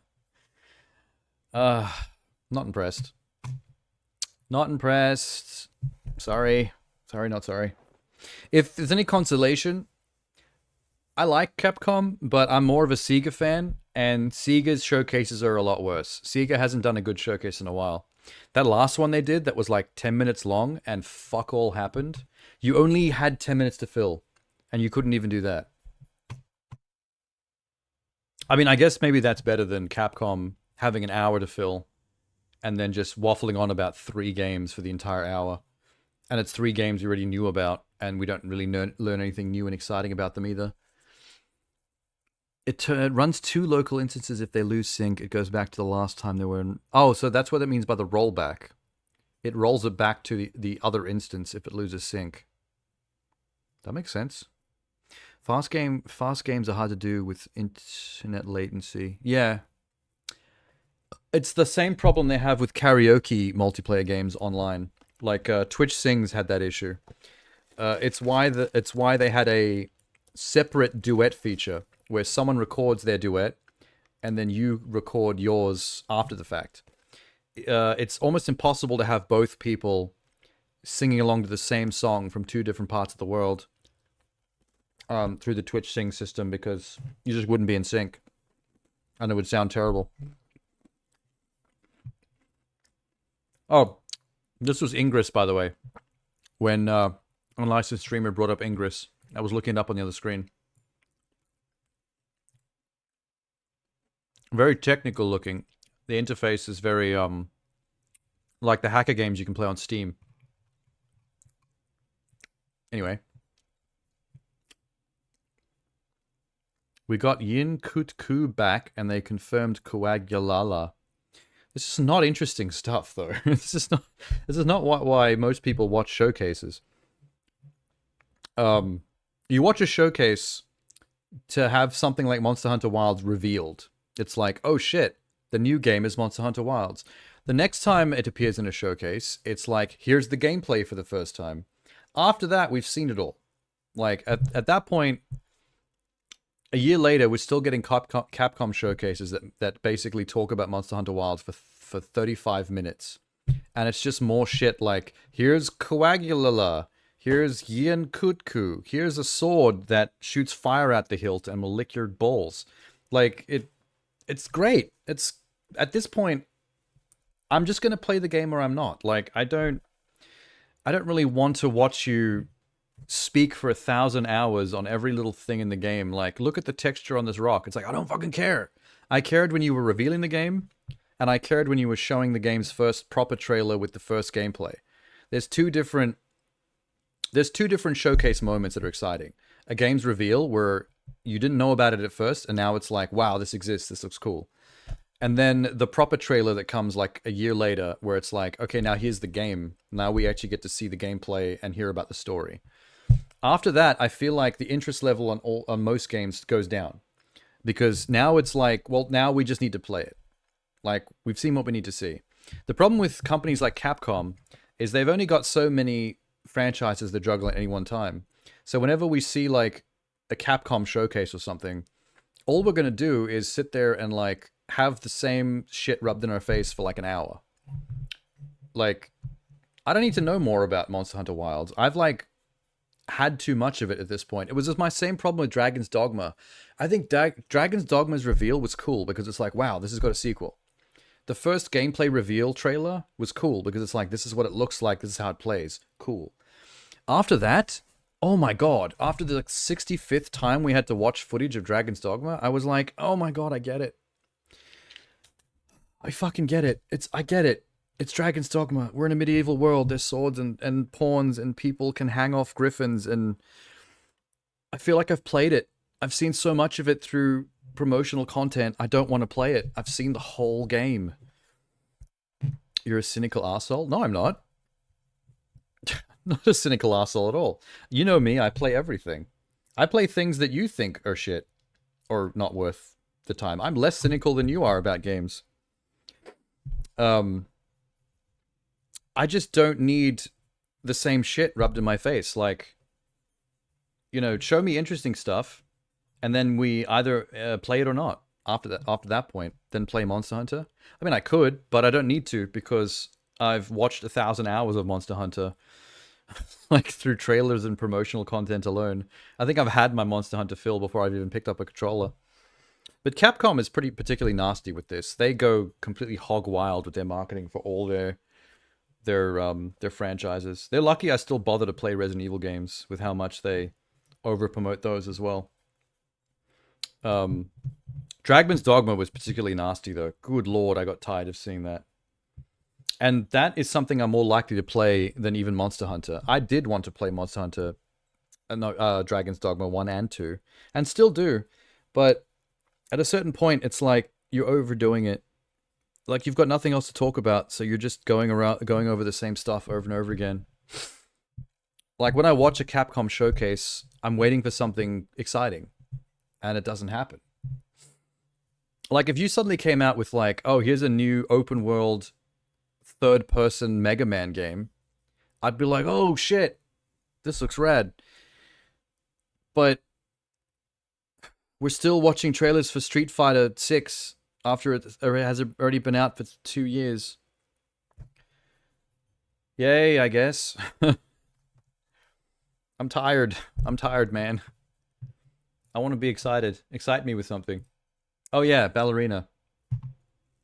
Almost forgot we were going to do that.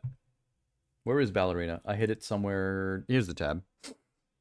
Ding. This was only when? September 27th. This is 2 days ago. It's now after midnight, so technically 2 days, but now 3. Ballerina, Ana de Armas. I love Ana de Armas. She's so adorable. I want to see her in everything. Including John Wick. Do you like to dance? I know a school where they teach dances. I could take you there if you'd like. I like the idea of going more behind the scenes on that ballerina assassin guild from the 3rd movie. To stop the assassin, you must become the assassin. I just saw him. I saw Wick. I saw You will Keanu. always be smaller. You want to win? Improvise. Adapt. Cheat.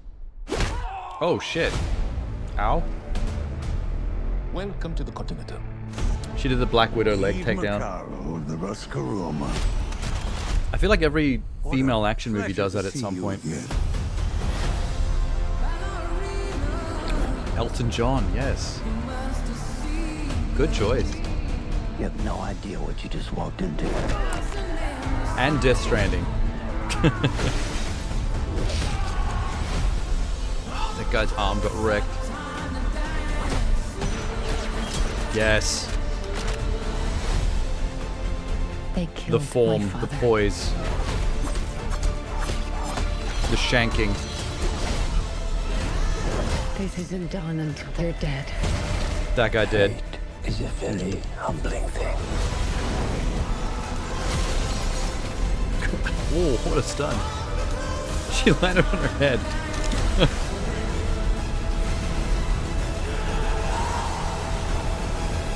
Beam struggle.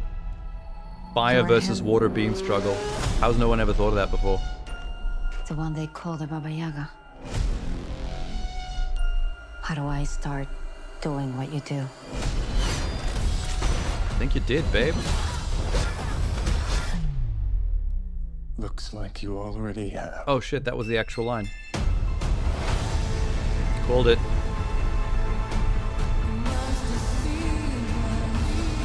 I guess the Elton John song is an obvious choice.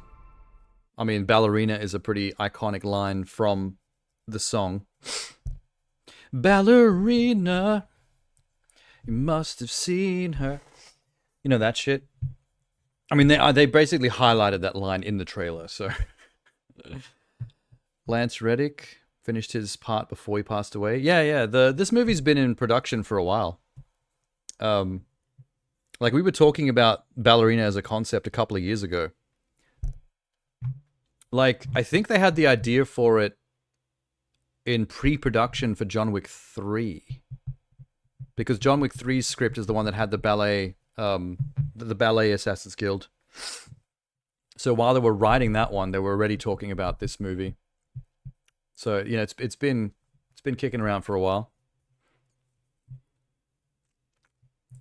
It's nice to see it coming out. And Ana de Armas, what a choice. I think she's a good choice because she has a very cute, unassuming look about her. She doesn't have like a hard, rugged, badass look. She's adorable looking, which means she looks like she would be a ballet dancer, and that's all you would expect from her. But then she fucks you up, and you didn't see that coming. Doesn't mean it was filmed and finished. What does that mean? No, it wasn't. They were coming up with it that long ago, is what I'm saying. So they would have been going into pre-production and then into filming like pre-John Wick 4, since it was like envisioned pre-John Wick 3. So some of that footage would be like, would have been filmed like years ago now by this point.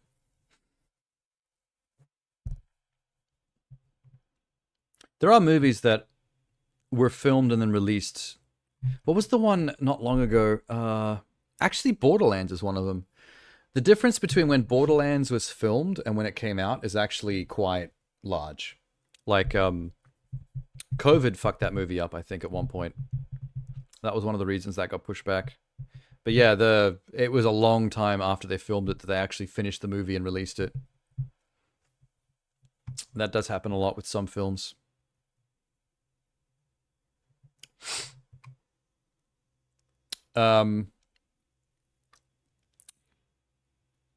It's a series, not a movie. What?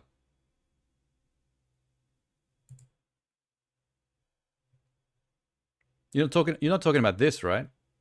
This is in theaters. This is a movie. Stealing from Steel Rising. The Ballerina is a series? I don't think so. This says it's in theaters on June 6th. Unless they're premiering the pilot in theaters, which does actually happen. No, it's a movie. I don't know where you got the series thing from. What does Stealing from Steel Rising mean? I don't know what you're referring to there. Wait, Steel Rising is that's a Souls-like. This article says series. Maybe they're mistaken. Everything I've looked up, everything I'm seeing here in Google says film. Upcoming American neo-noir action thriller film directed by Len Wiseman. Oh, Len Wiseman. He knows what he's doing. Spin-off between chapter 3 and 4. Badass Ballerina, Steel Rising redid it. Steel Rising is the Soul-like, right?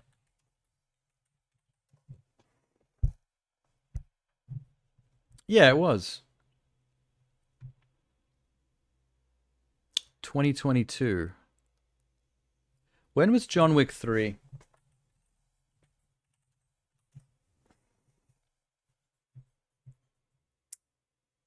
No, it looks like Steel Rising ripped them off. Steel Rising was in 2022. Ballerina's concept they came up with Ballerina's concept before John Wick 3, which was 2019. So, I mean, they came up with that way before Steel Rising even existed. I still need to play it because it's awesome. I mean, I would play it. It looks awesome. I do remember watching trailers for this and then forgetting it existed. But that happens a lot with indie Souls-likes. They kind of come and go, and then they sit there hiding on Steam for you to remember later when they're on sale.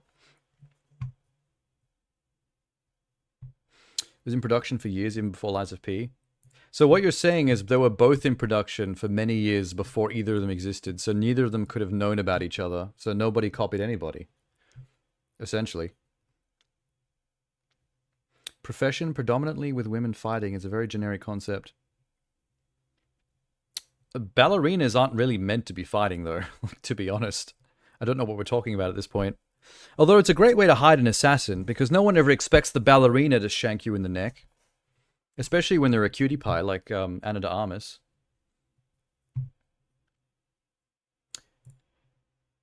God, she's adorable. I can't handle Ana de Armas. She's too attractive. Holy shit, she's pretty. Look at this. Look how attractive this woman is. I die. I die on the inside.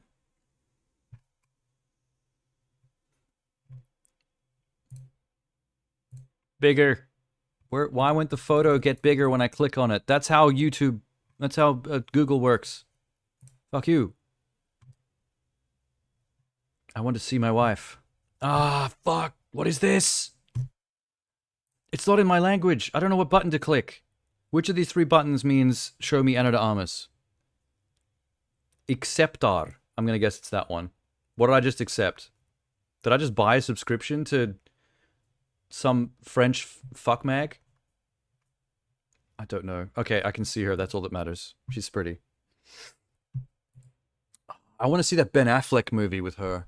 It's a thriller where she plays his wife and she keeps on cheating on him on purpose to fuck with him or something. I don't know. It's an erotic thriller. But she looks gorgeous in that movie as well. Also, I never actually saw the most recent Bond film. The Daniel Craig Bond film that she appears in. I've seen the scene on YouTube that she shows up in. She's right in the middle of the movie. And she shows up in a black dress with a Coke bottle at a bar. And then a bunch of bad guys come in and she does like these long leggy black dress high kicks to take people out. Amazing. Wait, Ana de Armas, Bond. I need to show you. Oh my god. This is Ana de Armas in the James Bond movie recently.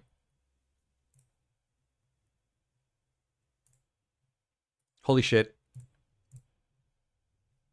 We might have to have a Kuma break on stream tonight. Anyone need to masturbate real quick? We can give it 5 minutes. How attractive is this woman? I'm serious. I think it's the eyes. She's got like them like big anime eyes going on. Steel Rising felt too clunky for my taste. Oh my god, Tenna. How could you? Coming in with the opposing viewpoint. There's the Coke bottle that I mentioned. I don't actually think it's Coke. What is she drinking? I don't know what that is. It's Russian knockoff Coke. Tenna, what's that? What is this bottle? You probably know. She's not very attractive to me. I'll kill you. I'll kill all of you, especially those of you in the jury.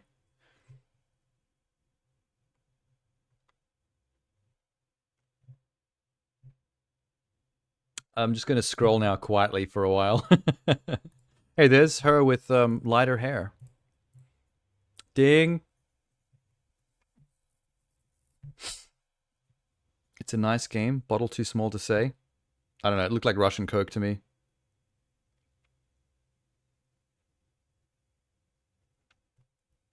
She's boy.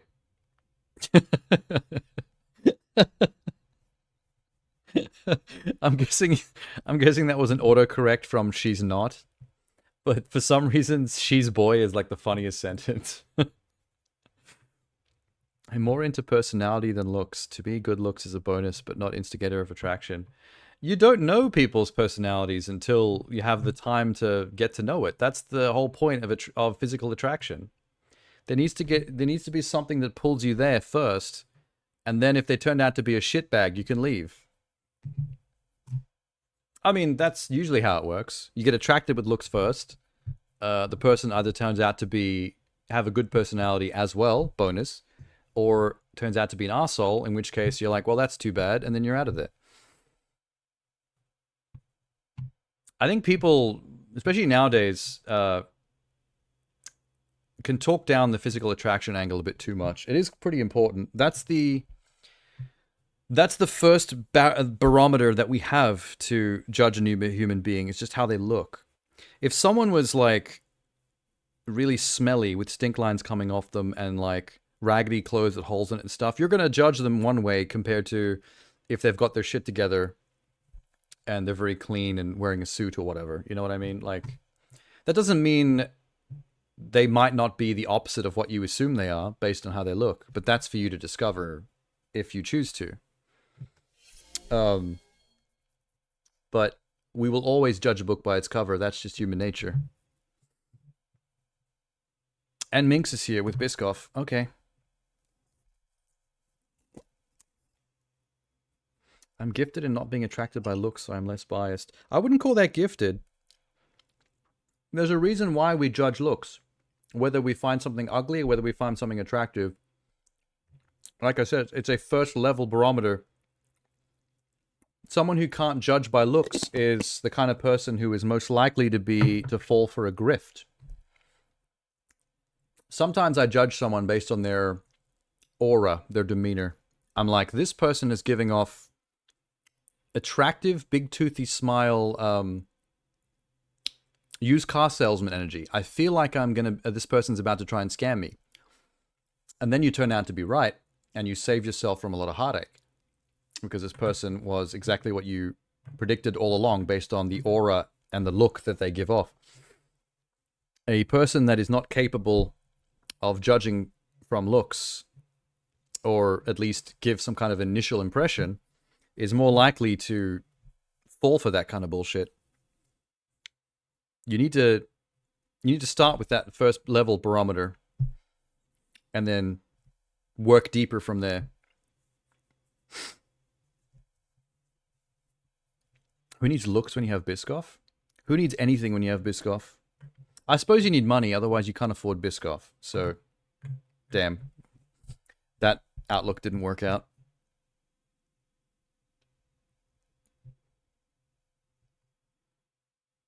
I can still analyze people, just not attracted. That actually makes me a little bit sad, though. Like, it's... being attracted to somebody is such a electric part of life. Like, that love at first sight thing of, like, seeing someone that's just so your type that, like, your heart beats out of your chest and you're like, this is the sexiest person I've ever seen in my life. Like, I'm about to pass out.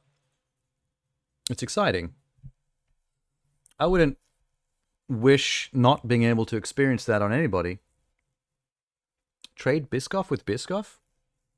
A barter system based on bartering the same item with the same item? I don't think that works. Are the video games over? I don't know. We could look to see if there's anything else that came out of TGS that was... Oh, shit. Hold up. I found something interesting. Do you know Ella Purnell? The actress that was the lead in Fallout? In the Fallout TV show?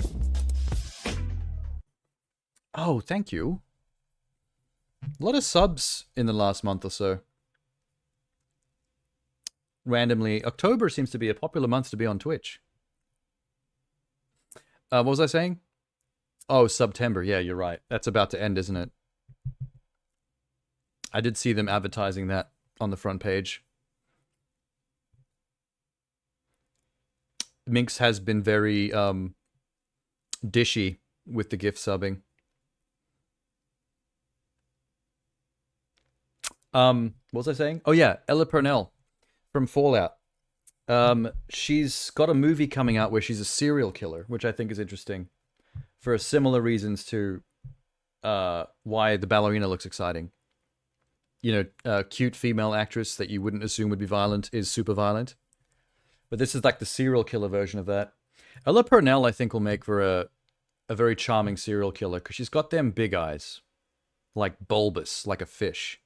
Like they're actually coming out of her face. Well, this should be interesting. Have I still got my headphone in? Yeah. I thought I'd lost that for a second. Hi, I'm Rhiannon Lewis. Sometimes I make a list of people who make me feel invisible. I mean, yeah. Donna in the mini market, who is never happy to help. How big is it? She's kind of got a UK thing going on. Failing to acknowledge my potential. Julia Blenkinsop, the bully who ruined my life. Sometimes I make a list. This is kind of comedic. I wasn't expecting that. It's a, Don't push me! Damn. It's a good look. Wet and bloody. serious bit of kit you got there. I've got a scoop for you. It's a murder. Wasn't expecting that. Have you done something different? This movie's more English than I expected as well. I'm not a victim. Not anymore. You made me feel invisible. I wonder where this is going. You didn't exist to me then, and you don't now. You ruined my life. You can't really make a serial killer property where they don't die or get captured at the end. She's not who you think she is. Someone's been a naughty girl. It's always the quiet ones. Yeah.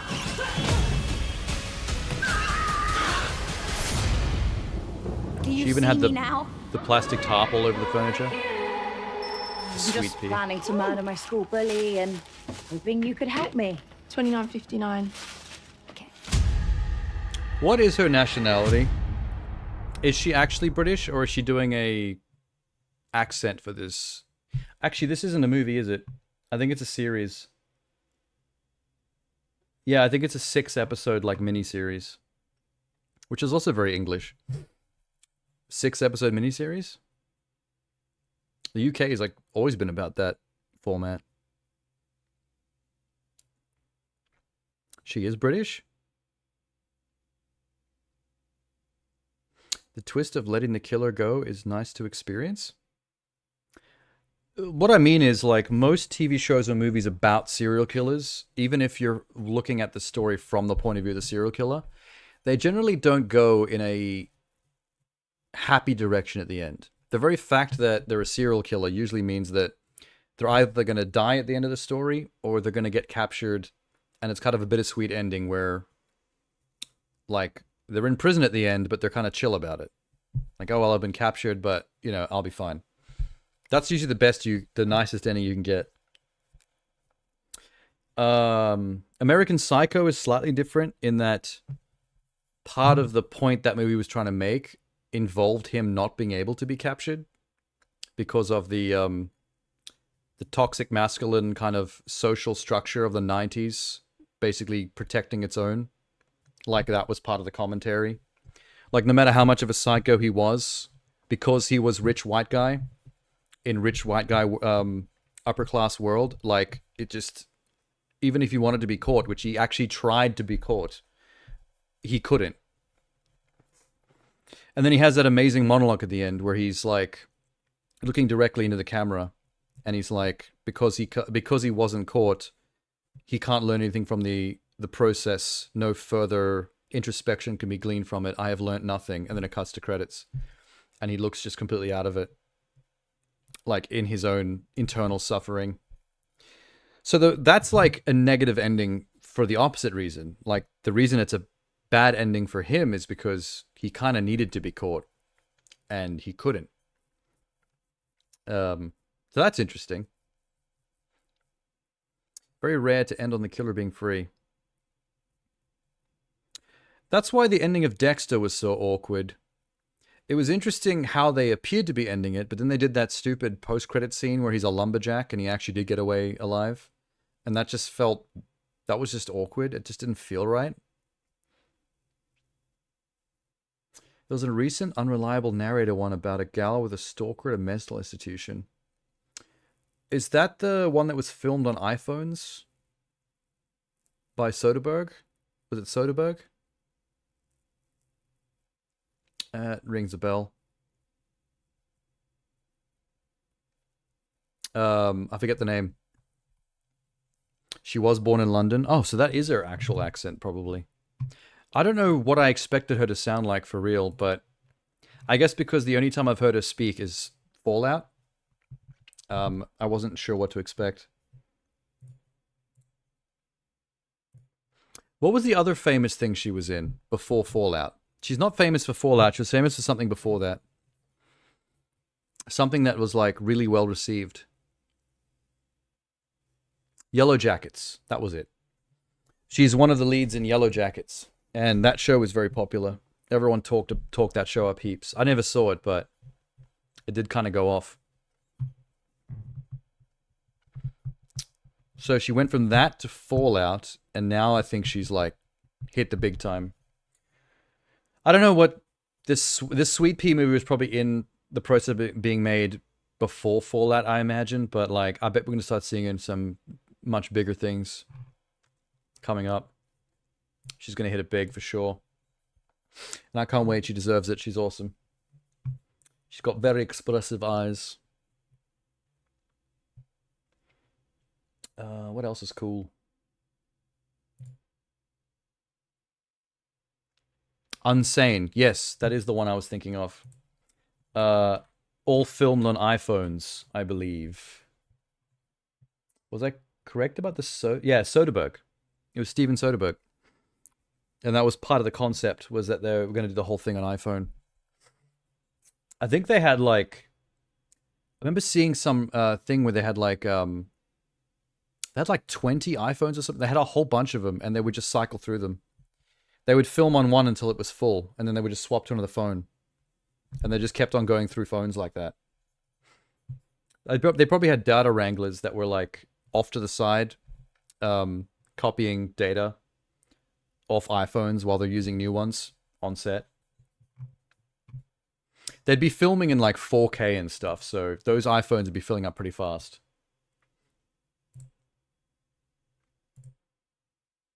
Oh, I believe this is out already.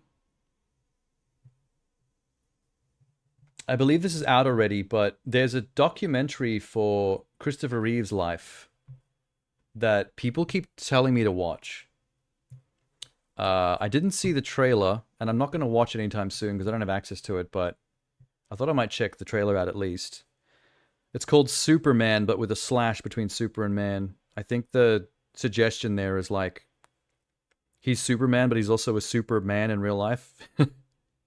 Two separate words. I still remember back when I first heard about what happened to him. I was actually in shock when I was younger. Everyone always thought about him as the Superman, like nothing could ever happen to him because it was just, that was him. He was the guy. And then we found out about the paralysis thing, and it was like, it wasn't even real life. All right, let me check this out. Oh God, this theme. The theme is so hot. Everybody's looking for a hero. I used to watch these movies on VHS all the time as a kid. I had all four of them on VHS. That was a part. I played the part. I'm not that man. Hands down, he was Superman from day one. I realized that if I could pull off this part, it would change my life. John Houseman said, Mr. Reeve, it is very important you become a serious classical actor. Unless, of course, they offer you a load of money to do something else. He's such a good Clark. He convinced me when I first met him that he would fly. Doing things with my dad, it was all about activity and action. Riding bikes, playing soccer, skiing. My dad was very competitive, and he didn't necessarily slow down. We said goodbye, and he gave this wave. Oh, this is gonna get sad, isn't it? That was the last time I saw him on his feet. Yep, on cue. Mr. Reeve currently has no movement or spontaneous respiration. Superman, crazy. Just that simple little thing over the horse. I'd ruined my life and everybody else's. I won't be able to ski, sail, throw a ball to Will. Won't be able to make love to Dana. Maybe we should let me go. She came flying in, and she just yelled, "I love you. I love you." And then she said the words that saved my life. You're still you, and I love you. Okay, this is gonna be hard to watch. He and Robin were such good friends because they could match each other. Robin also had struggles that he dealt Robin with his Williams whole as life, well. and I think that they both were aware of darkness. Brother Chris is fighting like crazy. When you find people who fight like that but still keep their humanity, that gives you great hope. That is tough because I can feel him, but he can't feel me. It must have been hell for my mom, too, knowing what she had lost. I felt I needed to do something, not just for myself, but for everyone else in the same condition.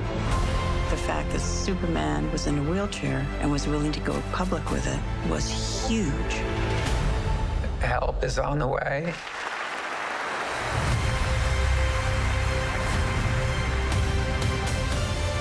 The Christopher and Dana Reeve Paralysis Act. People are literally walking because of him. What is a hero? My answer was that a hero is someone who commits a courageous action without considering the consequences. Now my definition is completely different. I think a hero is an ordinary individual who finds the strength to persevere and endure in spite of overwhelming obstacles. I wouldn't have missed this for the world.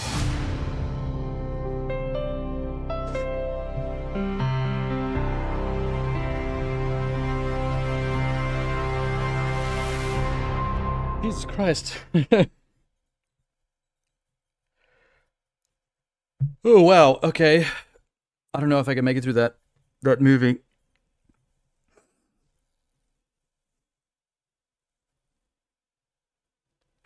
I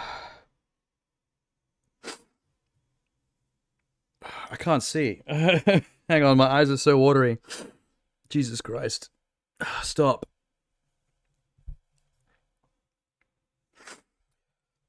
Oh my God.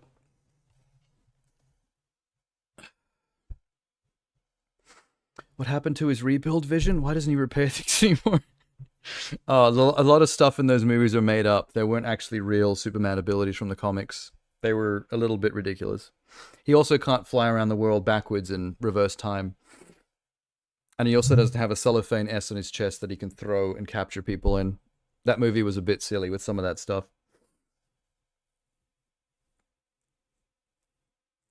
What a great... That was such a good trailer. Holy shit, that broke my heart. I was actually, like, trying so hard not to cry. I could feel the water welling up in my eyes. I was like, Jesus Christ, hold it together. I need to make it to the end of the trailer. Now it won't stop watering. Oh my God, it's like I can't see properly. Too much liquid buildup. I'm just trying not to, like, have it start dripping out. Like, I'm actually crying for reals. Really sad from this clip. He fucked himself up from falling off a horse. Yeah, that was all it was. He just, one afternoon, just fell off the horse and it hit him in the spine and he never walked again. And I remember hearing about him considering suicide because he was that dismayed by it all, and then eventually pulled his shit together and formed, like, those charity organizations for people to give money to, like, the whole research into paraplegic stuff. And nowadays, a lot of people actually have been going through surgeries to walk again because of him, because of what he set up and the foundations he established. Man, that shot of Obama, like, establishing the Christopher Reeves, like, paraplegic foundation, whatever it was called. I forget the proper name. It was pretty powerful stuff. I can't imagine the movie being as well made as that trailer. That trailer was so fucking well made. The editor needs a raise on that one. The way the music was used, Jesus. Like, the start of the trailer was the Superman theme. That da da da da da, just to, like, take you into it slowly, right? That track at the end, that soaring orchestral track, when it got, like, really triumphant, that's the Krypton theme from those original films.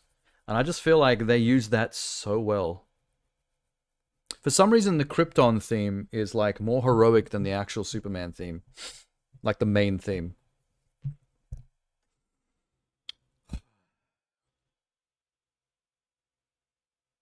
Obama was great source material, and they dropped it at just the right time when that music was really soaring. Like, all the showing the actual ramifications of what he did. Like, it's, I mean, obviously the moral of the story is an obvious one. It's a tried and true, like, things can ruin your life. The worst things can happen to you, but how you come back from it is what's important. You either lay down and die, or you go ahead and you do something about it. He was a paraplegic. He can't move his arms, legs, he can't feel. It's worst case scenario shit, but he went and he made, like, a life out of that. And one that, like, changed the world and helped other people. Like, the most heroic thing about Christopher Reeves wasn't Superman. It was what he did at the worst, lowest point in his life. And I think I think this film gets that. If this trailer's anything to go by, I think the film is basically, like, building on the foundation of that. Can we watch it again? We can. I mean, I'm a bit scared to, because it's easy to analyze something after the fact, but during this trailer, it was fucking destroying me, man. Everybody's looking for a hero. This is such an emotional trailer. Jesus. I am not a hero. I think the thing is, like, a lot of trailers, there's good and there's bad trailers. Even good trailers, for the most part, are just good marketing. They make you go, oh, that looks fun, or that looks exciting. I want to see that movie or that TV show. This is like a little bit beyond that. Like, this is like hitting the notes that I think the film is probably designed to hit. Like, somehow in just 3.5 minutes, they managed to capture like everything about what this movie is probably trying to convey, which is a pretty decent editing feat. I'll tell you what. That was a part. I played the part. I'm not that man. That's that Superman theme that we all know and love from day one. I realized that if I could pull off this part, it would change my life. John Houseman said Mr. Reeve. You know what's funny? Very like, I'm not used to seeing lots of behind-the-scenes content of Christopher Reeves because this was pre-internet, and this is also when, like, pre-me. Like, I wasn't born yet when a lot of this was like the 70s, coming into the early 80s. So I was only just about to be born.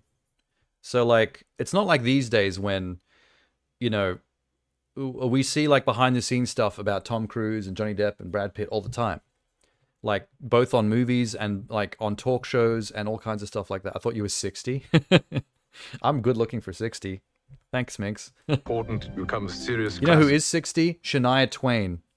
And she looks amazing right now. I saw a TikTok of Shania Twain, and she's about to turn 60, and she looks incredible. Actor. Unless, of course, they offer you a load of money to do something else. And he's good at impressions, too. What a man. He convinced me when I first met him that he would fly. Doing things with my dad. It was all about activity and action. Riding bikes, playing soccer, skiing. I've never seen his kids either. I didn't know that guy was his son. My dad was very competitive, and he didn't necessarily slow down. We said goodbye, and he gave this wave. That was the last time I saw him on his feet. That's where the whole trailer turns, right there. Mr. Grieve currently has no movement or spontaneous respiration. Good line from the son to Just also that simple little thing change over the the tone horse. as well. I ruined my life and everybody else's. Is that the actual footage of when it happened? Like, the crazy thing about it is, like, the accident doesn't even look that crazy. Like, if you look at this footage of him falling off the horse. Crazy. Just that simple little thing over the horse. I ruined my life. Did you see how, like, basic that fall was? Superman. Crazy. Just that simple little thing over the horse. I ruined my life. Like, I've had way gnarlier falls and crashes than that. Like, I crashed a motorcycle and broke my shoulder. And, like, I'm kicking and screaming. I'm perfectly fine now. That was like a slight face plant from, like, mid-height. Slightly less than the height of a horse. Superman. Crazy. Just that simple little thing over the horse. I ruined my... It doesn't even... It's not that high. And it's not like he lands on his spine or anything. It's like he kind of just flops face down and doesn't even look like a hard impact. It's crazy, like... The human body can be super resilient in a very rubbery kind of way. You'd be surprised at what people can survive. But then also, like, the craziest shit can happen to you that's almost nothing. Doesn't look bad, but spines are delicate. Well, that's what I mean. Like, a person can fall off a building, get hit by a truck. There are people that have fallen out of airplanes and landed in a snowdrift and survived and are walking around. But, like, you can slip in your shower and do, like, permanent life-altering damage to yourself. Or, like, stub your toe on the way out the front door, and just the way your head bumps the wall or something can absolutely fuck you up. You can die from a king hit. If you're not Australian, a king hit it's the name for a cowardly punch to the back of the head. If someone comes up to you at a bar and punches you in the back of the head when you're not looking, they call that a king hit. And it's very looked down upon. It's seen as, like, the most cowardly thing to do to a person. There have been incidents in the Australian news in the past where someone had come up to someone, like, on the street corner, like outside a bar or whatever, and they've king hit them. They've punched them just in the back of the head, and that was enough to kill them. Just the impact of the back of the head caught it just right at the right angle with the right pressure to do something to the brain against the skull and they never got up again. You got hit by a car, haven't broken a bone, never mind, done serious damage. Wait, what? I got hit by a car and haven't broken a bone, never mind, done serious damage. That sentence got away from me slightly there. Don't know what the second half you were saying. So wait, are you saying you hadn't broken a bone ever before getting hit by the car, and then the car did serious damage?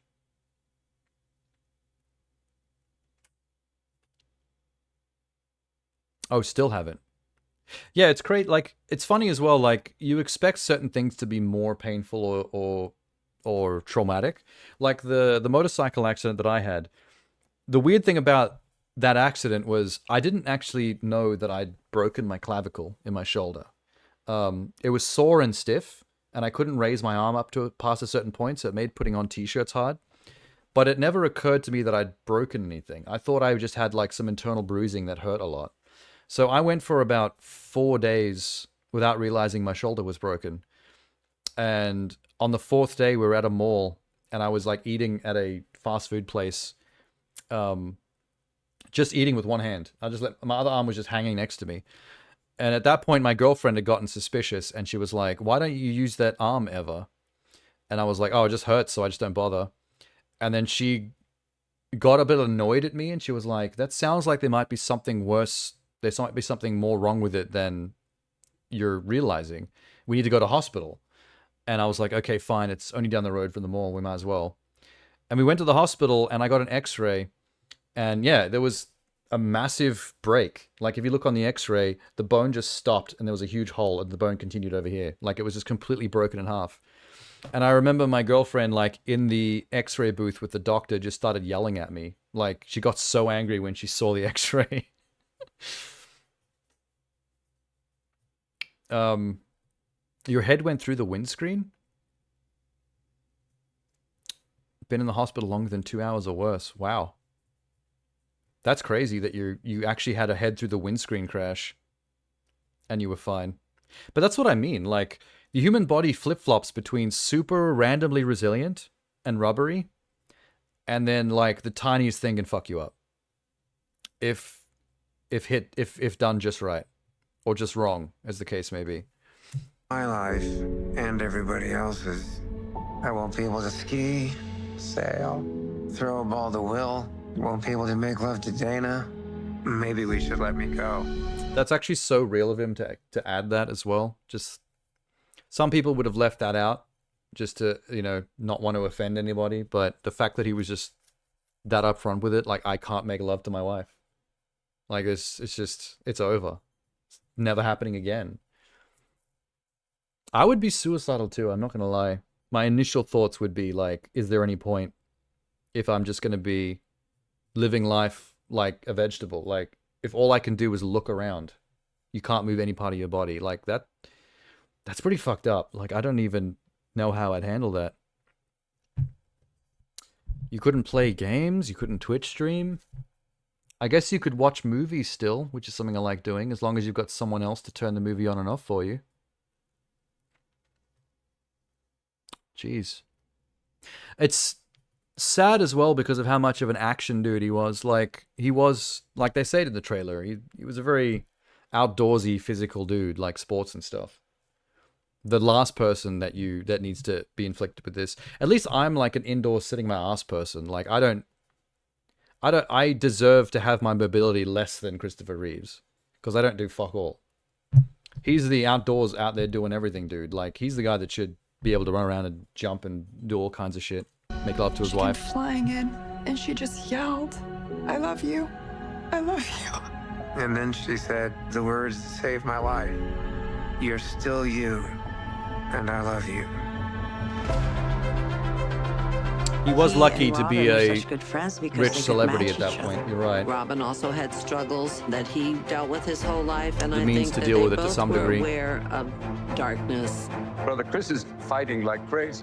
When you find people who fight like that but still keep their humanity, that gives you great hope. I wonder how much they'll That talk is about tough Robin Williams in the because film. I can feel him, but he can't feel me.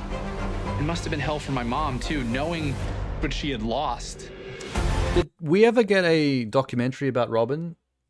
his life and his struggles, because that one ended, and like, I feel like Robin Williams is the darker side of this story. Like Christopher Reeves is the side of the story where he was suicidal and he brought himself back from the brink and committed his life to positivity. Robin Williams was living a life of seeming positivity and happiness and jokiness, and he was always the life at the party, and then ended up taking his life because he was secretly depressed and wasn't dealing with it well. And no one was there to help him because no one really knew how deep his darkness went. Which is why they always talk about, like, you know, check on your friends, check on your family. Talk to people about your issues, or talk to them about their issues. Like, that's how you save people from this stuff. I felt I needed to do something, not just for myself, but for everyone else in the same condition. The fact that Superman was in a wheelchair and was willing to go public with it was huge. Help is on the way. Oh, the song's coming. This track right here. The Christopher and Dana Reeve Paralysis Act. People are literally walking because of him. What is a hero? My answer was that a hero is someone who commits a courageous action without considering the consequences. Now my definition is completely different. I think a hero is an ordinary individual who finds the strength to persevere and endure in spite of overwhelming obstacles. I wouldn't have missed this for the world.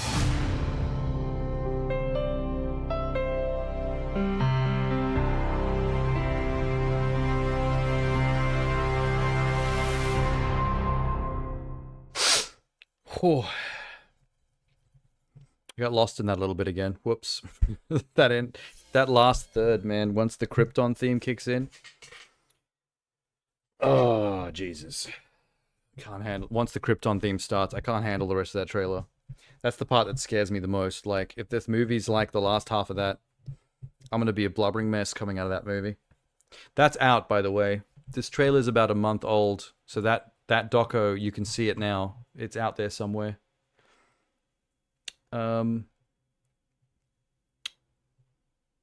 Its first run was September 21st to 25th. So that was very recently that had a cinema run.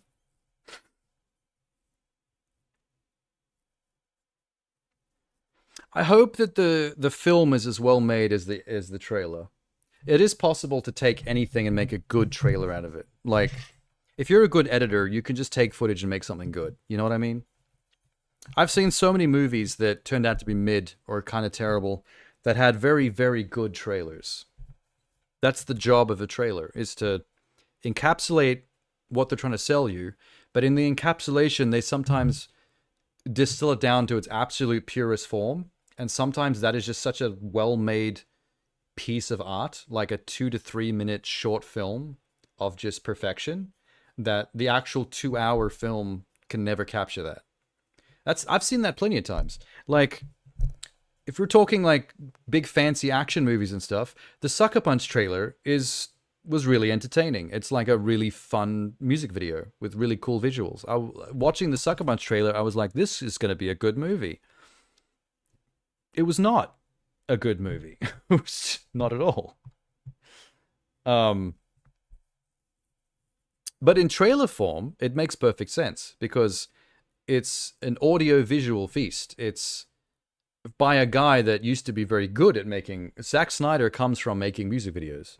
So chopping together a pretty damn good trailer out of his visual style, it's not hard. The thing is, the films don't often hold together.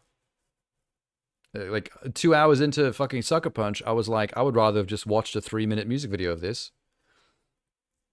Many documentaries struggle filling 90 minutes and not being biased. Two different problems there, but, you know, depends on the documentary. The West Memphis 3, what was it called? Those teenagers in West Memphis that were goth kids that were accused of those killings. That's a very good series of documentaries. It's such a long documentary that it's in 3 parts. It's essentially 3 documentaries that are all film length that you have to watch back to back. But if you put them all together as one massive documentary that's the length of 3 movies, it's very good. Like, it actually does fill the time because there's a lot to talk about, and it covers a couple of decades worth of content. Because that issue went on for a while. Like, those kids went to prison, more information and evidence came out that singled out some older adults potentially related to some of the teenagers that may have done the killings and pinned it on them because they're goth kids that everyone was scared of. They thought these kids were like Satanists and stuff. It goes off, and there's so much interesting stuff about that case. It's a great documentary. There's also a film. There's a movie version of it with like Reese Witherspoon and shit in it, which I haven't seen that one, but that's how famous that incident was. But I would watch the docos, if anything, if you like that kind of stuff. Oh, wait, maybe I shouldn't close that. I kind of want to send that trailer to people. It's worth it. Yeah, I'm going to keep it. Let me keep that open in the tab so I can send it to some friends, because that's amazing. That's one of the best trailers I've seen for anything in a long time. Gotta be honest. Whew. I really hope that movie's good. I would hate for it to not live up to the hype. Trailer hype is scary. It's dangerous. I should wrap it up soon, I think. Before I do, there's another big trailer that I probably should do before I leave. Fairly massive trailer. Probably the biggest thing that's come out in the last couple of weeks. Thunderbolts. The Thunderbolts Asterix trailer came out. I don't know what the deal with the Asterix is. It is now officially part of the title. Marvel Studios Thunderbolts. Little asterisk symbol next to the S. I haven't seen anyone explain that to me yet. And how is this a teaser trailer that goes for 3.5 minutes? That is long for a teaser. What the fuck? I follow US Supreme Court rulings. I do like a good courtroom documentary. You may recognize the West Memphis case then. Like, me just explaining it might not ring any bells, but once you start looking into it, you might be like, oh, that. It is a pretty huge, like famous incident that's been covered in many different ways. Na na na na na na na. Hey, that Superman music is stuck in my head. I want to watch the Thunderbolts, but I can't stop thinking about Christopher Reeves. My heart is so broken. Oh, God. I spent so much time wiping tears in my eyes coming out the end of that trailer. Thank you for sharing recent news. You didn't watch trailers. I like to keep up with everything. I don't always get to watch all the things I keep up with, but I like to have my finger on the pulse at least of what's happening in pop culture when it comes to games and movies. It is difficult to keep up with gaming and films, though, because the more games you keep up with, the less time you have to watch films. And the more films you watch, the less time you have to play games. It's a bit of a nightmare. It's why I don't watch anime anymore. When I was younger, at university, me and some friends used to watch plenty of anime. I had a friend who pirated them all, and he would give me burnt DVDs of the most recent stuff. You know, like One Piece and Naruto, and that's how I saw a bit of Bleach. A couple other things. And then I started buying box sets to put on my shelf. I've got a bit of an anime collection going a little while back. You know, like Full Metal Alchemist, Ghost in the Shell, those kind of box sets. It's just there was a certain point in my young adult life coming out of uni and starting to work and then going to film school where you can't do everything that you want to do. I can't keep up with all the TV shows, movies, video games, anime. God forbid if you were the kind of person who wants to keep up on music as well, or if you actually read books. I used to read books when I was a kid. I haven't read a book in so long. I just don't have the time for everything. So basically it became like mostly games and then movies when I can fit them in with the occasional TV show. And I haven't had time to watch an anime in like, I don't know, 15 years? Yeah, slightly over 15 years. It's probably the last time I properly watched anime, which is kind of sad because I used to like it quite a bit. I was never very weeby, but it did occur to me, I saw some pretty decent adult anime dramas that made me realize that regardless of the genre or the form, there's great storytelling everywhere. I've seen some animes that were such good stories that they rivaled any live action show or film that I'd seen. And I was like, why isn't the West making more stuff like this? And I'm not talking about stuff like Pokemon or Naruto. I'm talking about like, there are like one-off like anime, like adult anime films, just like a 2-hour film, just like a thriller or a drama or whatever, that are like peak storytelling. And are very creative in how the stories are told. There's an anime called Monster that I was fascinated with at one point. That was literally about a doctor, a surgeon, who gets confronted with a moral, ethical dilemma where this poor kid off the street needs like a heart transplant or something. And then they bring in this rich guy who like, you know, has all these ties to stuff and that. And he has to make the ethical choice. Everyone is trying to force him to save the rich guy who has like all this money tied into the hospital or whatever. And this poor kid off the street who has nothing, but was there technically first. And whoever he treats, well, there's not enough hearts to go around, so the person will die. And he ends up doing the right thing and saving the kid and not the rich dude. And he loses all his respect in his profession for it. He ends up like being like a disgraced doctor or whatever. Like, you know, the system kicks him out because, you know, everything's always about money. And then you fast forward like 20 years later in his life, and he catches wind of a serial killing situation that's going on. And it turns out that the kid that he saved that destroyed his career grew up to be a serial killer who is now fucking with him, who is sending him information to give him hints as to his crimes. And he starts to investigate. Like, so it's essentially like a detective show, except he's just an old disgraced doctor. He's not a detective or a cop, but he starts to look into the killings because the killer is feeding him information because he wants him to, you know, he wants something. It's a mystery, but he wants him involved.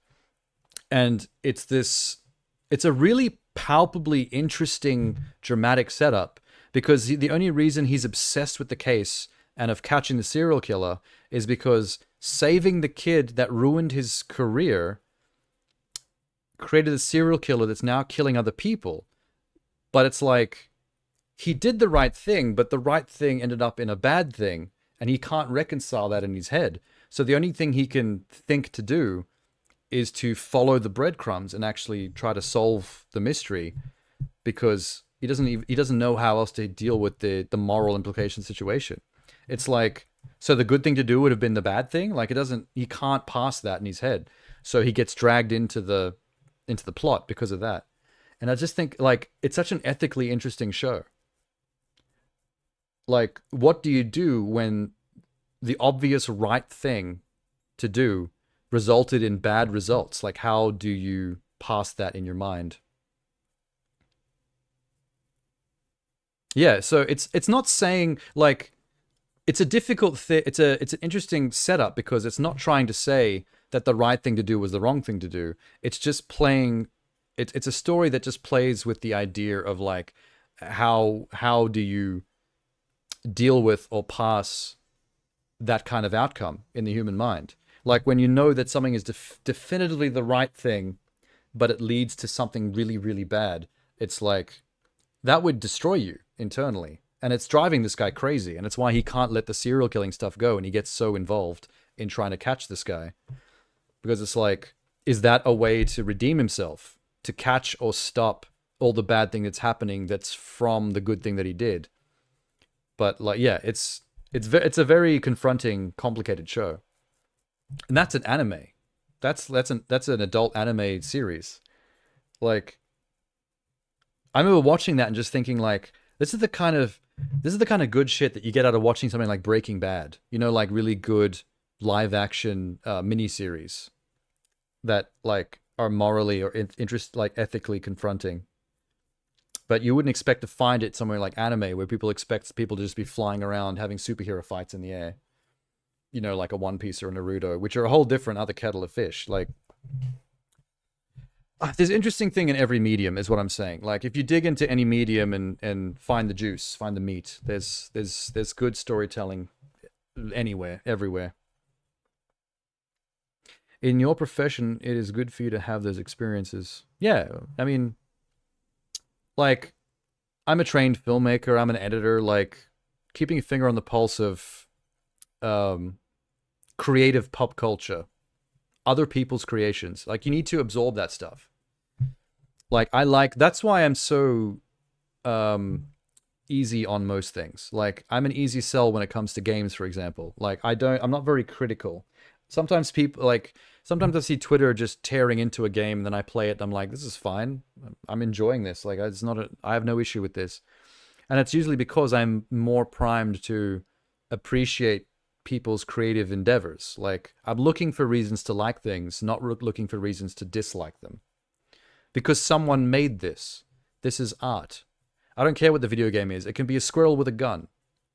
Like, it's silly, but this is something someone made, they put effort into, and now I'm experiencing it. Like, I want to find the things to enjoy. Oh, hi, Tenor. Oh, we just finished crying over the Christopher Reeve documentary trailer. My eyes legit were leaking. I was wiping tears. It was very impactful. And now we're going to watch Thunderbolts. The Thunderbolts teaser is out. I say teaser with air quotes because it's 3.5 fucking minutes. Which is very not teaser. That's like longer than most trailers. It's much easier for people to find what to hate than what to praise. Well, in the online culture, like YouTube comments and Twitter and stuff, hate sells. Hate is the moneymaker. Every grifter on YouTube is whining about every other movie or video game being woke or forced DEI, because hating things is the thing that gets you clicks, is the thing that makes you your money. If The Quartering or Geeks Plus Gamers or Critical Drinker make a video about how much they liked some game and it being fun, they would not get any clicks. They wouldn't make any money. If they make a video about how woke the Snow White trailer is and how much they hate Rachel Zegler and how much she's, they think she's a piece of shit or whatever, then they make like 5 figures that month through YouTube clicks.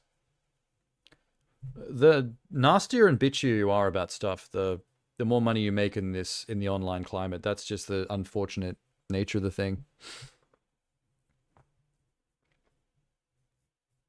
You keep forgetting to say the asterisks and Thunderbolts. I don't know what to make of the asterisks. I don't know what they're implying by that. All right, let's watch it. Let's do the thing. I click leave on. Oh, whoa, it just restarted itself. Leave on porch. Yelena's got an interesting new hairstyle. To DoorDash HQ. Alexi, it's me. Open up. Milena? Red Guardian has more tattoos than I thought he would. Then again, he did spend a lot of time in a Russian prison. Hi, Dad. Sorry about the wait. It was an important call. Highly classified. Lot of work, Is that the guitar riff from Pixies' Where Is My Mind? You feel fulfilled? I can just hear it on the soundtrack. Oh, yeah, so full, so filled. But why do you ask this? What brings you here? Ooh. The yellow and black. There's something wrong with me. Oh my God, the Pixies. Emptiness. I'm just drifting, and I don't have purpose. Hey, I Walker thought is throwing myself into going work through was it. The answer. Yeah, I forgot she was a Black Widow. She's gonna be doing some pretty bad jobs. Yep, murdering everybody. What a good song choice. This is like one of my favorite songs ever. I'm gonna be biased about this trailer. I'm sorry. Shoot first, ask questions later. Taskmaster's here. Ghost is here.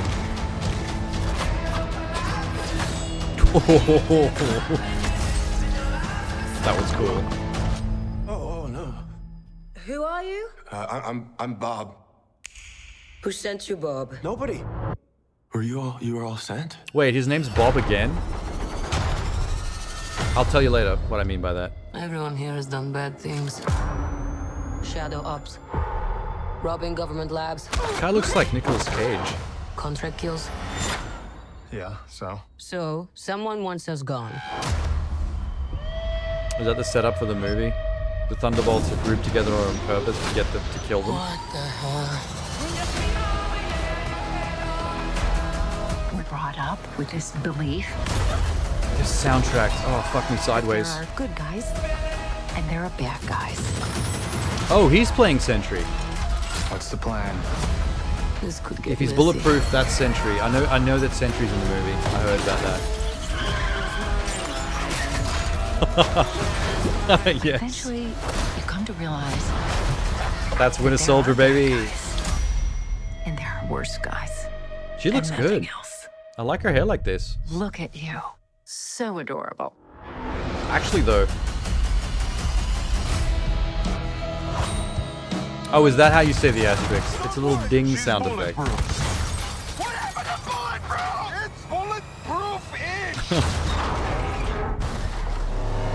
Hey, Winter Soldier.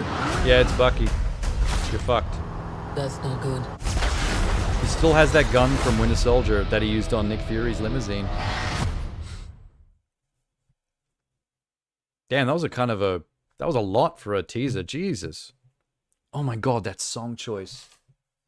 Where Is My Mind by the Pixies, but like an orchestral movie trailer version of it. I need to download that. I need that song. I need to listen to that while I'm walking to McDonald's at like 12 o'clock at night. Down a lonely street. Moody. Okay. The reason I said he's Bob again is because that's the actor that played Bob in Top Gun Maverick. His name was also Bob in that movie. He's double Bob. Bob is the strongest Marvel hero? Yeah, I believe he's playing Sentry in the movie. There's a couple of hints towards Sentry in that. Not just the scene where he's standing there tanking bullets. And you can see the bullet holes on his hospital gown as well. The Sentry symbol was towards the end. Hang on. Let me switch screens real quick. Right at the end here, we see the Sentry symbol in like a belt buckle. There. That's Sentry, right? That rings a bell. I only have so much comic book knowledge to actually use with this, but I think that looks like the Sentry symbol to me. So this is some kind of science facility where they've created Sentry, I'm guessing. They've all broken into here for a reason. Maybe it has to do with him. And I think they're too late. Because Sentry is kind of crazy. He's like insane Superman. He's a schizophrenic Superman because he's a junkie. He was into drugs and stuff. You distracted right off the trailer ended? Oh, like you got a phone call or something? Yeah, like he was a Marvel's retired Superman. No, he's Marvel's insane Superman. He's crazy. He's a crazy motherfucker. He's like schizophrenic. He's a junkie. He was like a homeless street junkie looking for his next fix. And I think he gets involved in the experimental shit because he's trying to make crack money. And then they accidentally turn him into Sentry. And he's kind of nuts. He's schizophrenic personality bullshit going on. So I think this is the lab where they made him, and I hope they keep that part of. I don't recall Sentry as a hero through cultural osmosis. I don't read comics.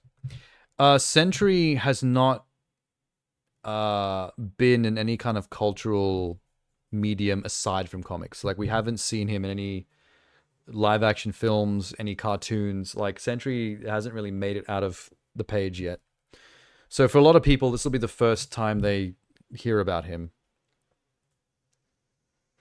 When Hulk conquered Earth, the one who stopped him was Sentry. Yeah, I think the quote is he's got like the power of 1,000 suns or something. Like, he is very, very overpowered. The only downside to Sentry, like, everyone has a downside. Clark Kent's is kryptonite. So his personality is perfect. His powers are perfect. But there's this one random object that is the one weakness of Superman, which is a little boring. Sentry's is more interesting. His weakness is him.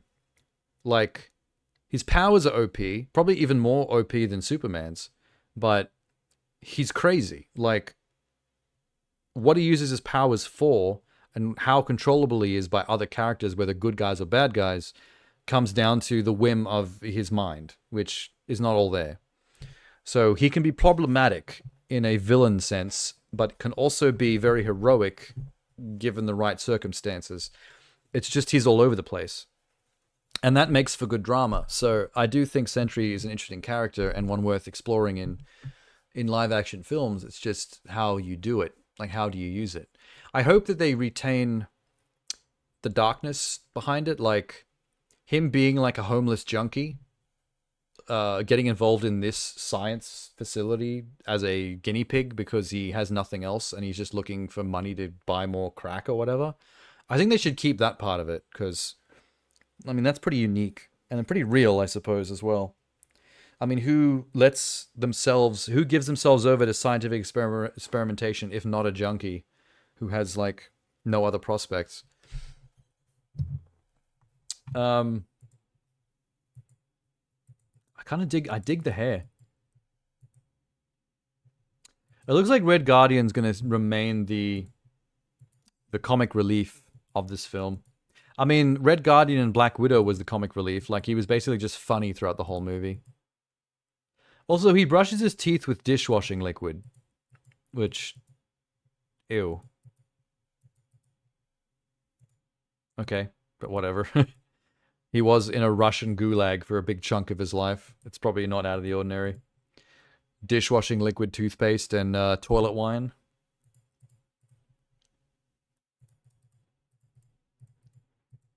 There's a really good shot in an elevator coming up when she says, "There's something wrong with me," as the pixies. This one, I love this shot. Damn, she looks good here. I love that line as well. "There's something wrong with me." As in, there's something missing in her life and she doesn't know what to do with herself. A feeling a lot of people feel. You like that they return back people who were one-time only characters like Walker and Ghost. Walker wasn't intended to be a one-time character.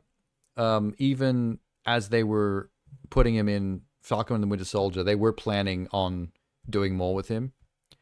Because, what's her name? Elaine from Seinfeld. Madam Hydra, whatever you want to call her. Like, his entire use in that show was just to be able to set him up so that she could grab him to form her Thunderbolt team. So they always had plans for Walker. Ghost and Taskmaster were definitely one-offs. They were one-off villains that are being brought back for this, which is good. Red Guardian, I'm not sure. I feel like Red Guardian was also kind of a one-off in Black Widow. I don't think they ever planned to do anything specific with him, but I'm glad they found something to do with him. Bucky's an interesting one in this, though. Bucky kind of isn't in most of this trailer except for this first bit initially. They tease him here, checking out some court case, but then he's not part of the team until later in the trailer. Like, he's not part of that initial group in that room that tries to kill them off. It looks like Walker has a mixed race baby. I didn't know that. Probably cameo. Oh, well, no. Bucky is part of the team. It's just that it doesn't look like he becomes part of the team the same way as the others. Like, the others seem to form initially as a group that are trying to be killed. That they're trying to kill off. And I think Bucky joins them later. Because I think maybe he's one of the people employed to try to kill them initially. And then somehow he gets roped into helping them. So he'll be a little bit of an outlier, I think. Initially, for the first half of the movie. What's he reading? Oh my god, we can actually read this. Hang on. The John Walker story, Fall of a Hero. Few have fallen farther from grace than the putative heir to the mantle of Captain America, John Walker. Not long ago, Walker was thrust into the limelight, the people's consciousness, with all the fanfare Washington could muster. The story of what went wrong starts long before his unveiling just a few short years ago. While no one could doubt that the boots of Steve Rogers were big ones to fill by any man's standards, Walker did seem to fit the bill. A decorated combat veteran from the Army Reserve, Walker, and then it just cuts off. We can't see the rest. Well, that's neat. I thought he was a bit of a dick, but I do feel for him a little bit. What happened to him and how he's dealing with it looks kind of tragic. He did sort himself out by the end of that show, though. Like, by the final episode, he's already doing the right thing. I just realized something. Florence Pugh is carrying a guinea pig in this shot. She has a guinea pig in her left hand. I think she's blowing up an animal testing lab. That's one way you get viewers on the side of a domestic terrorist. If you need her to do Black Widow work and like kill people or blow up government buildings, that's pretty villainous shit. But the way you keep people on side with her is you make sure that the job she's taking seem benevolent. Like, if she's blowing up a scientific lab that's testing illegally on animals and is like saving a guinea pig, then all good. Doesn't matter who she kills in that lab. We are down for it. We are down for saving animals. It's a bit have your cake and eat it too, but whatever. She's definitely murdering a shitload of people in that lab. That guy gets plugged. And that guy gets plugged. Double kill. I have a feeling that this scene here is going to be the best scene in the movie. When the group officially meet and all fight each other.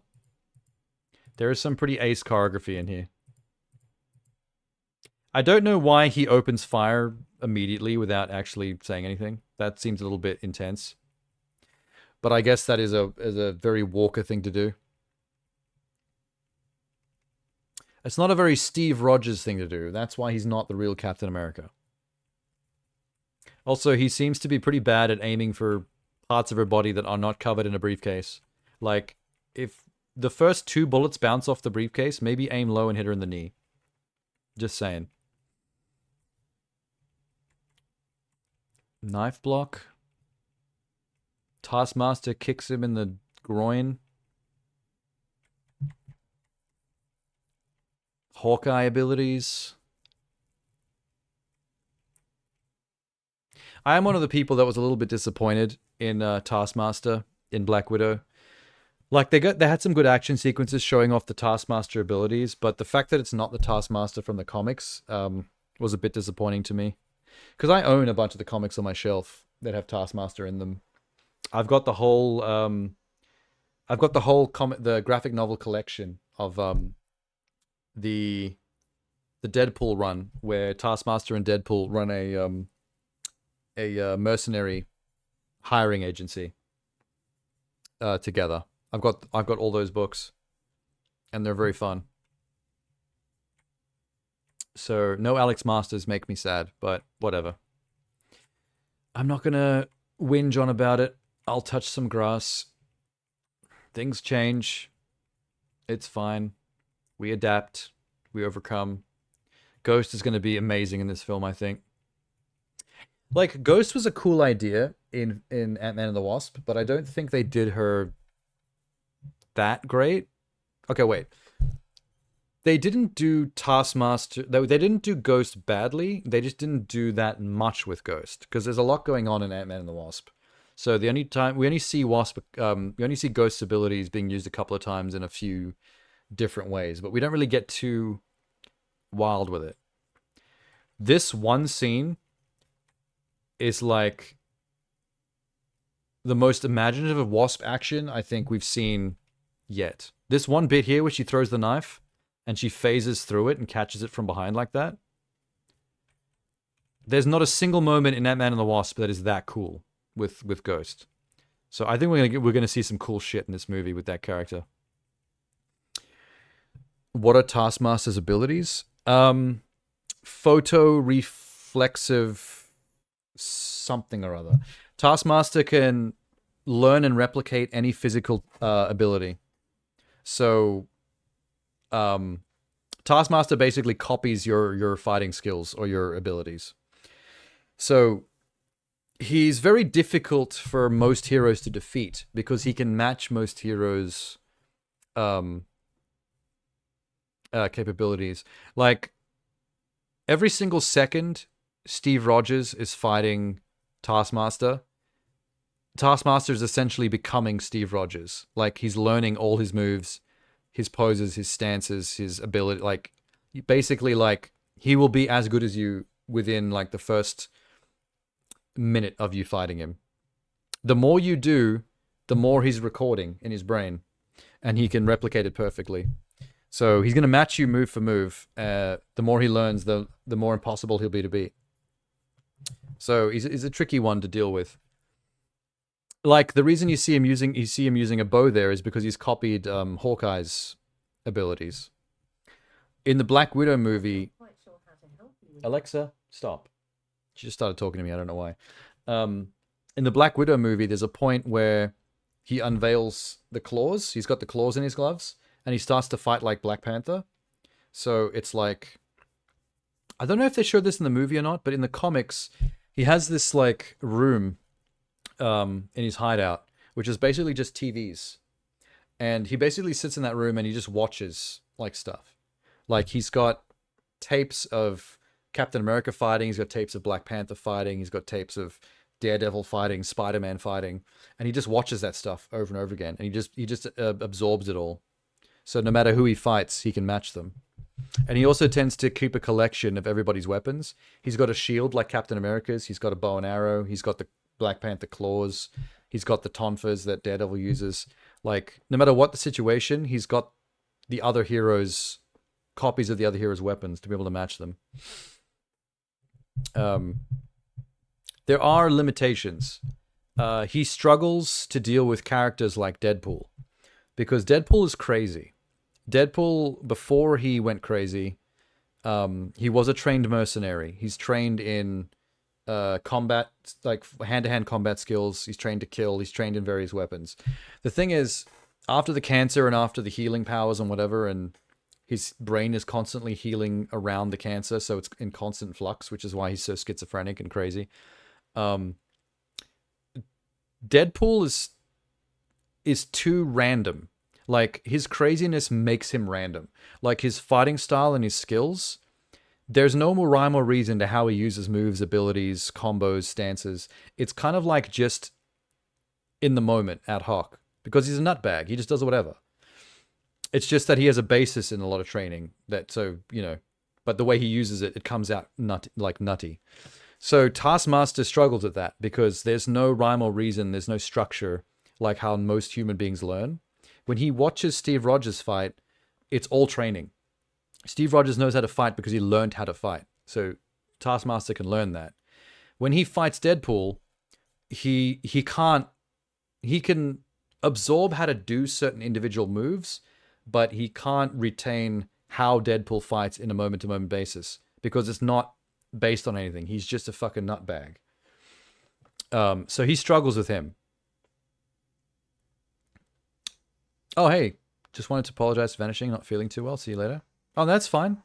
Oh, wait, you've got a I just noticed you have a gem next to your name now.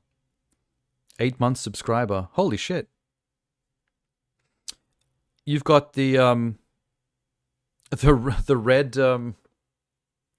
Chaos Emerald. I didn't realize you had subs for that long, Elizabeth. We don't get to see Minx's sub thing because she is a founder subscriber. Fancy, fancy. Minx looks after me. She does too. That's something I added recently. I don't know if you'd seen that yet, Elizabeth. I added bit badges and I added sub badges as well. I hadn't done that for the longest time, but now I've got them. That's why you can see a turd next to Tenna's name. There is a light blue bit shit next to Tenna's name because of because he's given 100 bits. Nearly 2 years. Yes. Well, mine's more like 3.5, so I beat you.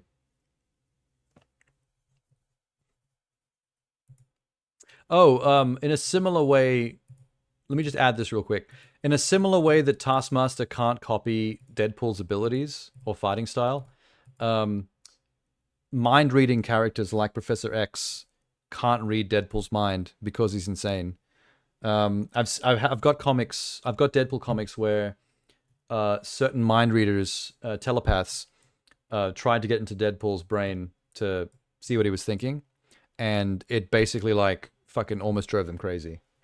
Like they went in there and they immediately came back out like screaming because it's just madness in there. So he's kind of immune to telepaths as well because otherwise they're going to hurt themselves if they go in there. It's going to be all Mickey Mouse cartoons and static and weird shit and pornography. Hey, it's Bob. It's such a weird coincidence that his name is Bob in both this movie and Top Gun. Florence Pugh. Also, spoiler, Ghost has her mask removed at some point during this fight scene because she's maskless during this conversation. But I guess Taskmaster didn't. Actually, Taskmaster is gone. Wait a minute. What the fuck? What is happening in this movie?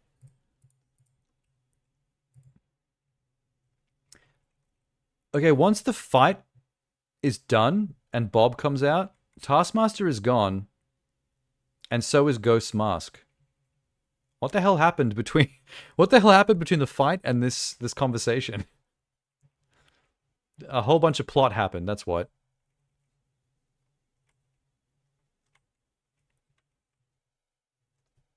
Deadpool is aware of the MCU. That would be horrifying for Telepath. I mean, yeah, but that's a small part of it. Like, Deadpool's mind in general is horrifying to a telepath because it's actually insane. It's erratic. There's nothing in there for you to grasp hold of. It's just pure madness. So, anytime I've ever seen a telepath in the comic book try to mind read him, they've always come out screaming.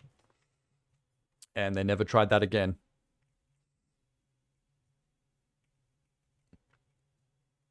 He is a broken man, as they'd say. I'm guessing these things in the ceiling are supposed to shoot out fire. Where are they? That's the Black Ops says he attacked the lab. Then she's assassinating someone.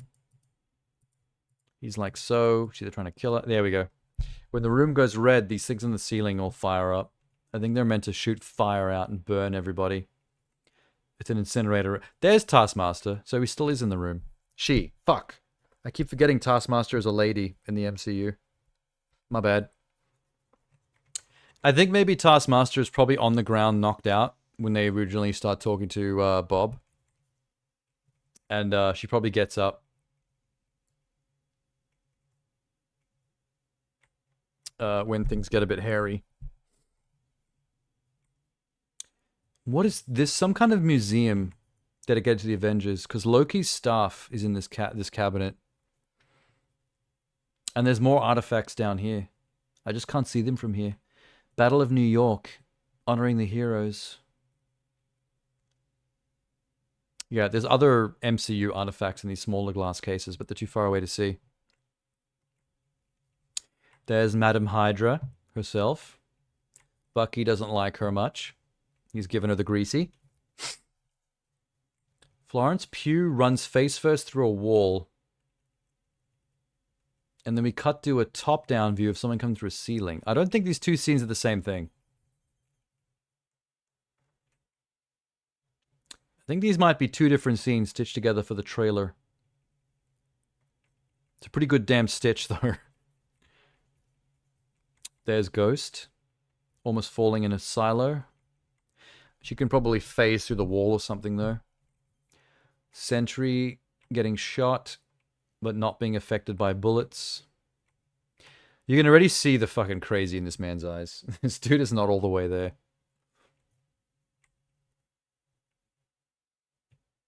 Careful. Bucky dishwashing his arm. Relatable.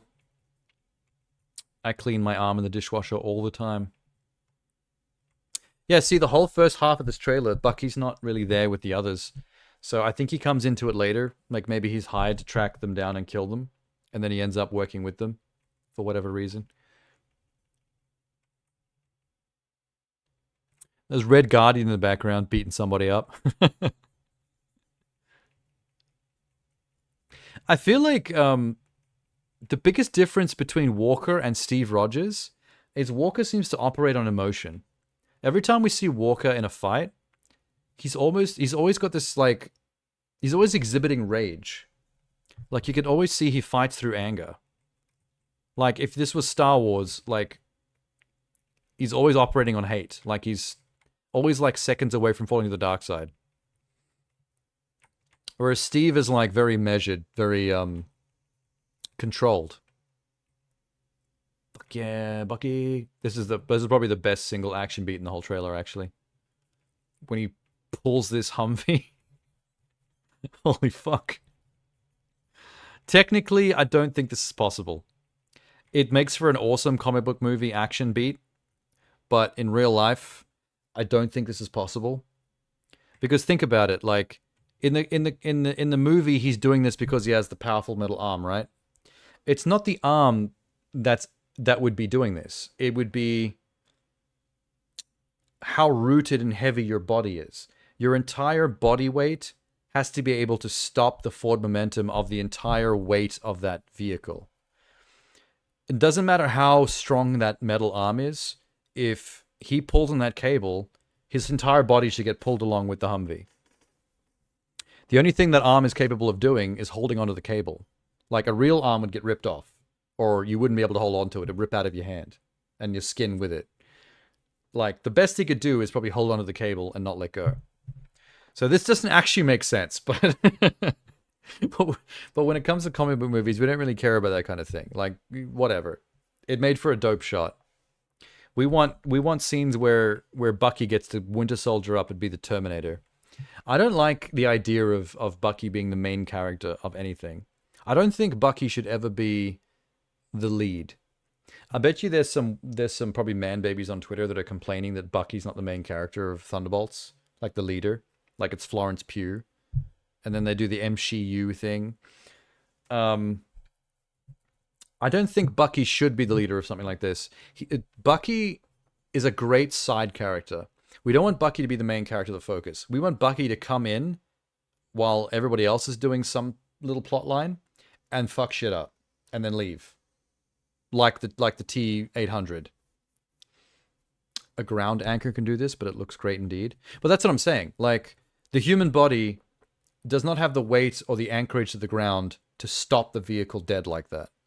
The arm would make no difference. If he had two metal arms, one of them holding onto the cable and the other one punched into the ground to anchor himself, maybe that.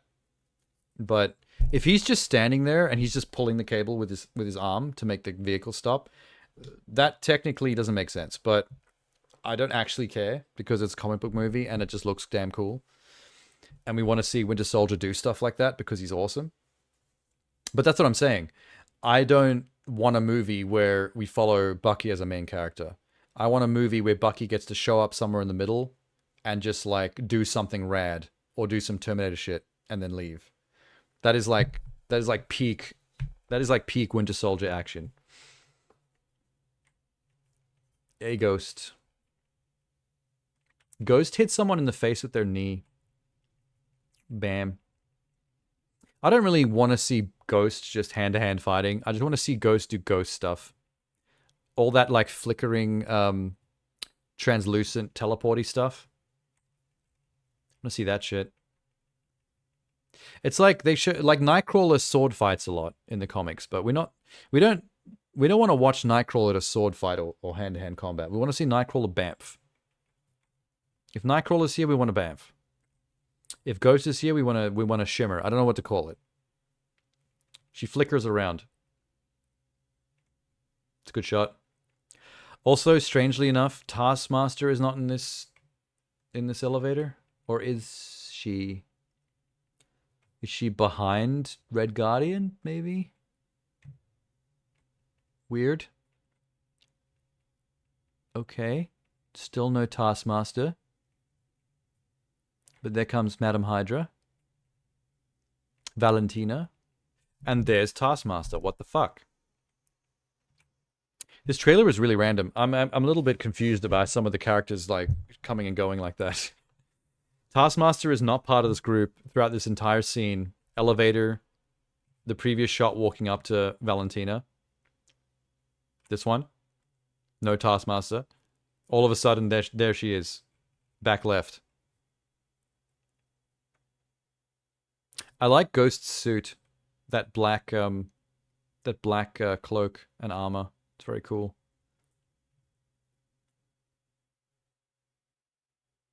Noise. Oh, wait, listen for the asterisks. Ready? Hang on. This is how you're supposed to say the asterisks. Ding! Don't worry, she's bulletproof. It's not bulletproof. He must block with the shield.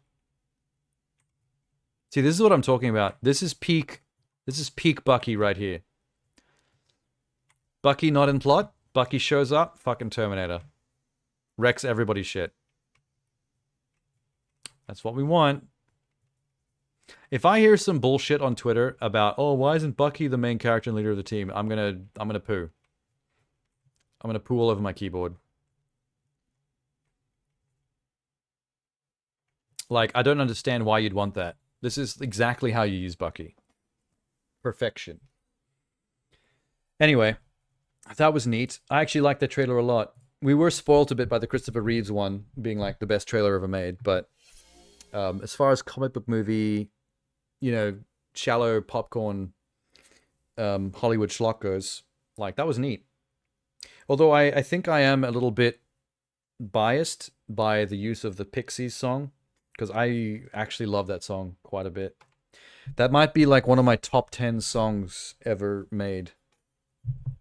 If I had to make a top 10 list of like my favorite songs ever, I actually think that Where Is My Mind by the Pixies might be on that list. So I'm a sucker for how they used that song in that trailer. I should try watching the trailer with the song removed and see if I feel the same way about it. Because I feel like I might have been tricked into liking that by how good the music was. Okay. Okay. Top 3 things about the Thunderbolts trailer. Where's My Mind by the Pixies? Number 1. Number 2. Bucky doing the flipping the car thing. As unrealistic as it is, looked dope. Number 3. That little fight scene in the trap room where Ghost shimmers through the knife and catches it. There you go. Top 3 moments, Thunderbolts trailer. Make a list. Make a YouTube thumbnail. I actually should start putting things on YouTube, eh? I haven't done that in a long time. I don't have enough time, man. I don't have enough time in the day to do all this stuff. I want to do so much stuff on YouTube. I have a song. I was making a song as a joke that I was going to put on YouTube, and I haven't actually finished doing that. I should go back and do that more. It's silly. I'm no musician or a singer, but I do think making funny musical things sometimes is really entertaining. I enjoy doing it. I've only ever done one and put it on YouTube, and that was a parody of Eye of the Tiger but about hot sauce, as if it was sung by a redneck from South Park. That's kind of the voice that I do in. But I want to do more stuff like that. It's so much fun doing stuff like that. Actually creative things. It's so good. Anyway, that was heaps. 5 hours and 40 minutes. I keep thinking I'm gonna go back to doing 3 to 4 hour Sunday chill streams, and then they end up going for 5 to 6 hours, and I'm like, don't do long ones like that. It gets too exhausting. When you react to too much content in one long period, you start to slow down mentally. Your brain gets tired of like reacting to thing after thing after thing. And then you stop caring. You get a little bit blasé. I haven't used the word blasé in ages. It's a good word. I think Jay would like that word. I'm going to ask Jay how he feels about blasé when he wakes up. That rhymed, buzz. Okay. I'm going to take off. I got to finish Loop Hero still, but next week is the start of October, yeah? Yep, we're 2 days away from October. That means I need to start working out where I'm going to fit some horror games over October. We've got to start working out some ideas. I will still be looking at what the Game Pass leaving for every 2 weeks is and work around that, but I got a few things to go on. I might try and do a Penumbra marathon, play all the Numbra games made by the people that made Amnesia, their older series. Because I own that on Steam now. I don't know when I got it, but I do have the collection on Steam, which is neat. There's a couple of Game Pass ones I'd like to play. Callisto Protocol is an obvious choice. That's one of the newer ones I could do. What was it called? What Lies Beneath or something? The first-person horror game that's set on the oil rig. It came out a couple of months ago. That's on Game Pass. That's another one I could do, but that might be an only one-night stream. I think that game's short. I also own Little Nightmares 1. I got that on Games with Gold at one point, I think. But I don't have number 2, which is sad. If I play 1, I think I'll want to play 2 as well, like on the next stream after that. So maybe I'll hang on to that one until I can get 2 one day.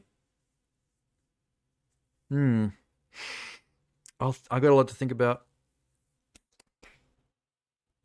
Yes. I need to put a one stream game on Wednesday. Because Loot Hero will end Monday. Tuesday is my day off. And then Wednesday I'll still be waiting for the new Game Pass contract stuff to come out to know what is leaving. So in the meantime, I'll have to put a one-night stream game on Wednesday. So I might look at what short horror games are available, so we can kick off October with like a one-off horror, a one-night horror experience. Something quick. Maybe the oil rig one. I'll see. I'll see what ideas there are out there. All right. Good night. Good to see you, unlicensed streamer. Holy Grail is a horrific bunny. The Beast. You will recall his name is The Beast. Oh, I still have the Holy Grail game on my desktop. I just haven't solved the virtual computer thing yet. But that's the plan. When I've got some time one night, I'm going to look into how to do the virtual computer thing so that I can actually play that. I might look into what other games I might be able to get a vaporware file for, so that I'm not just using the virtual PC to play that one game. Maybe I can find some other games I can play with it. Some older stuff that I always missed out on when I was younger. There's plenty of vaporware out there. Forgotten software. Like Holy Grail. I do know there's another Monty Python one. What was it called? Monty Python's Terrible Waste of Time or something?